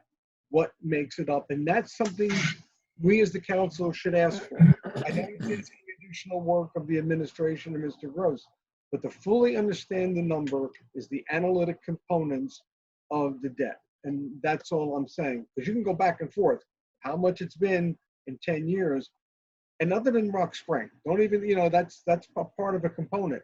But you have to look at everything else. Did we do it to refinance tax appeals? Did we do it to finance infrastructure repairs? Did we do it to replace fire equipment, police equipment? And those are things you have to look back, because when you show it to the taxpayers, they can accept debt if they know at the end of the day that it's for quality of life, it's for the maintenance of the infrastructure of the township, and the continuing of the services that we give. And that's, well, you have to look at it in an analytical way of the components and the factors of debt. Council makes a good point. You can go online tomorrow, and not you, anybody can go online tomorrow and pull down all of the bond ordinances that we've adopted, and each one of them outlines. I see you. Exactly what it's paying for, and you can go and you can redline all the things you think you were inappropriate and circle the things you think are appropriate, and you'll come up with a number of things you agree with and things you don't agree with. And if you all do that and then you put them all together, I'm going to suspect that you're going to find out there's very little you disagree with. There's going to be things. The vast majority of what we spend money on, and with some big exceptions, but the vast majority of what we spend money on are roadways, improvements to our buildings, improvement to our information systems. They're all infrastructure. The vast majority is infrastructure improvements but for not doing that, people wouldn't be able to ride our roadways, people wouldn't be able to use the sewers, we would not be able to operate as efficiently as we do. But it's certainly an exercise you can do to get, like Councilman says, to make a determination as to whether it's worth it to do it. So Council President, Councilman Guarino's comment, there are about 4 slides in this presentation that we just saw that spelled all that out. Yeah. So there's, like John said, if you wanted to go back and review it, thank you, Councilman Guarino, for bringing that up, because they're all spelled out for us in this presentation. Thank you. Councilman Kukovic, one more point. Yeah, I don't disagree with that's one way of looking at this. But as Mr. Gross said a little bit earlier in the evening, if you look at this from a household perspective, you know, you've got a house and you just keep making improvements to it, and it adds value to the house and it adds value to what you're doing, but there's the potential that the paying back the debt crowds out other spending.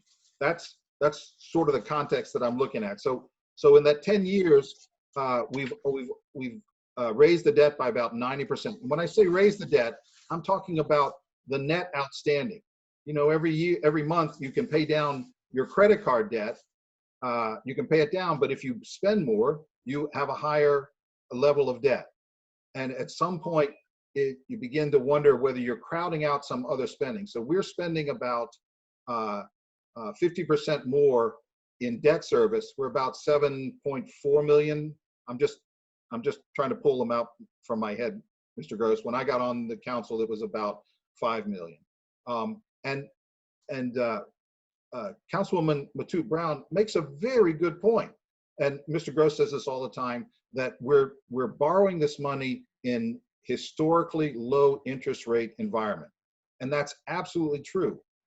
But what we're doing is we're keeping our debt service roughly the same while we're keep adding debt. And eventually we're going to have to pay back the principal of the debt. And the less we're paying back now, the more we're going to have to pay back later. As everybody points out, we've got to keep borrowing to do certain infrastructure. I'm just trying to hold out a warning sign. It's no question that we can borrow all this money for all of these great projects. I'm not saying any project is bad. I'm just saying we have to be careful that we're not overspending ourselves. And there's some numbers and ratios that say to me that we may be reaching that point. And I'm obviously in the minority, but I just wanted to flag it. That's all. Now, you make a good point, Mr. Kovac, and I'll just say this. I don't know of a property owner who had owned their first house after 7 years, looked back and said, boy, was this a good idea? You know, I mean, you know, I got this house now, I've got all the expenses, I got kids, I got, you know, everything. Boy, back when I was renting, I was much better off. But having said that, it's what you did. Now, what's that person then look at? It looks at, well, how much am I paying for this house that I'm in? And how does that compare to maybe what others are? And what I'm suggesting at 8%, at an 8% annual debt service, we're doing very well compared to what's considered to be, you know, the standard limits. So it's all, you're absolutely right. This is all about, you know, what causes you to stay awake at night, and how badly do you feel you need the improvements.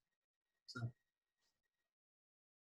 And okay, and you know, just to add to that point and to go back to some of my other comments, you know, the state is recommending that we don't go over 3.5. We're under that. Not to say that we you know, should increase, but part of that also. So now my question with you, Mr. Gross, is we're going to have a conversation about Rock Spring shortly. And with Rock Spring, if we do get the Green Acres funding, we're able to pay down back the debt this 2021 when we receive those funds in over how many years?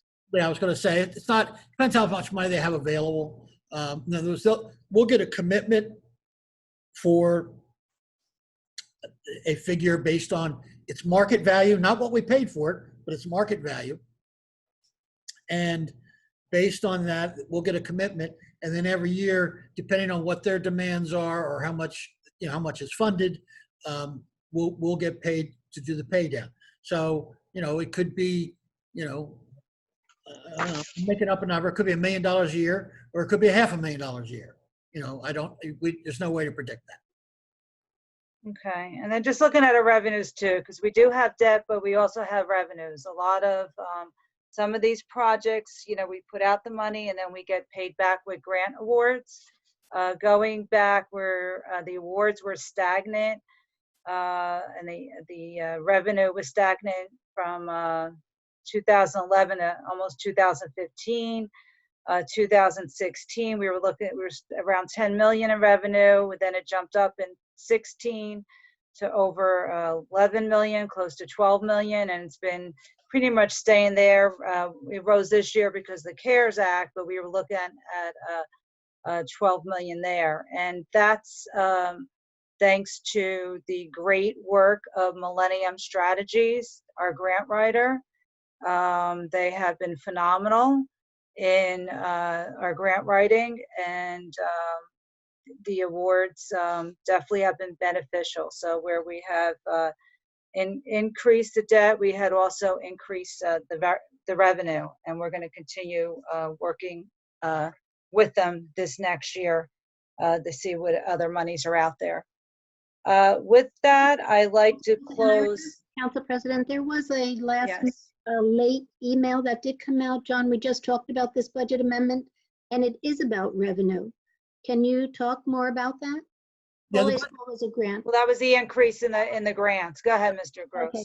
Yeah, the budget amendment that we'll after this is done, look at, and I'll read into the record, is anticipation of about 10 grants that we've received since introduction. So that's a total of 3.7 million Yeah, right. Good. grants.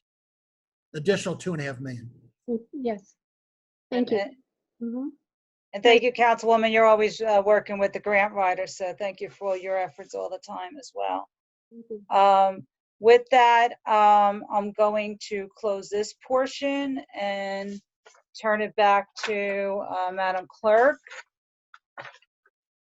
so we can get moving on this meeting. We have many resolutions this evening. We'll have to move to consent agenda. I want to, at this point in time, I think we'll just pull item B and maybe have the presentation with Kemper Sports Management. Does that make sense, Madam Clerk? Yeah, Council President, did you want to do a reading of the? Oh, that's right. You haven't done that yet. Well, yeah, I just don't want to keep Kemper on the call, so I didn't know if we should move forward. I'm in no hurry. Just it can't be done it cannot be done in the. Oh, okay. All right. So then let's move forward with that then, and then we'll go to them afterwards. Okay, Mr. Gross, that is item 149-20.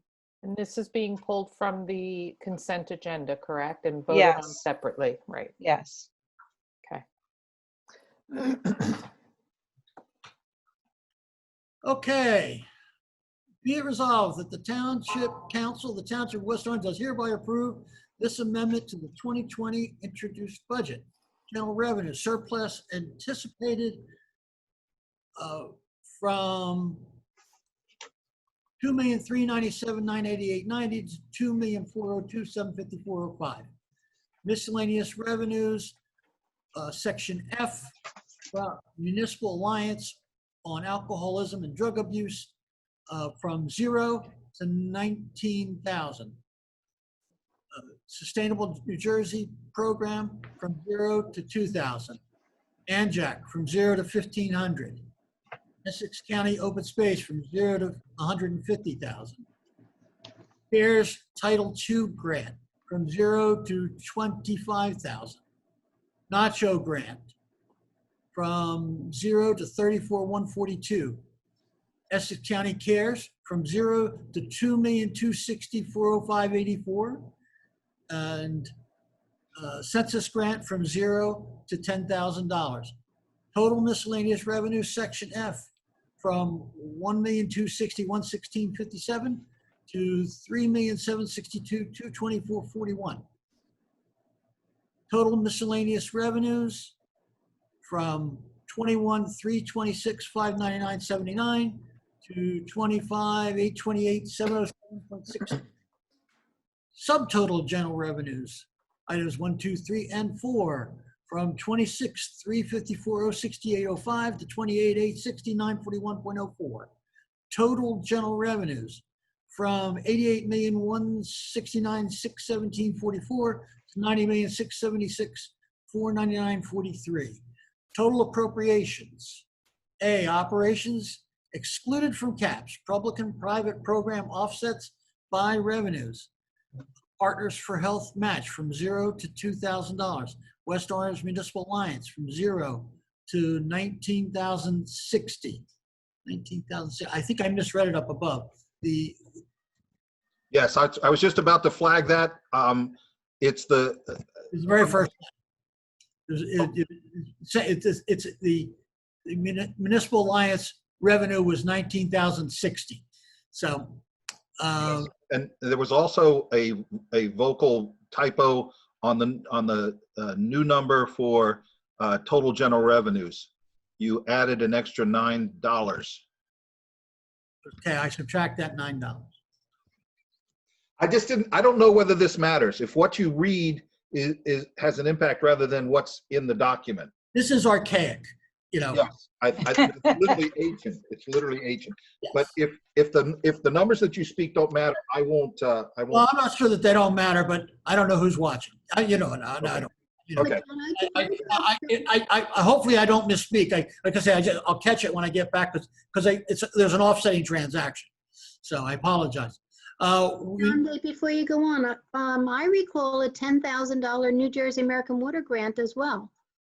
That went with the Sustainable Jersey grant and ANJAC, and there was a New Jersey American Water grant. I think that was already appropriated.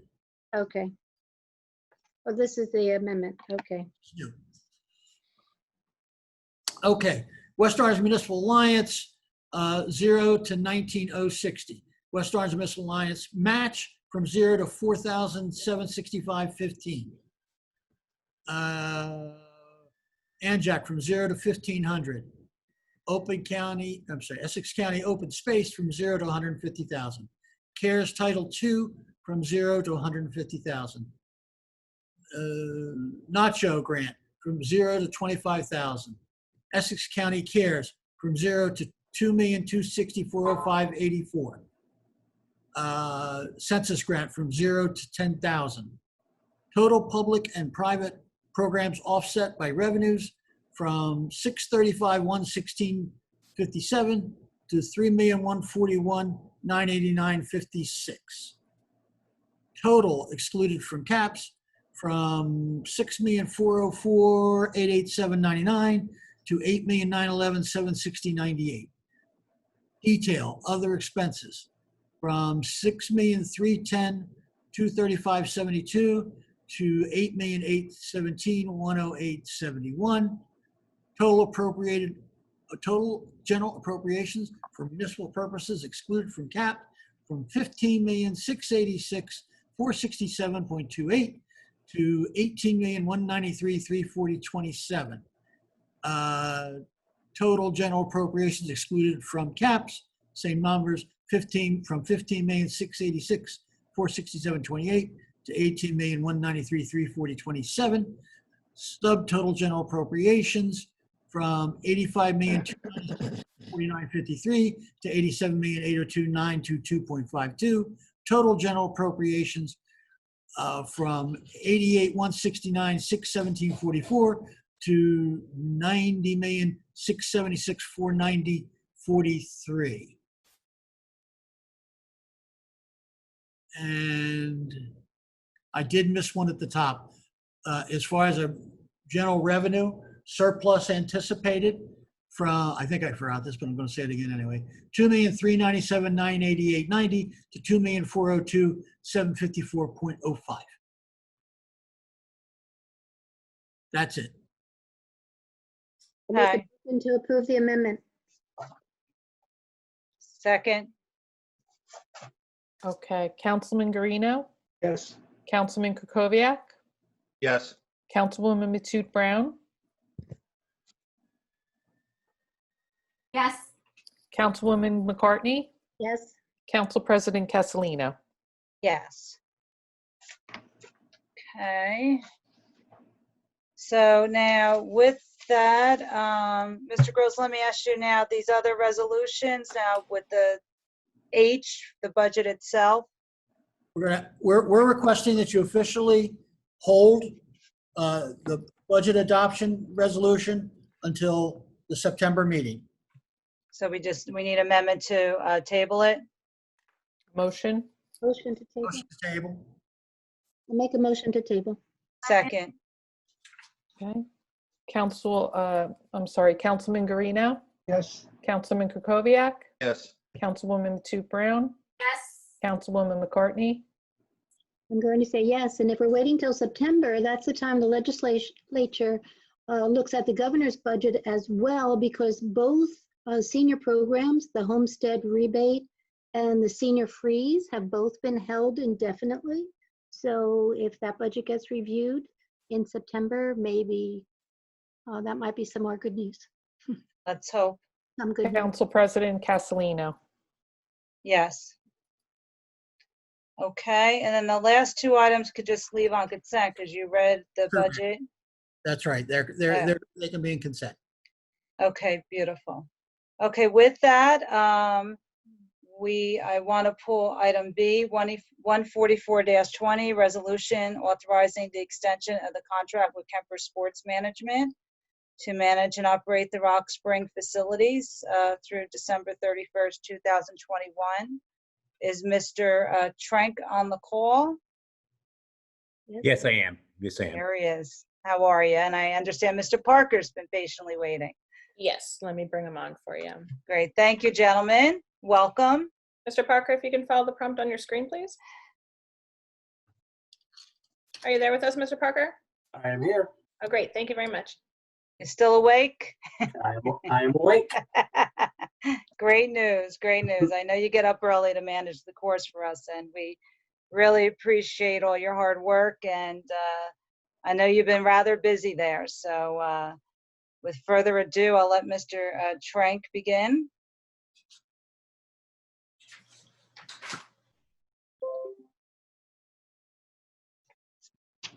It looks like Mr. Trank froze and he may have dropped. Let me see if I can get him back. Is he on? He is. It looks like he froze. Okay. Now what, Mr. Parker, want to give us a little update how last we spoke, it was right before the governor allowed the course to open, and within days you were up and running, and you've hit the ground running and haven't stopped since. So if you want to fill us in on the past couple months. Sure, yeah. We were, 2020 has been interesting. First of all, thank you for having us on the call and allowing me to speak on and give an update on the year. We were having a great year going into COVID. Everything, our rounds are up, revenue was up, doing well, and then we kind of hit a roadblock. Naturally, we had to close for 41 days, which hurt us, and reopened under a lot of different limitations. We went from, I have 19 days where we were only 2 people, 16-minute intervals. Then that moved to for a period of 30 days where we could have 4 people to a group, but still at 16-minute intervals and single carts. And finally in June, on June 22nd, we were able to move to what I would call normal golf for us, which is a 10-minute interval with 4 people in a group, allowing for 2 people to a cart, but we also accommodate people with single rider carts upon request. Last month, I'll start from June. June was a month where we realized 1,300 more rounds than we had budgeted versus our original budget. Golf as a whole across the United States was up about 14% in the month of June.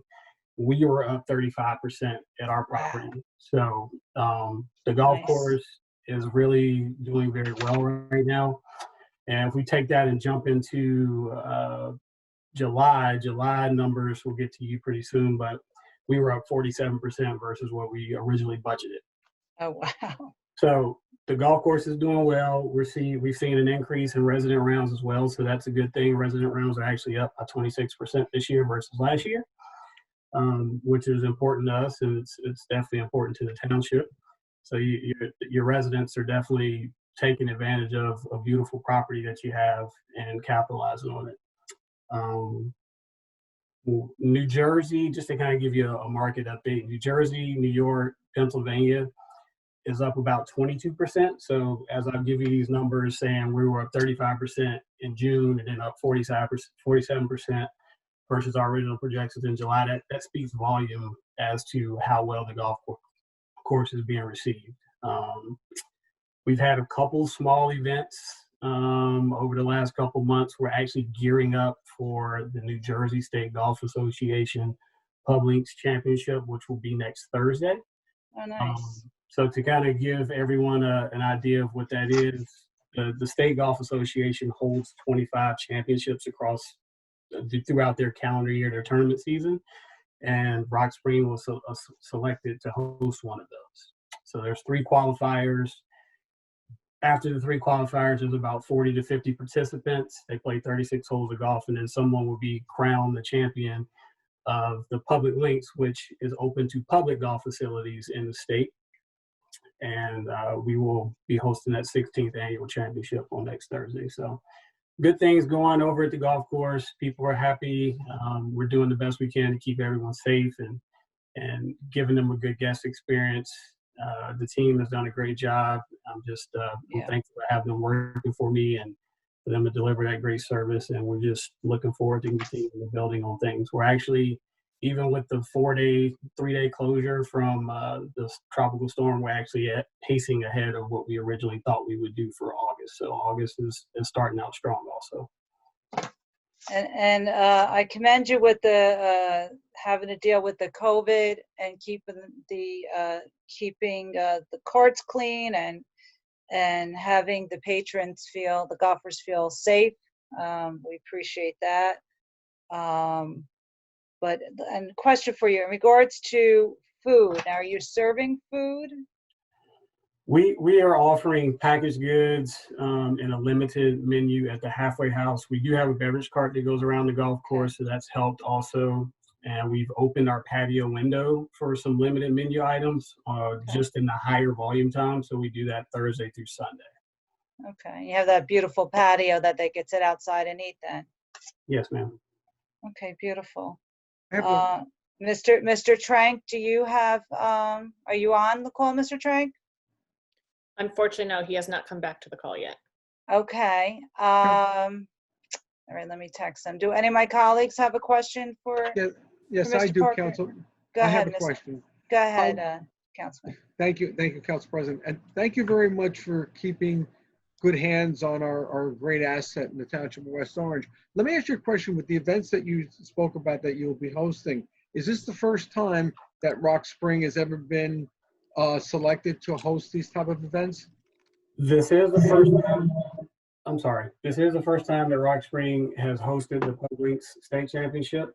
The last thing they hosted was back in 2009, and it was a State Golf Association event, but I can't remember exactly what the name of the event was. But this is the first time that that Rock Spring has been selected to host this particular championship. Thank you, Councilman. Thank you. I think we have Mr. Trank back on. Yes, thank you. I'm sorry, I somehow got. So again, I missed obviously Mr. Parker's presentation, but again, I'm sure Mr. Parker talked about it, and you are provided with the monthly reports about how well it's doing, especially in this post-COVID environment. So again, the administration feels it's appropriate now to extend the contract for a year, because even with all the efforts that are ongoing by Mr. Gross and others, that obviously as soon as possible we will continue to move forward on the long-term plans. It's clear that we will keep the golf course intact in its present condition through 2021. So authorizing and extending the contract now it is appropriate. Okay, do any of my colleagues, Councilman Green, anybody else have a question? Councilman Kukoviac? 2 questions. Mr. Trank, I just want to be sure I understand this. The plan that you're announcing, not really announcing a plan, but the intention is to run the course as an 18-hole course with the amenities and the clubhouse and all that through the 2021 season, correct? Definitely. Okay. And Great, I just wanted to clarify that. And then we'll know somewhere down the line what you think we should do past 2021. Right. And again, we are currently exploring every option available to maintain it as an 18-hole, but also to address the issues that we talked about from the outset, which is some type of realistic development on the current site of the clubhouse. Okay. And my other question was for Mr. Parker about the restaurant in terms of once the governor allows inside dining, is the plan to reopen the dining area in the clubhouse? Yeah, so initially when they had talked about doing a 25% limited capacity, we were prepared to, there's a room that sits adjacent to the patio. We were prepared to use that room to accommodate that. It actually works a little bit better logistically because we have a bar area there, plus we would be able to service right from the kitchen, which is right beside it. Right. So yeah, if that gets lifted and we're able to do indoor, we'll be ready to go. And just a follow-up question: what's the status of the liquor license there? It's a permit. It's a town. It's a town's license. They've obviously qualified with the ABC, but it's a special license for towns. Okay. Actually, it's not a license. It's a concessionaire's permit. That's an annual permit. Yeah. Okay, and you're still able to use that? Yes, they pay $2,000 a year for that. Okay, thanks. That's all. Thank you, Councilman. Good questions. Councilwoman, and anyone else? Okay. All right, with that, make a motion. I'd like to make a motion to approve this contract. So moved. Okay, Madam Clerk.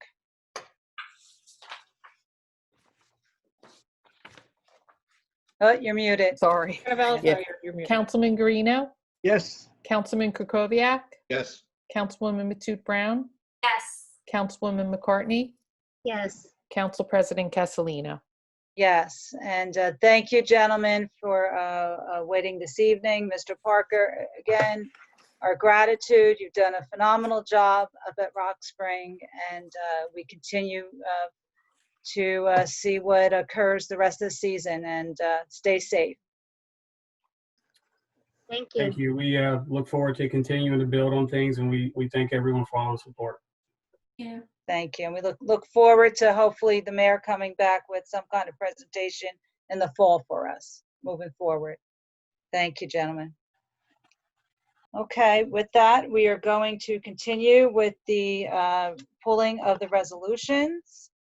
So what I'm going to do real quick is just look over, see, I don't have anything really to pull, just comments, but we won't do comments yet. This is just who would like something pulled. I'm gonna pull you, because that was and I'll explain that to the public, 163-20, the display of fireworks of Life Christian Church.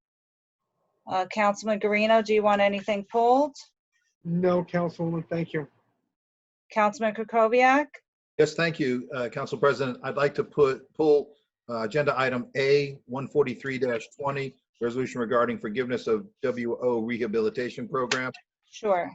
And then also agenda item R, resolution 160-20, resolution to increase the public bidding threshold. And those are the only two. Thank you. Councilwoman Matute Brown? I had questions on a few, but I'd like to pull for discussion if Chief Abbott is still on item J, the resolution. Okay, yeah, I was gonna have discussion on that. Okay, great. Okay, and I'll come back to you with discussion as well. We just want to get the items pulled and go through them real quick. So let's go to A, Councilman Kukoviac. Before we do that, can I review the consent agenda and then we'll go through each of the resolutions and vote on them individually? Okay, then let me open up the questions then, Madam Clerk. Is that okay then? I don't want to go ahead and move the consent agenda without have my colleagues answer their questions. Is that okay? Absolutely, yes. Okay, beautiful. Can I just ask A quick question. Did Councilwoman McCartney have an opportunity to? Oh, I'm sorry, pull any Councilwoman. items? It's getting late. I'm sorry. Did you want anything pulled, Councilwoman? Not pulling anything, just comments, so I can wait. Sorry, I can't see everybody on the screen, so if I Mm. forget you, speak up. Are you on gallery view? I keep the agenda on in the slides in case I have to cue in our moderator, but she's been doing an awesome job. She's been right on the money. Okay, with that, I'm not sure if Chief Abbott is on the call. I'm still here. Are you here? Oh, great. 152-20. So I know you've done a lot of work with this, looking into this training program with the Mental Health Association of Essex and Morris. So if you'd like to give the public an explanation. Okay, so this is a partnership with Essex Morris Mental Health Associates, and they're going to review our body cam footage to critique and help us to do better in dealing with mentally challenged people. Probably handle about over three, just roughly one a day, like roughly in the area of 350 mental health calls per year, and probably about half, I think it was, 30 of our instances of use of force involve mental health patients. So, we can dramatically cut our use of force. And just bear in mind, as I've covered in past topics, every police officer involved in a use of force has to submit a use of force report. So when you see these numbers published in periodicals, may suggest a rather skewed number, because you may have 3 police officers that are guiding a emotionally disturbed person onto a stretcher to get him or her to a hospital, and that can skew all kinds of numbers. You may have 3 Caucasian police officers and an African-American patient, and it looks like, 3 uses of force, white on black, that paints a picture to the average reader that doesn't suggest what really occurred. We guided a person in need of medical attention onto a stretcher to get them to a hospital, not to a jail cell. So they're going to be on call to go on these calls right now, just as a pilot program, like 2 days a week. We're already under another grant with RWJ Barnabas, where we partnered with them they're the county responders right now by state contract. So they're also responding on calls as screeners. We're partnering with them. We've qualified, and we're in the midst of phase 1, which gave training opportunities. This is going to be somewhat different. If we qualify for phase 2, we may very likely be able to bring the Essex Morris Associates on basically full time. Bob Davison from Essex Morris, who does this all over North Jersey, and it's his world. He says nobody in New Jersey, no police agency is doing anything at the level we're already doing things at, that he's aware of. The Essex County prosecutor wrote us a letter in support. He's not aware of anybody doing anything at this level, and he really applauded everybody from the mayor, the council, to the police department, to the mental health professionals for engaging in this partnership to make this work. He's never really seen anything quite like it either. So there are instances where these things are being done around the country, but again, there's nobody I'm aware of in New Jersey that's doing it at this level. So it's really exciting, and I think it's going to be very helpful for everybody, and I think it's going to improve our data numbers for use of force. Thank you, Chief. I just want to read from the resolution itself. Project objectives, expand police department mental health training, encourage collaboration between local police and behavioral health services, enhance partnerships with community care coordination services, improve general community relations and increase access to mental health services, reduce need for use of force by utilizing prevention, intervention, and treatment, and increase data development to track outcomes for justice-involved individuals. So, I mean, this is a win-win for everyone here, and I appreciate. And Council President, if I could just add. Go ahead, Mr. Trang. Thank you, and thank the chief for being so open to this. Bob Davison and the Essex Mental Health Associates of Essex and Morris recently moved from Montclair to 60 Main Street in West Orange, so they are right across from obviously the municipal building. And again, they have been at the forefront of these issues for probably 50 years. So this collaboration with our police department will be unique, will be groundbreaking. And again, when the chief and I spoke to the prosecutor, Prosecutor Stevens fully endorsed this and felt this was a tremendous way to go. And obviously the challenge, as we've learned on lots of fronts, is that people facing these issues need time and space and patience.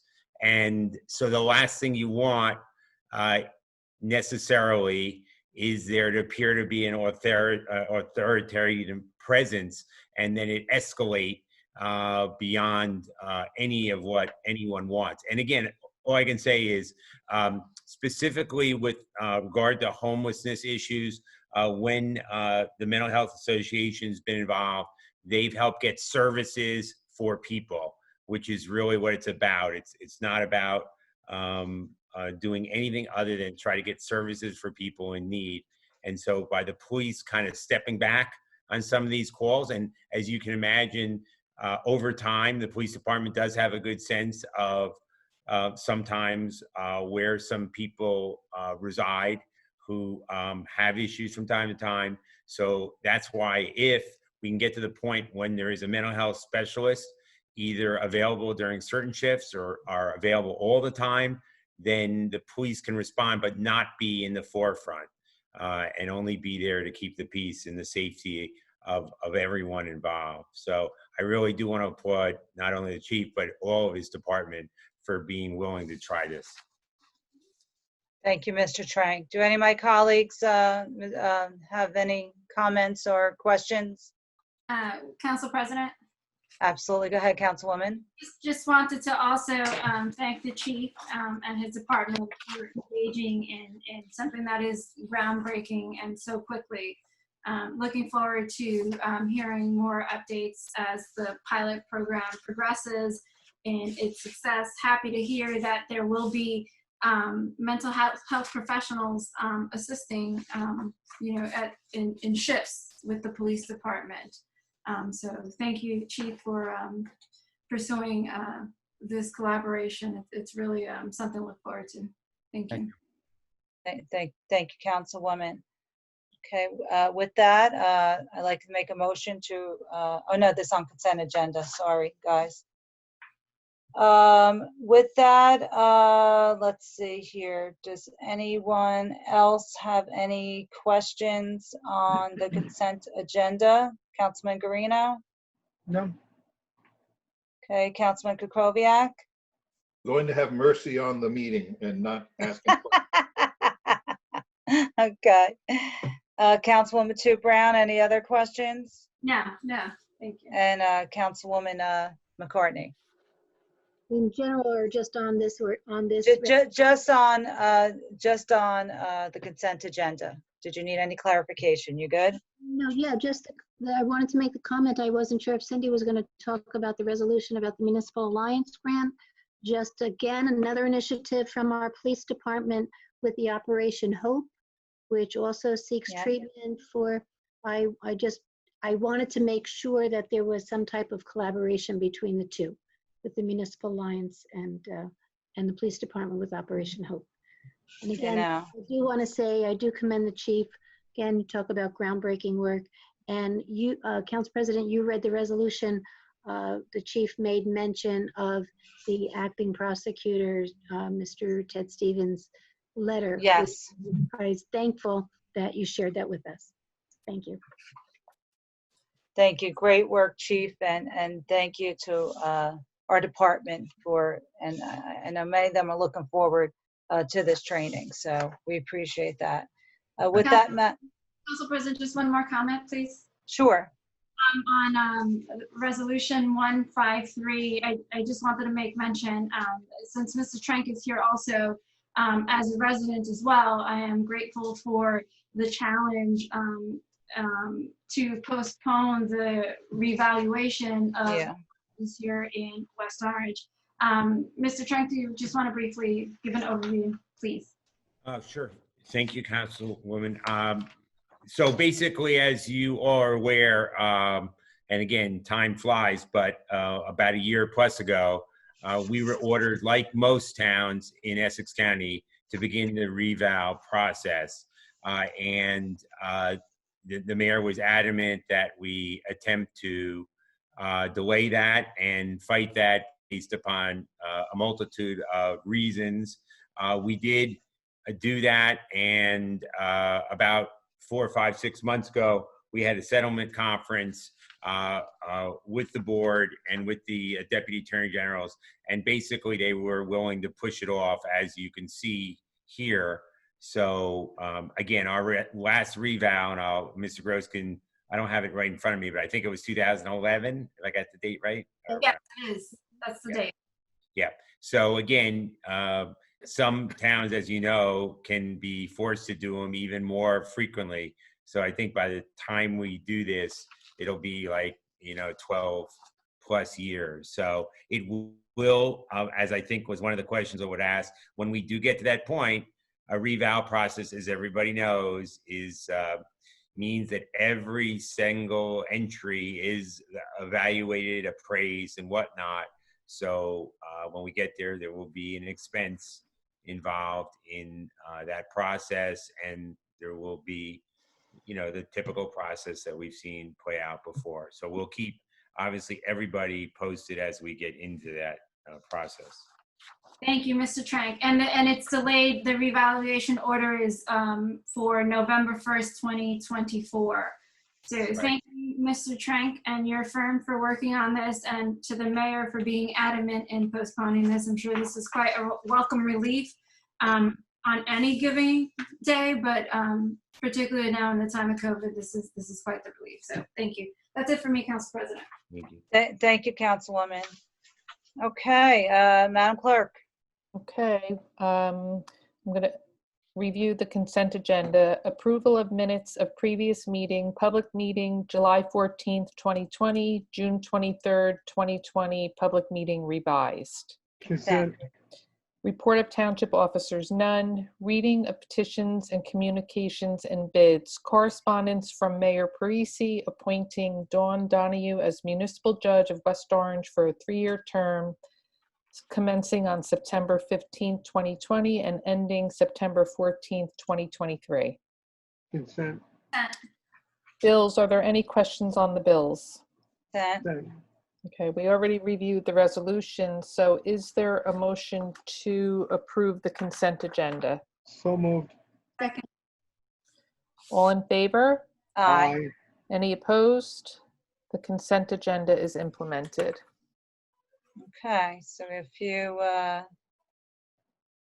resolutions that were pulled to go over. So Councilman Kukoviac, A, resolution regarding forgiveness of West Orange Rehab Program loan for estate of Madeline Calandrillo. Right. Thank you, Council President. This is about our affordable housing rehabilitation program here in town, where homeowners that meet certain income levels can borrow money to make certain specified improvements in their house. And if they stay in the house at least 10 years and then sell and move away, they don't have to repay the debt. And the whole idea behind it is to keep houses up to date, keep the whole neighborhood better kept up, and avoid people going into the situation where they need affordable housing. And these funds come from developers under the state affordable housing process. I see Mr. Trank is on the line. He's on the call. He's much more articulate about this, but I just wanted to give a little bit of background to people, because what the resolution is asking is that basically just under $20,000, the parents of longtime residents in town borrowed the money. They passed on before the 10-year limitation was done, and the council's being asked to make an exception to the rule and let the beneficiaries of the estate not have to pay back the $20,000. And I just pulled it because while I'm totally sympathetic to the aims of this, I don't think it's appropriate, because this money, if it's paid back, goes to help somebody else in the same situation and also continues to meet the requirements of the plan. And I was a little surprised that we could actually do this, because this seems to sort of violate the rules of the program. But in any case, I just wanted to pull it because I don't want to vote in favor of it. So again, Councilman, again, it doesn't seem to be in my copy of the packet, but maybe Mr. Gross or someone or the municipal clerk. I did think, you know, keep in mind this, as you saw from the four corners of the resolution, the children of the people who passed are the ones who approached the mayor, and the mayor then referred it to the law department. And I am pretty sure when you look at the dates, Councilman, it shows they were here the full 10 years. The woman died, but she lived here she stayed in that house more than 10 years since she got the money. Can I interject, Mr. Yes, Trank? Please.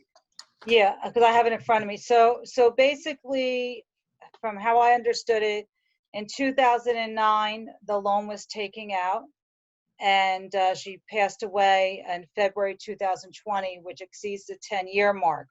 I believe for this purposes only, we are just approving the discharge of mortgage. Absolutely.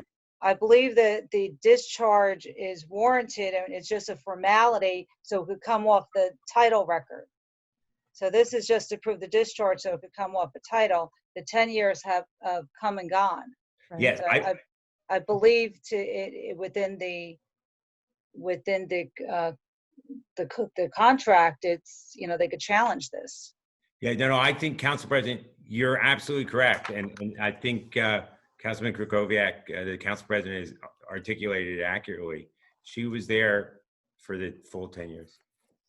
Okay, all I can say is that this is not the typical request that we get to take off our lien and not require the borrowers to pay back the loan. We get those all the time. This is not the typical. No. This is not the typical. This says down in about the 8th whereas, it says for a 10-year period from the work completion date without being assessed a penalty. And what I assumed from that is that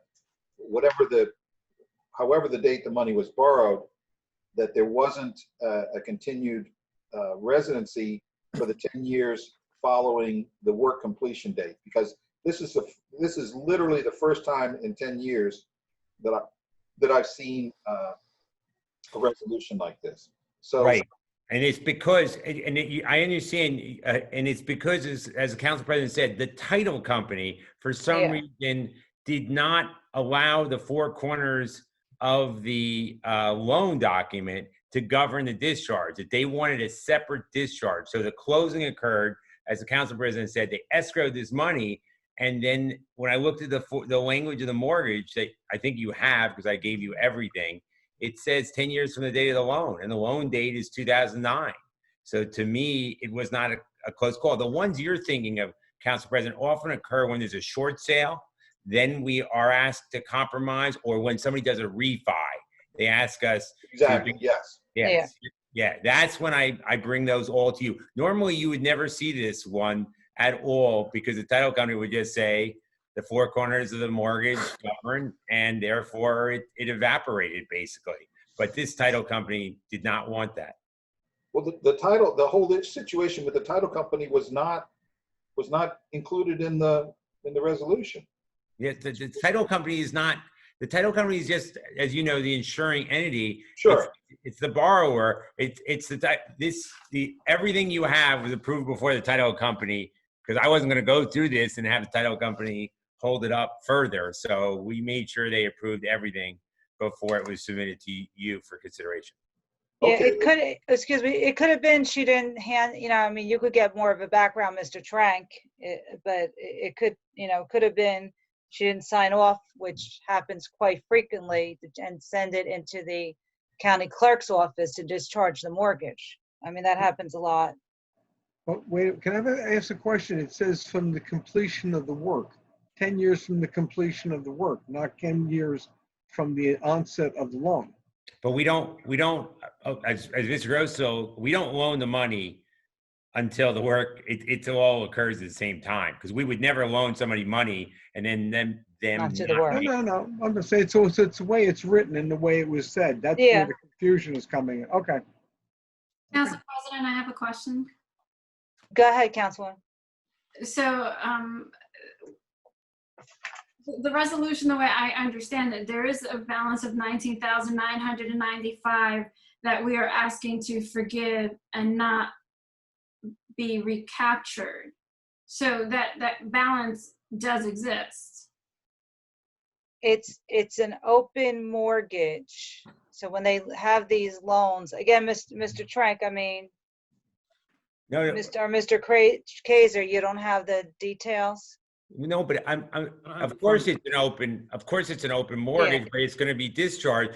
But to the councilwoman's, these are what I'll call evaporating. These are programs done to rehab houses. Councilman Gregoviak properly described it, and the rehabs occurred.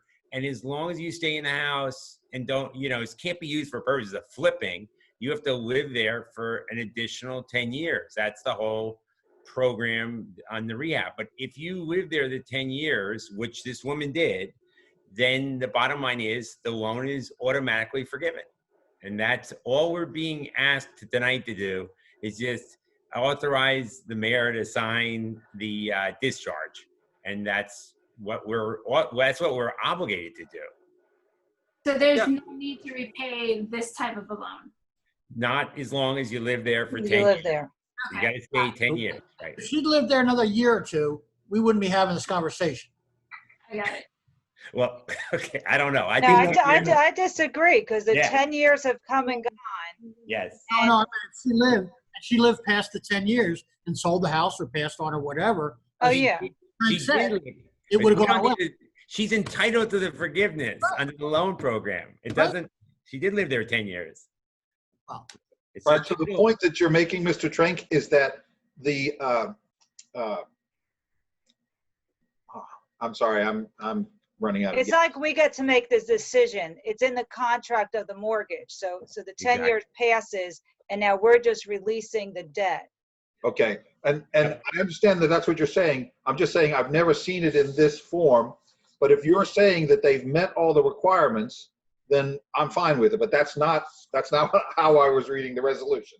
So, Council President, Go ahead, Mr. Kaiser. I think this is really a ministerial act. I mean, you don't have any choice. You have to approve this because she did meet the requirements. And the reason that everybody maybe is confused is because the overwhelming number of times that this type of thing happens is with respect to a refinance. I mean, we see these time and time again as refinances, and that's all usually before that 10 years passes. So. Right, and with the refinances, we just basically have to approve it because we give up our position with our lien, and we just move our lien backwards. And then other ones come and it says, hey, these guys, you got the loan, they lived there for 25 years, they've sold it, and we just discharge the debt. This is just a different form, and It was confusing, Council President. I brought this to your attention as soon as we received our packages, and I agree with Councilman Krakowiak. I raised the same questions with you, and I figured that you would have the answer due to your professional title holder. Yeah, this unfortunately, we call this, we look for these discharge of mortgages because somebody didn't file what they were supposed to file, mail the $25 check down to the county clerk's office. And lo and behold, then you have these issues that need to be cleaned up. Especially, I don't blame the title company for asking for this document because you know, because the homeowner had passed. So it's not unusual. Make a motion to approve. Okay, I'll second. Councilman Guarino, Yes. Councilman Kukoviac, Yes. Councilwoman Matute Brown, Yes. Councilwoman McCartney, Yes. Council President Castellino. Yes. Okay, Councilman Kukoviac, I think you pulled letter R.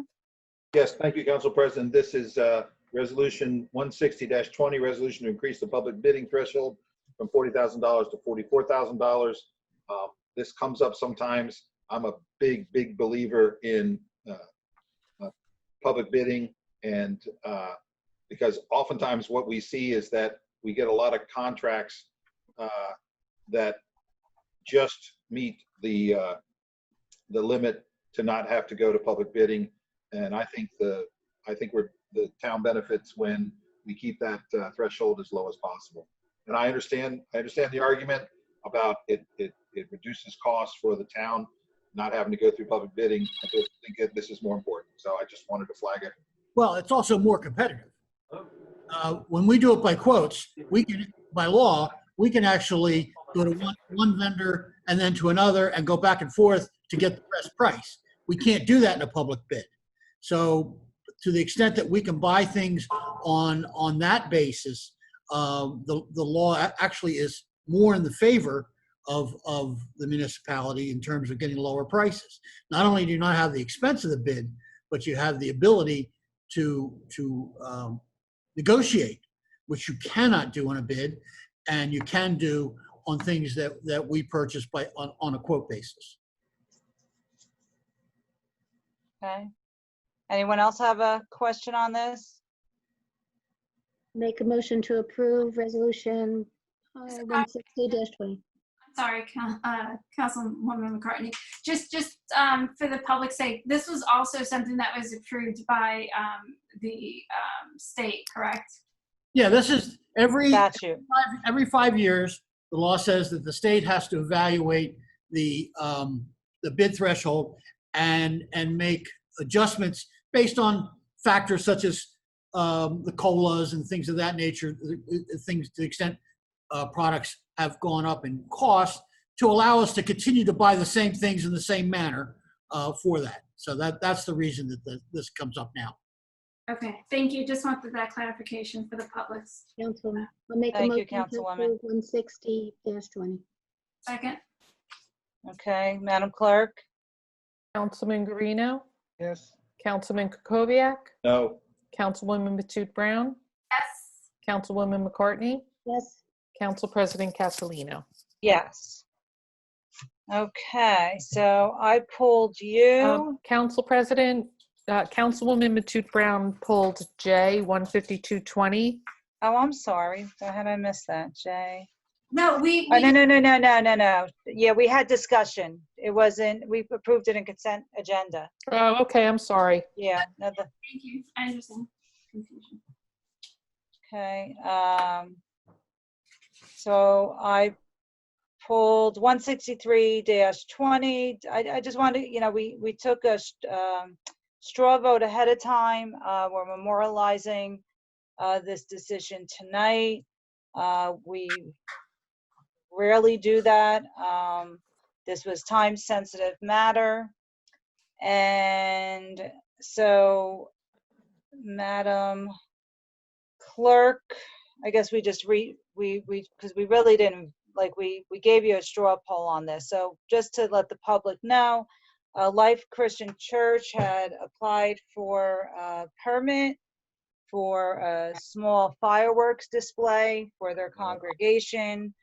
And it was held this past, I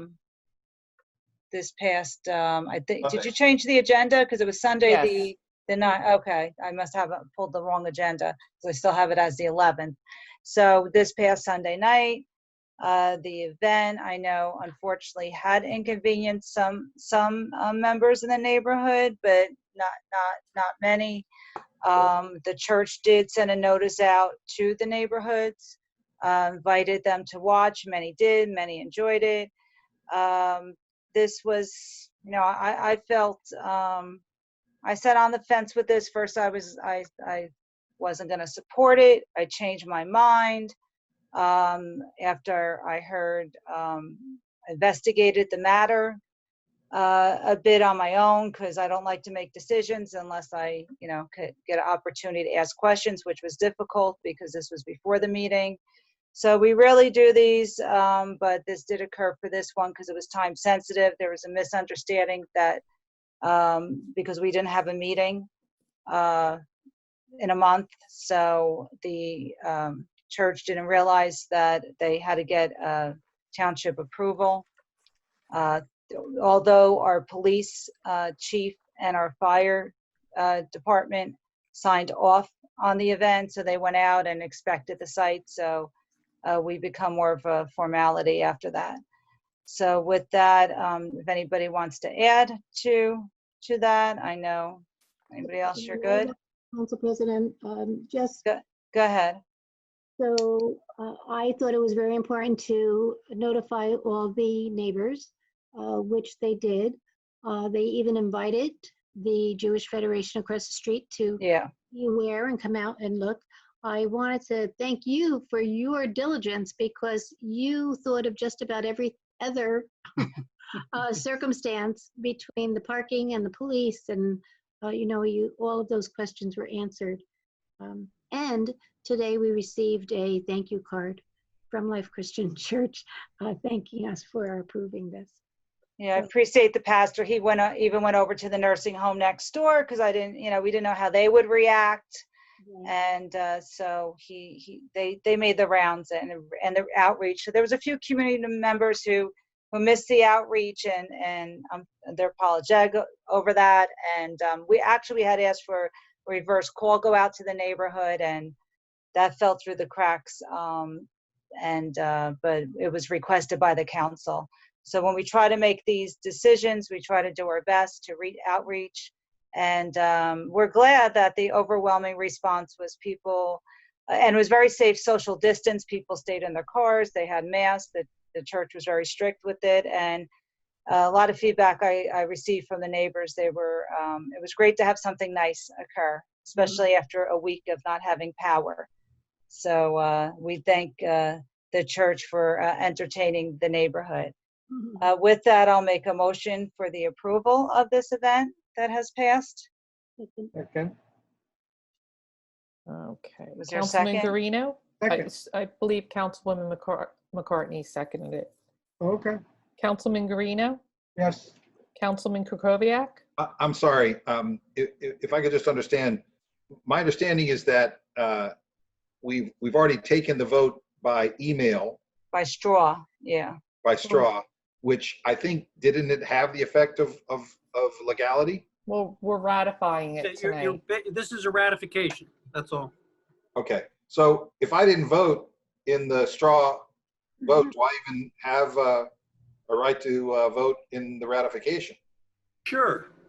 You don't have to, but you can. Okay, well then, I've expressed some concerns that we're going to discuss about, I think, in matters pending, but I'll go ahead and approve this. Okay. I'll vote yes. Councilwoman Matute Brown? My vote was no. Councilwoman McCartney? Yes. Council President Castellino? Yes. Okay, did I miss any resolutions, Madam? No, that was it. Now we're on to ordinances on second and final reading. Okay. Oh, and I just want to real quick, I forgot to mention it earlier on Resolution 16720 that we approved on consent agenda. It's good to see Mr. Lepore. Is the installation of emergency electrical generator at the municipal building. So very welcoming.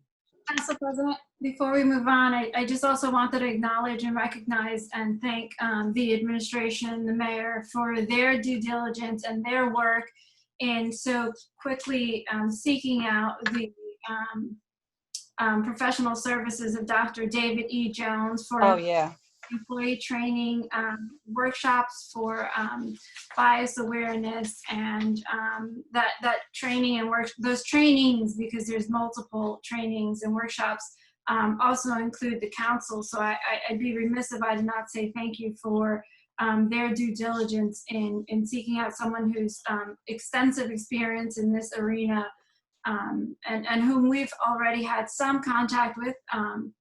It is such a welcome relief and inspires hope for progress for all of us to move forward together in this space of learning how to be anti-racist and dealing with systemic injustices.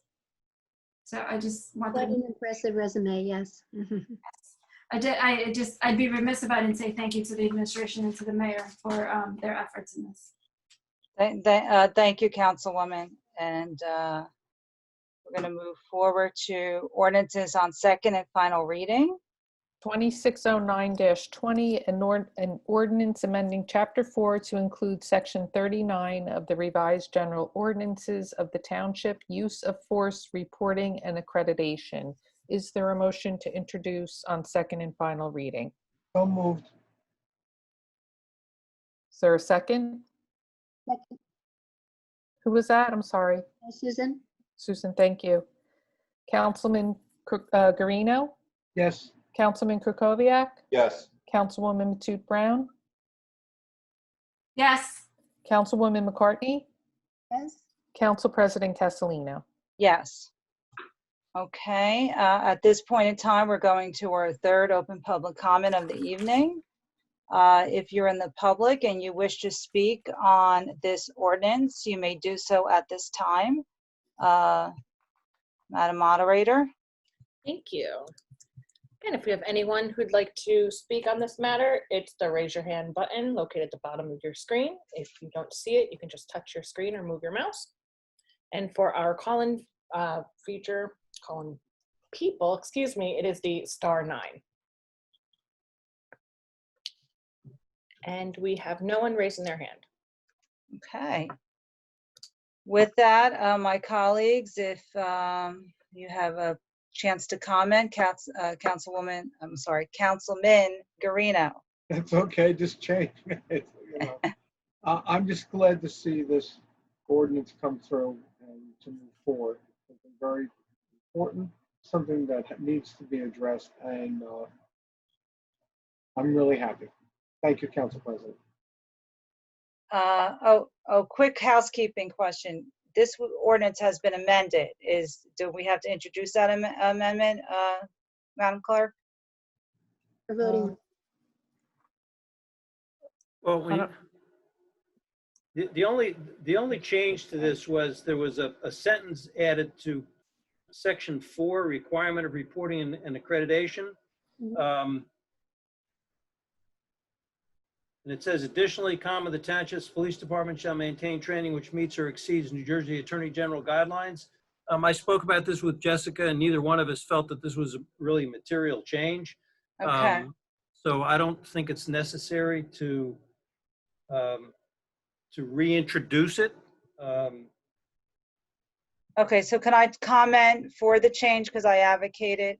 Sure. I mean, yeah. Okay, so we don't need to make a motion then. Okay, just to give my colleagues some background, I appreciate the chief and the mayor working on this ordinance. However, there was a concern that, and one of my concern was that what kind of feedback were we getting from our officers. So I appreciate the chief and our union leaders. We sat, we met, we reviewed this ordinance, and feeling still strong that it should be a resolution and not an ordinance, but important that our officers be trained. We're codifying something, policies that we already have with the Attorney General's office. However, it's, we want to make sure and that we provide them with the training that they would like to attend to. So right now with COVID, there's a concern because there's trainings out there online, The feeling was that the training that they would prefer would be one-on-one. And again, with COVID right now, that is an issue. So they wouldn't be able to have that training. It's just not available right at this moment. So this language was put in there. Again, feeling still strong this should really be a resolution and not an ordinance. So I just wanted to share that with my colleagues. And again, Councilman Greeno, if you have anything else to add or any questions about that, and I'll move to Councilman Kukoviac if you don't. No, I don't. Okay, Councilman Kukoviac?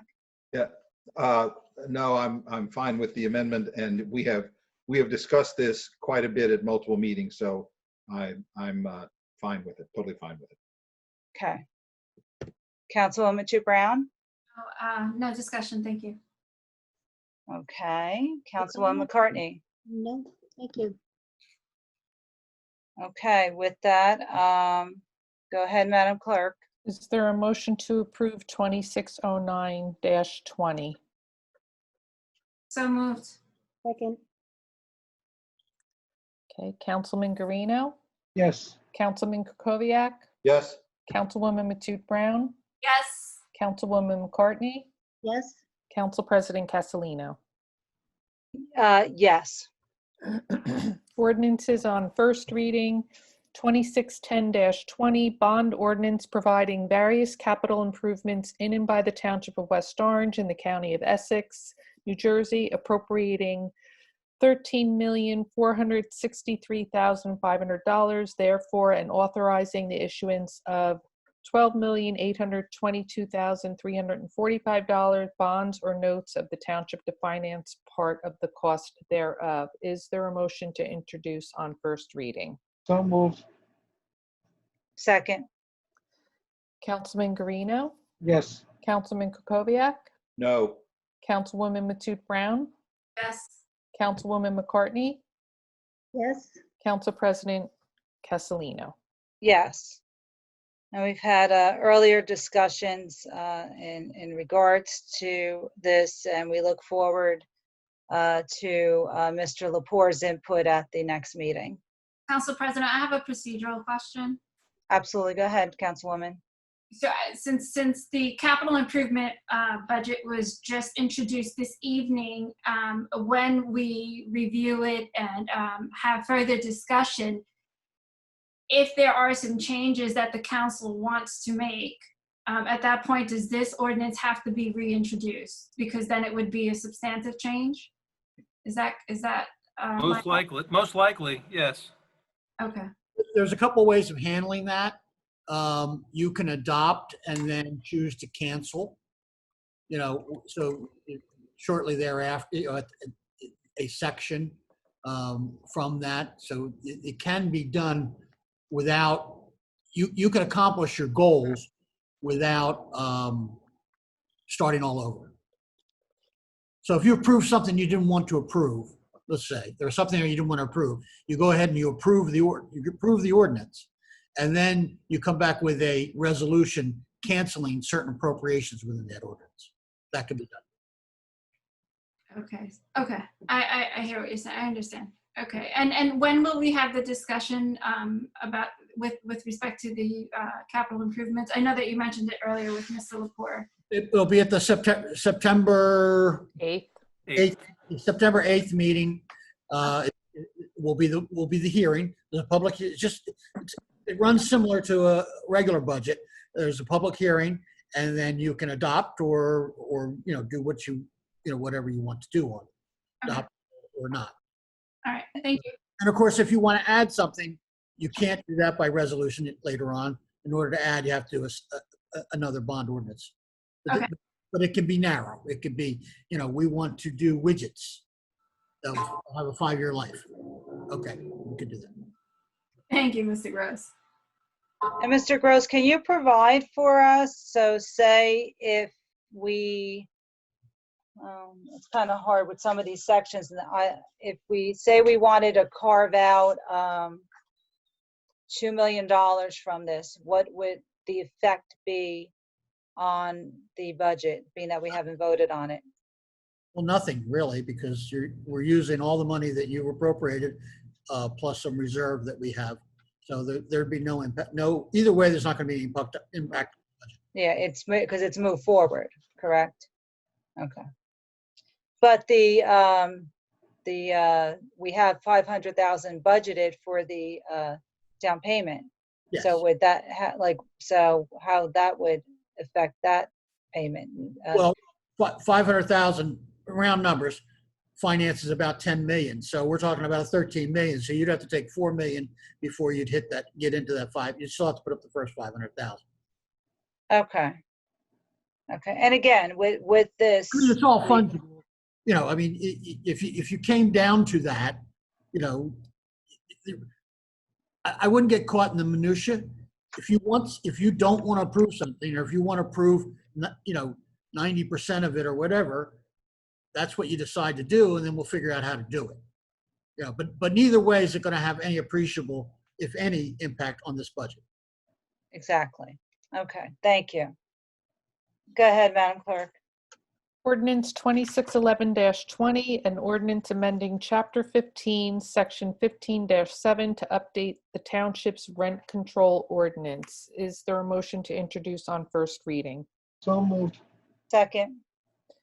Councilman Guarino? Yes. Councilman Kukoviac? Yes. Councilwoman Matute Brown? Yes, I'm yelling at the screen. Yes. Okay. Councilwoman McCartney? Yes. Council President Castellino? Yes. Okay. Next, 2612-20. An ordinance amending and supplementing Chapter 7 Traffic, subsection 7-32.1 handicap parking on streets, and subsection 7-32.2 restricted parking zones of the revised general ordinances of the Township of West Orange. By adopting this ordinance, the township will establish a handicap parking stall on Watson Avenue opposite 61 Washington Street for the non-exclusive use of the resident who cannot have a dedicated stall in front of their home. Is there a motion to introduce on first reading? So moved. Second. Second. Councilman Guarino? Yes. Councilman Kukoviac? Yes. Councilwoman Matute Brown? Yes. Councilwoman McCartney? Yes. Council President Castellino? Yes. Ordinance 2613-20, an ordinance creating a reclassification and salary schedule of certain Township of West Orange employees, setting forth their titles, classification, and salary ranges, and adopting a salary guide and establishing the employee's status as a township employee and under the guidelines of the New Jersey Department of Personnel. Is there a motion to introduce on first reading? So moved. Second. Okay. Councilman Guarino? Yes. Councilman Kukoviac? Councilman Kukoviac? I'm sorry, oh, never mind. Yes. Okay. Councilwoman Matute Brown? Yes. Councilwoman McCartney? Yes. Council President Castellino? Yes. I have a suggestion. I think we should have like things that say yes or no. Would you mark with your card? Yeah. That could work. Yeah. That could work. All right. Ordinance 2614-20, an ordinance amending and supplementing Chapter 25 Land Use Regulations of the revised general ordinances of the Township of West Orange. Is there a motion to introduce? So moved. Okay. Second. Okay. Somebody's in a hurry. Yeah. Councilman Guarino? Yes. Councilman Kukoviac? Yes. Councilwoman Matute Brown? Yes. Councilwoman McCartney? Yes. Council President Castellino? Yes. Okay. Okay. Pending matters, new matters, council discussion. Okay, so Councilman Kukoviac, I told him we could discuss the process occurred with the approval of that permit from the fireworks. We're getting these straw votes from you, Madam Clerk. So Yes. Councilman, go ahead. Council President, thank you. But before we move on to these two items that we were going to discuss, I wanted to sort of close the loop with Mr. Kaiser. Back in public comment, we were talking about Ms. Bennett's concerns, and some of the members of the council seem to want to look into those areas further by using the council's investigative powers under the Faulkner Act and the Municipal Code. And I had asked Mr. Kaiser to just advise on how we would go about that process, and did not hear from him at that point, but would like to hear from him now if that's appropriate. The council, I'm sorry. No, go ahead, Mr. Kaiser. Okay. A council in a municipal, in a mayor council form of government has the ability to investigate concomitant with its budgetary and legislative powers. And if the council votes to do so, it can conduct an investigation of anything, just about anything in connection with the local government. Just so happens I personally was hired by another mayor council form of government about 30 years ago to conduct an investigation like this. So I'm familiar with the process, although it's been about 30 years since I was involved in one. But yeah, it can be done. Although, frankly, and I had a hard time following Ms. Bennett, but this seemed to me to be a tax assessor issue. I'm assuming that the administration is going to look to the tax assessor to find out what happened, and perhaps Mr. Gross already has some familiarity with this, I don't know. But the tax assessor, of course, is a constitutional position. He has tenure, and so he may have to come in and explain what happened. I don't know. I mean, that logically, that would be the way to go, I think. Well, as I reported at the last meeting, I had conversations with the tax assessor. He was fully aware of the situation, and he clearly indicated to me that it was human error, and that he had taken steps to remedy the errors that occurred, and also put in place a process that, as I said at the last meeting, to catch these should they occur in the future. And I was satisfied with that. What Ms. Kayla, Ms. Bennett is suggesting is something more, something more nefarious, and I have no reason to believe that or to comment on it. I'll just leave it at that. So if we wanted to get can the tax assessor come in to give us an explanation? Not that, I know you feel comfortable with that, but I would like a opportunity to at least ask him some questions. Sure. You can. I mean, obviously, I guess the question is that appropriate, and is that the proper way to do it? I mean, I've had conversations with him on a professional basis. If you want to have someone talk to him other than me, I'm fine with that. But like Ken said, you can bring somebody in. But I'm hesitant to encourage you to bring in a member of the staff to what would certainly be interpreted, not that it would be, but interpreted as some sort of an inquisition into something before you took other steps to see whether or not there's any, what background evidence is there to support the claims that are being made. So what I'm going to do is, being I expressed to investigate this, I'm going to, it's what time now? I like to get opinion from Mr. Kaiser, and I like to, I would like to have a chat with the tax assessor, whether we do it on TV first or talk to him beforehand. Mr. Kaiser, can you please advise? I mean, I don't know what you need an opinion for. I mean, but I mean, you can have the tax assessor come in. We can have the tax assessor prepare a written report as to what happened, which may make the most sense. I don't know. I mean, I don't see this as being a complicated or difficult thing. What happened happened.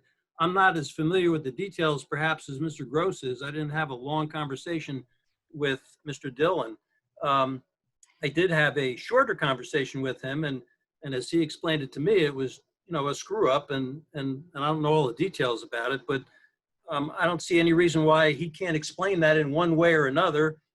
And if then there's something further to investigate, if you want to investigate it, you can.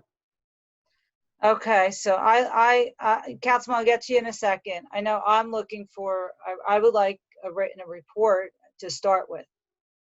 So that's where I would like to see happen right now, a written report. We can request that. And then we could start from there. I would agree with that, Council President. Okay, Councilman Kukoviac, you had your hand up? Yes, I did, because I was not figuring that the discussion was going to go in this direction. Mr. Kaiser, I'm curious if you were involved with what I understand is the previous investigation by the town council, which was the situation at Organon and with Mr. Trank. And in that case, no, Councilman, that's not the case at all. I was hired by a totally different jurisdiction, not by Township of West Orange. This goes back to late 1980s, early 1990s. Okay, so that's fine. So this has nothing to do with West Orange. That's fine. The point I was trying to make is that the council back then took the steps of starting an investigation and hired a retired New Jersey Supreme Court justice to actually conduct the investigation.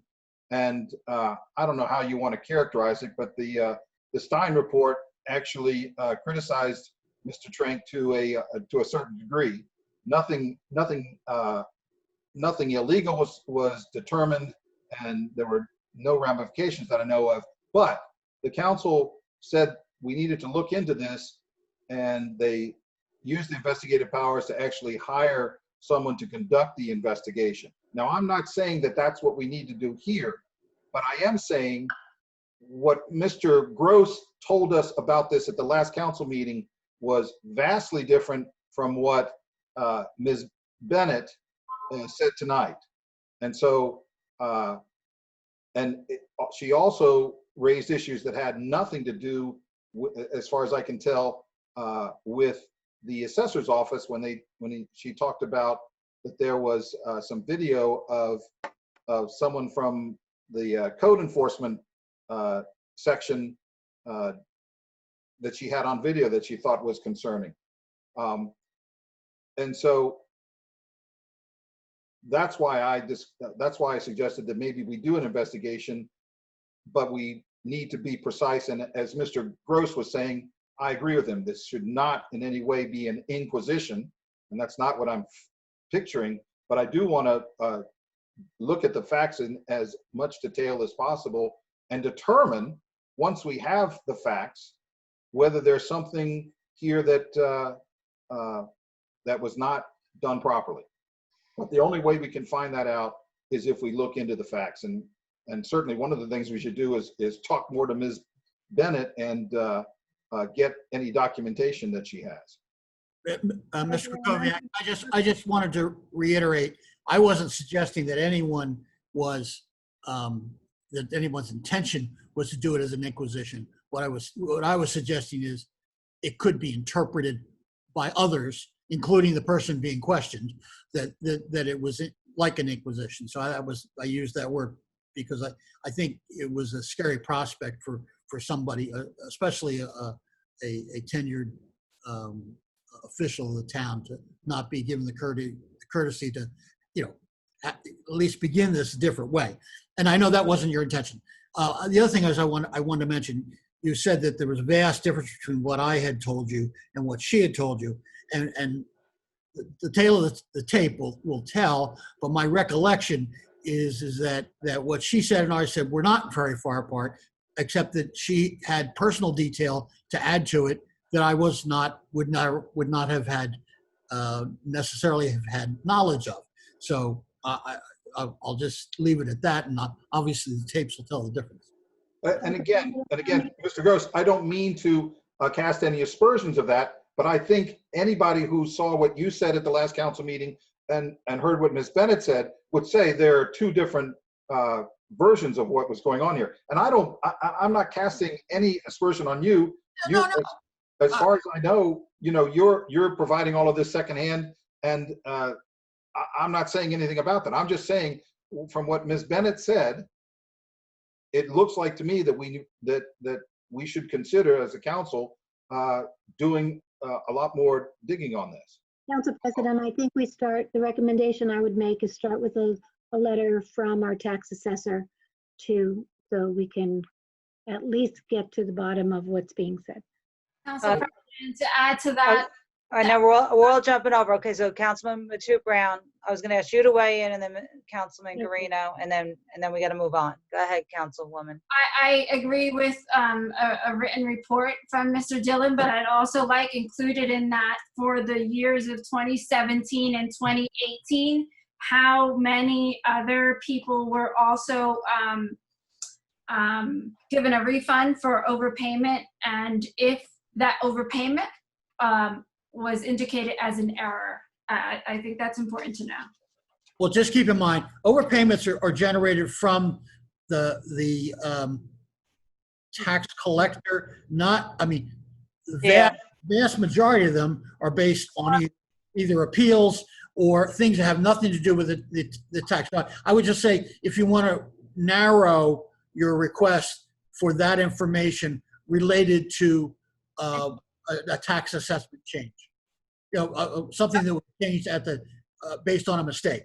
Based on an error. Yes, you did say that. Okay. Councilman Guarino, do you have anything to weigh in? No, I just like to get a written report. Okay. All right, so do I have to make a motion, Madam Clerk? Council President, I think this is an issue important enough to hear from everyone on the council who does want to contribute. And I would like to follow up with some of the comments that were just made here. I don't understand how we can be moving ahead to talk to the assessor without first talking to Ms. Bennett. She's the one that's making the allegations. And she also said she had some documentation of it.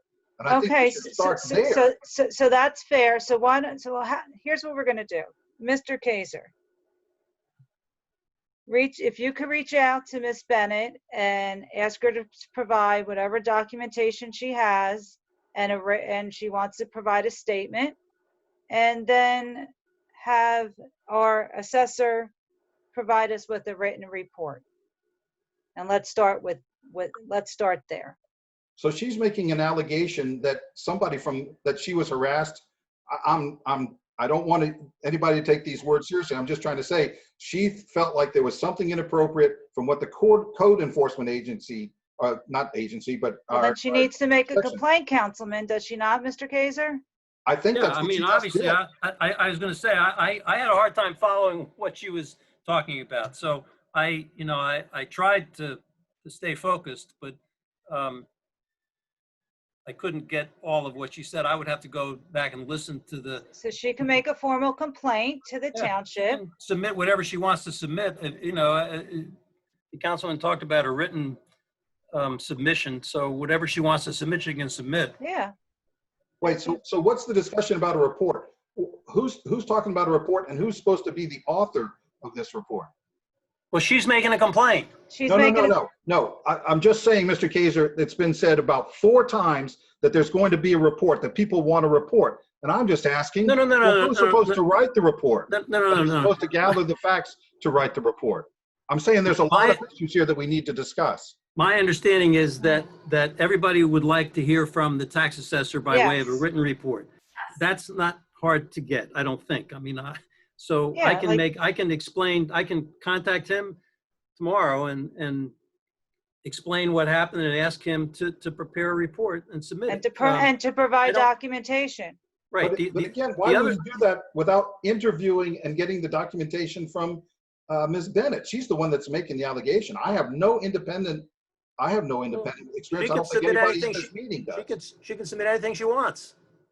She made a complaint tonight. We're following up on it. If she has documentation, she could send it to myself and forward it to Mr. Kaiser. I don't understand. We're not arguing with you. We're telling you she could submit any information she wants. Any resident can. Any resident has a complaint. Actually, anyone could go right on the website. I mean, she could, she could make a formal complaint, and then Mr. Kaiser will follow up on it. We're not saying that's not happening. Okay.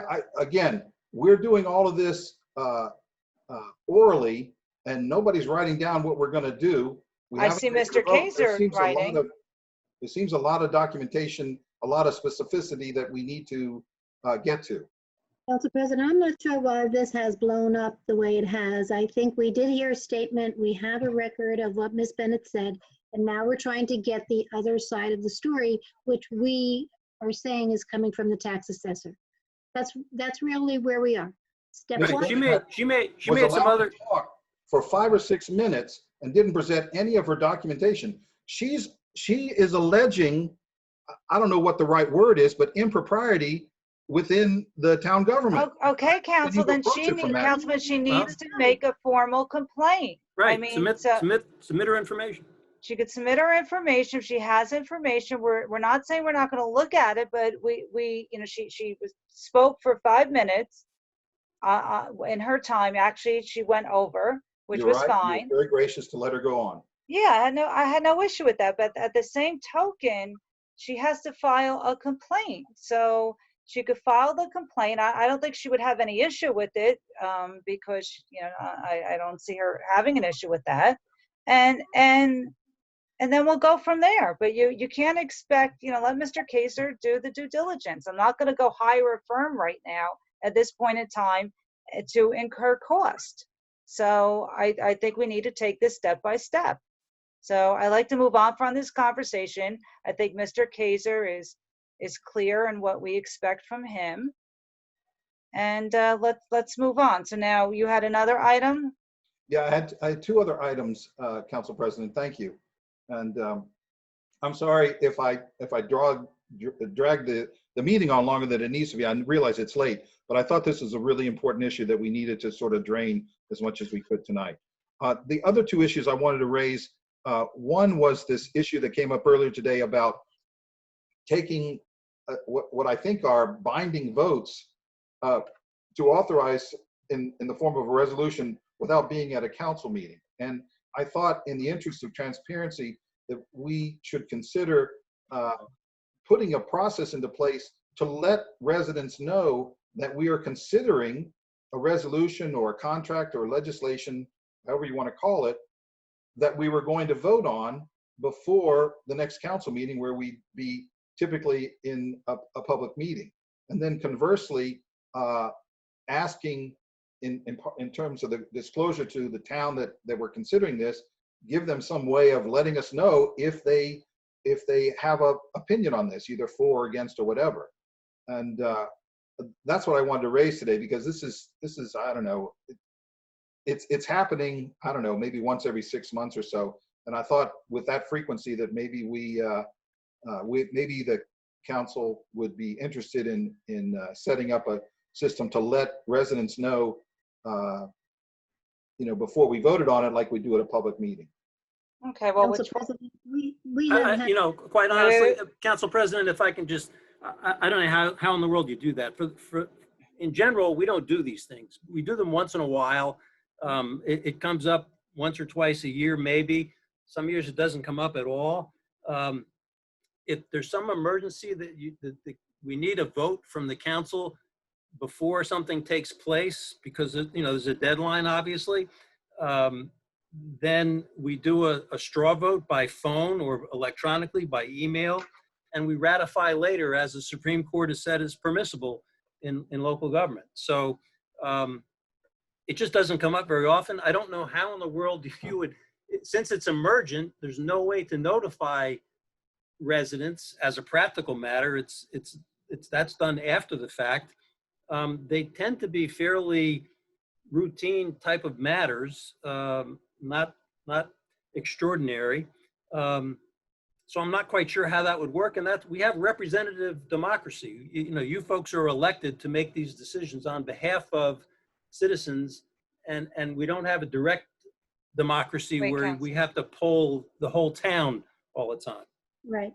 I just one thing to add on to Ken's. I agree. The bureaucracy that it would add to do that, quite frankly, with the advent of Zoom, if you decided you could do your straw vote on Zoom and you could publish it and anybody who wanted to look at it could see it.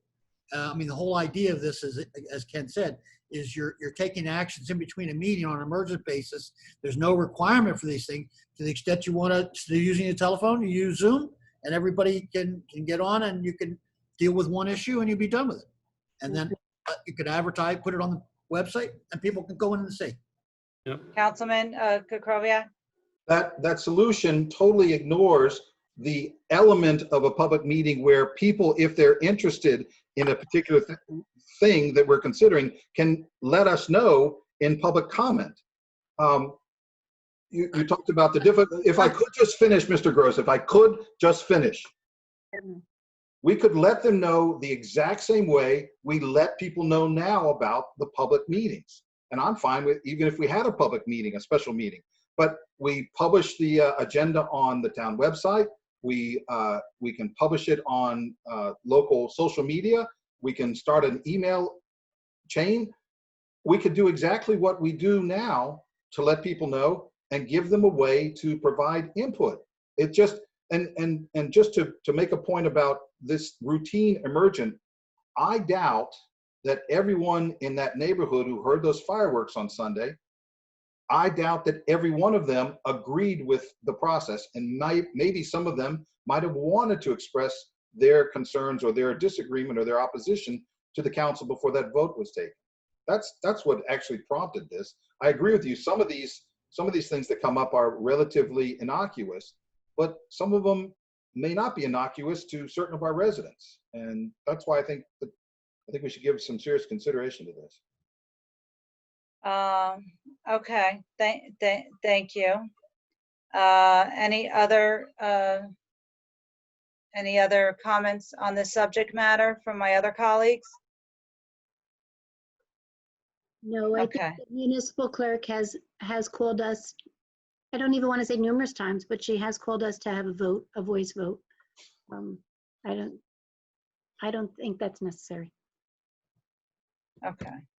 I know this particular, and I'll speak for myself again, on this particular situation, you know, I spent a couple hours on a work day making calls, so it is helpful. And if it's only emergent, I mean, I took a lot of time out of my day to do my due diligence and reach out. So I would prefer that these things meet the agenda, but I also did understand the situation. But I think we need to do our best. I think in this situation too, when somebody applies for a permit, I think they need to know, maybe that, I'm not sure if that comes from you, Madam Clerk, or if they went to the fire department, they need to know that it needs council approval, and they need to also know when the next meeting is. And that would help solve the problem from this particular case. So, you know, but again, if it was a simple raffle license that needed to go through, you know, would we be having this discussion? This was a big event. So I think it'd be helpful. Anybody pulling a permit needs to know if they need council approval, they need to know when they're pulling the permit, so something like this doesn't happen again. Okay. With that, Councilman, anybody else with a pending matter? Are we good?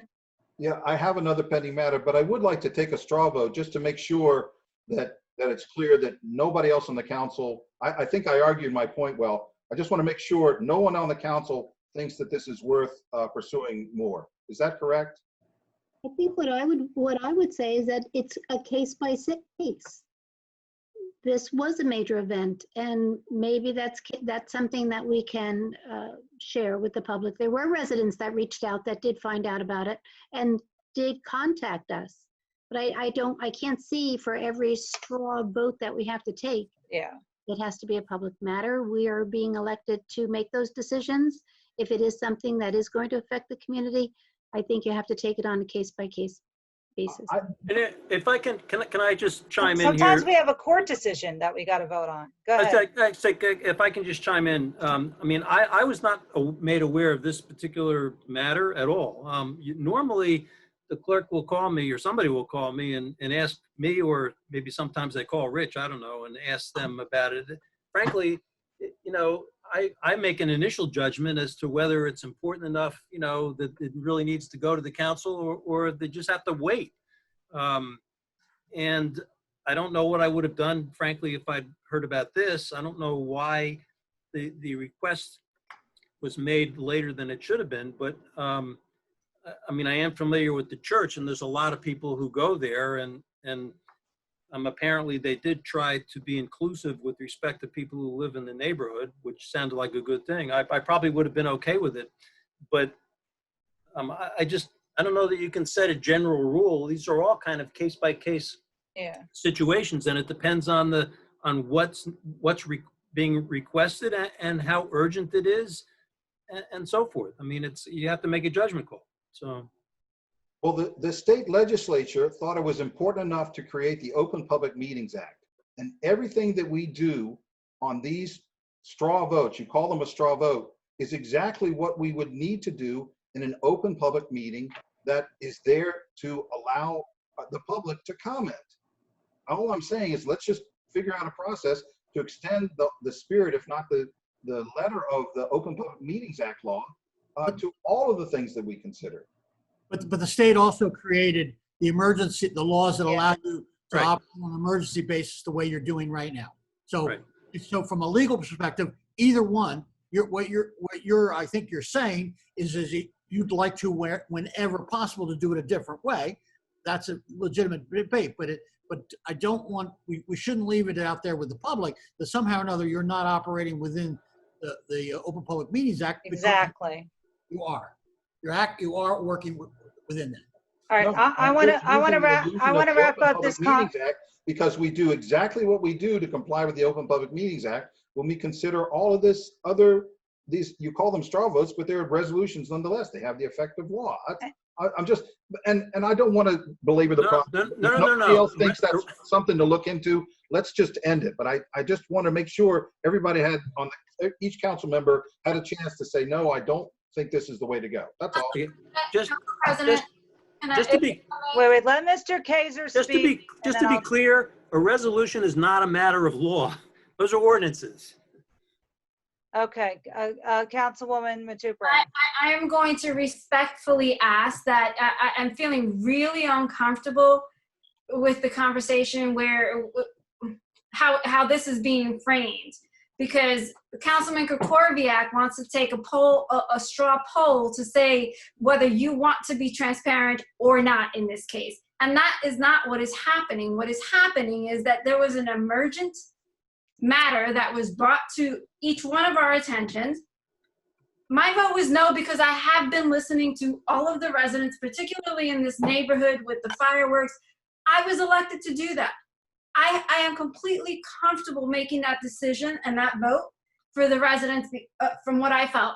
Now, to say that there should be a process, and there may not be time for a process. That's why there is a process for an emergent vote. But I do not want to be subjected to being placed in a category that Councilman Kukorviak has kind of outlined. You either want to support transparency or you don't. I do. But there are cases where that is just not possible. I am trying to sit here quietly and think about how that would be possible. If it's an emergent basis, what if it happens on a Saturday or over a holiday or extended break? How, if Madam Clerk is not in the office, can all of this start happening? Like publishing on social media, putting it in the newspaper. I think that this is a matter of case-by-case basis. And I don't think that we should take a straw poll, Council President.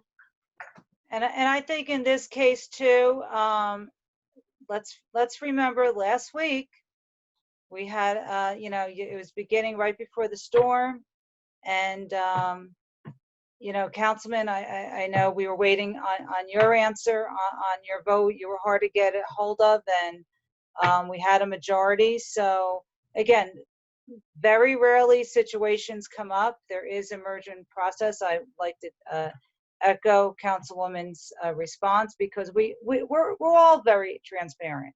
So this is a rare situation, but I think to help this type of situation, Madam Clerk, is with the permits, let them know when it comes to permit, because with the permit, there should be ample time, and it shouldn't become an emergent situation. In this case, you know, something, you know, they weren't notified, you know, they need to know that it has to go for council approval.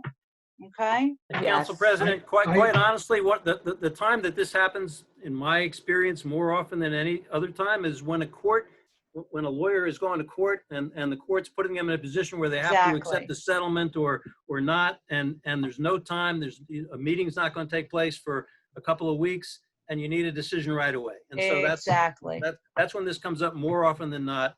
And there's no choice, and there's no way to put that out to the public. So. And and in the case of this permit, the police, the fire department had approved it, and the police department. So it wasn't just a council decision. Our professionals were on hand to make the call whether this event should occur or not. So with that, I'd like to wrap up that discussion. Anything else, Councilman Kukoviac? Did you have one more matter? Or you're... Yes, and I appreciate everybody weighing in on this, and I'm sorry if what I said thought I was trying to put someone in the box. That's okay. I was just trying to extend the transparency, but everybody's weighed in. That's all I wanted. That's fine, and I appreciate everybody's input. The other thing is I found out recently that the town does not have a written policy or process or procedure in determining what if any traffic mediation techniques are employed in a neighborhood to basically slow traffic down. And I thought it would be a good idea, given that I understand at least some other municipalities actually have it as an ordinance, the process, that we should consider putting together a written process or policy or ordinance dictating these issues. Again, looking for consistency, clarity, transparency about a very important issue that could occur in a particular neighborhood or a particular street. Why? Because some people don't want speed bumps?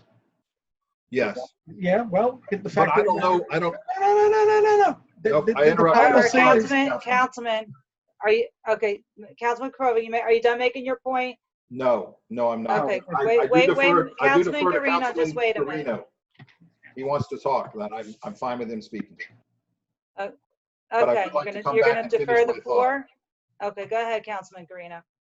The fact of the matter is, and this is coming from, is that certain people, one or two, don't want speed bumps, but they don't want to work in cooperation with their neighbors and the residents within that community. The policy is in there that Mr. Lepore sends out a survey and is voting, and every resident within that area gets an opportunity to vote, and majority rules on that. That is the policy. But the thing about it is that it's a speed control, is something to prevent children from getting run over by cars that fly down the road.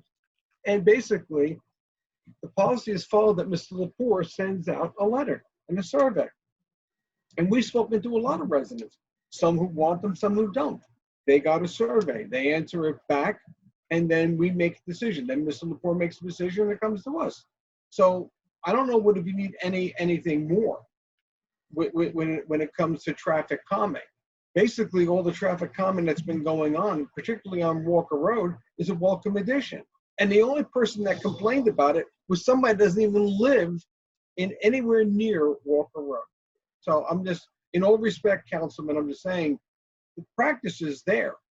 So just because one or two people are complaining because it's an inconvenience or a noise, they have an opportunity to voice their opinion and they have an opportunity to vote on it. But the majority of the residents want it because they feel it will make their neighborhood safer for both themselves and their children and make it a quality of life issue. It's there. So thank you for ceding the floor, Councilman. I appreciate that. Go ahead, Councilman Kukoviac. Okay, this is a situation where Councilman Guarino should have let me finish talking, because I'm not talking about Walker Road. I'm not talking about any particular situation. I'm talking about the entire process that comes up, I don't know, 1, 2, 3 times a year, where a neighborhood, somebody in the neighborhood wants to consider some sort of traffic mediation issue. And we follow different processes each time. And I won't say each time, but I'm aware of different processes that we follow. I asked Mr. Lepore if we have a written policy about how to go about doing this, because there seems to be several steps involved in this process. And he said, no, we do not have a written policy. And I think it would be helpful to residents who are considering to do this to be given a policy and a process and say, here's how you go about doing it. Let's have a meeting, a neighborhood meeting where everybody who's potentially affected is invited. We can, and the meeting just talks about the traffic mediation and the traffic problem. And then what's the next step? Maybe there's a traffic count. And the next step is to send out, as Councilman Guarino was saying, a survey form. So I think we're saying the same things. And the thing is, 1 or 2 people complaining doesn't cut it. In these processes, according to Mr. Lepore, he wants to have a majority. Now, he used the number 75% of the affected neighbors have to vote in favor of it. But I think it would be very helpful to people if they knew what the process was at the beginning, that everybody would be followed. I mean, everybody, all the different parts of the process would be followed, and they could have confidence that their concerns were at least considered, if not addressed in the final issue. Council President? Yeah, go ahead, Councilwoman. Thank you. Councilman Krakowiak, you said that other municipalities already have this ordinance. Is that something you can share with us so that we can read it? I tend to agree with what you're saying, that we know what the policy is, but residents don't know what the policy is. And we know what Lenny does in each neighborhood. We all knew you were going to say 75% has to come back. We know that, but residents may not. So I could see if you have an ordinance that you can share with us, I think that's something we can consider. Yeah. Council President, to Councilwoman McCartney's saying is, I can reach out to my board members on pedestrian safety. They're traffic engineers who do road calming for every municipality in the state. So whatever information they have, they can share with us. Right. So if it's okay with the council, if I can, work with my board, I can reach out to them during the week and have the traffic engineers, and Mr. Lepore is on the board, have them bring back something that they have from other municipalities and something that we can put together that's basically customized to West Orange residents and to meet their needs, if that's okay with the council. So go ahead, Councilwoman Matu Brown, go ahead. Oh, I didn't speak, Council. Oh, I'm sorry, I thought that was you. No, that's not Councilman Matu Brown, that's Councilwoman Matu. Councilwoman, again, I'm getting tired, folks. Either way, she did not speak. Okay, thanks. All right, so here's my recommendation. So if Councilman Krakowiak, you have something, if Councilman Guarino, you have something from your board, send it to legal and let legal craft something. Here's the thing. I thought Mr. Lepore had some policy in place. I definitely agree. There should be something codified with this. And as much as we keep saying we have a policy, it doesn't always get followed, I feel. So I think, just move forward to be consistent. I also, because I would like to also get the, fire chief to weigh in on these speed tables as well. Our fire trucks, this slows them down too. So, I think there needs to be a well-crafted ordinance. So if we could work that way, Mr. Kaiser, if you're following, are you there? Are you following along? Not sure if he's still there. Here. I can't see everybody, so I don't know who. I'm sorry, who are you looking for? Mr. Kaiser, is he still there?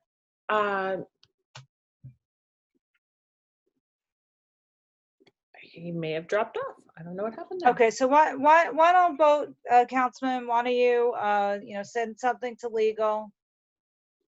And we could all look at it and work on this process. Yep, and I think Councilman Guarino had a great idea. So yeah, let's pull this all together and discuss it the next meeting. Sure. Okay. Okay, great. Thank All right, you. great. All right, good. So we're good with pending matters? Yes, One more. thank you. One more. I just wanted to say on the resolution that we just introduced on first reading, 2614-20. This was for the inclusionary housing district. Councilman Krakowiak and I sat through the mediation on this track for if anyone does have any questions. Amending this chapter 25 for inclusionary housing. We were part of the Fair Share of Affordable Housing mediation team. I would be happy to answer any of your questions. So Councilwoman, with that, prepare for next meeting. I was going to ask you this tomorrow, but I might as well ask you this now. So do you want to prepare something for the public? You think it's, Well, this ordinance is really spells everything out. I just meant if anyone had any questions. Okay. All right. Are you prepare a statement or? Sure. Okay. All right. With that, Madam Clerk, we need to move to ABC hearing. Yes, I need a motion to enter into the ABC hearing. So moved. So move. Okay. Okay, so our next, before we go to adjournment, our next meeting will be Tuesday, September 8th, 6:30 p.m. Still be virtual. And everyone stay safe. Enjoy the remainder of the summer. So if I have a motion from my colleagues. I make a motion. Is there a second? All in favor? Aye. Aye. Good night, West Orange. Stay safe. I don't. Okay, thank you. And this just to announce that when I do end the meeting, that'll end for everyone on camera and off camera. And Mr. Kaiser's on the phone. He just want to let you know he did have some computer issues. And if you need to be in touch with him, that you can do that outside of the meeting. Great. Okay. Thank you. Thank you. Have a good night. Thank you, Lauren. Great job.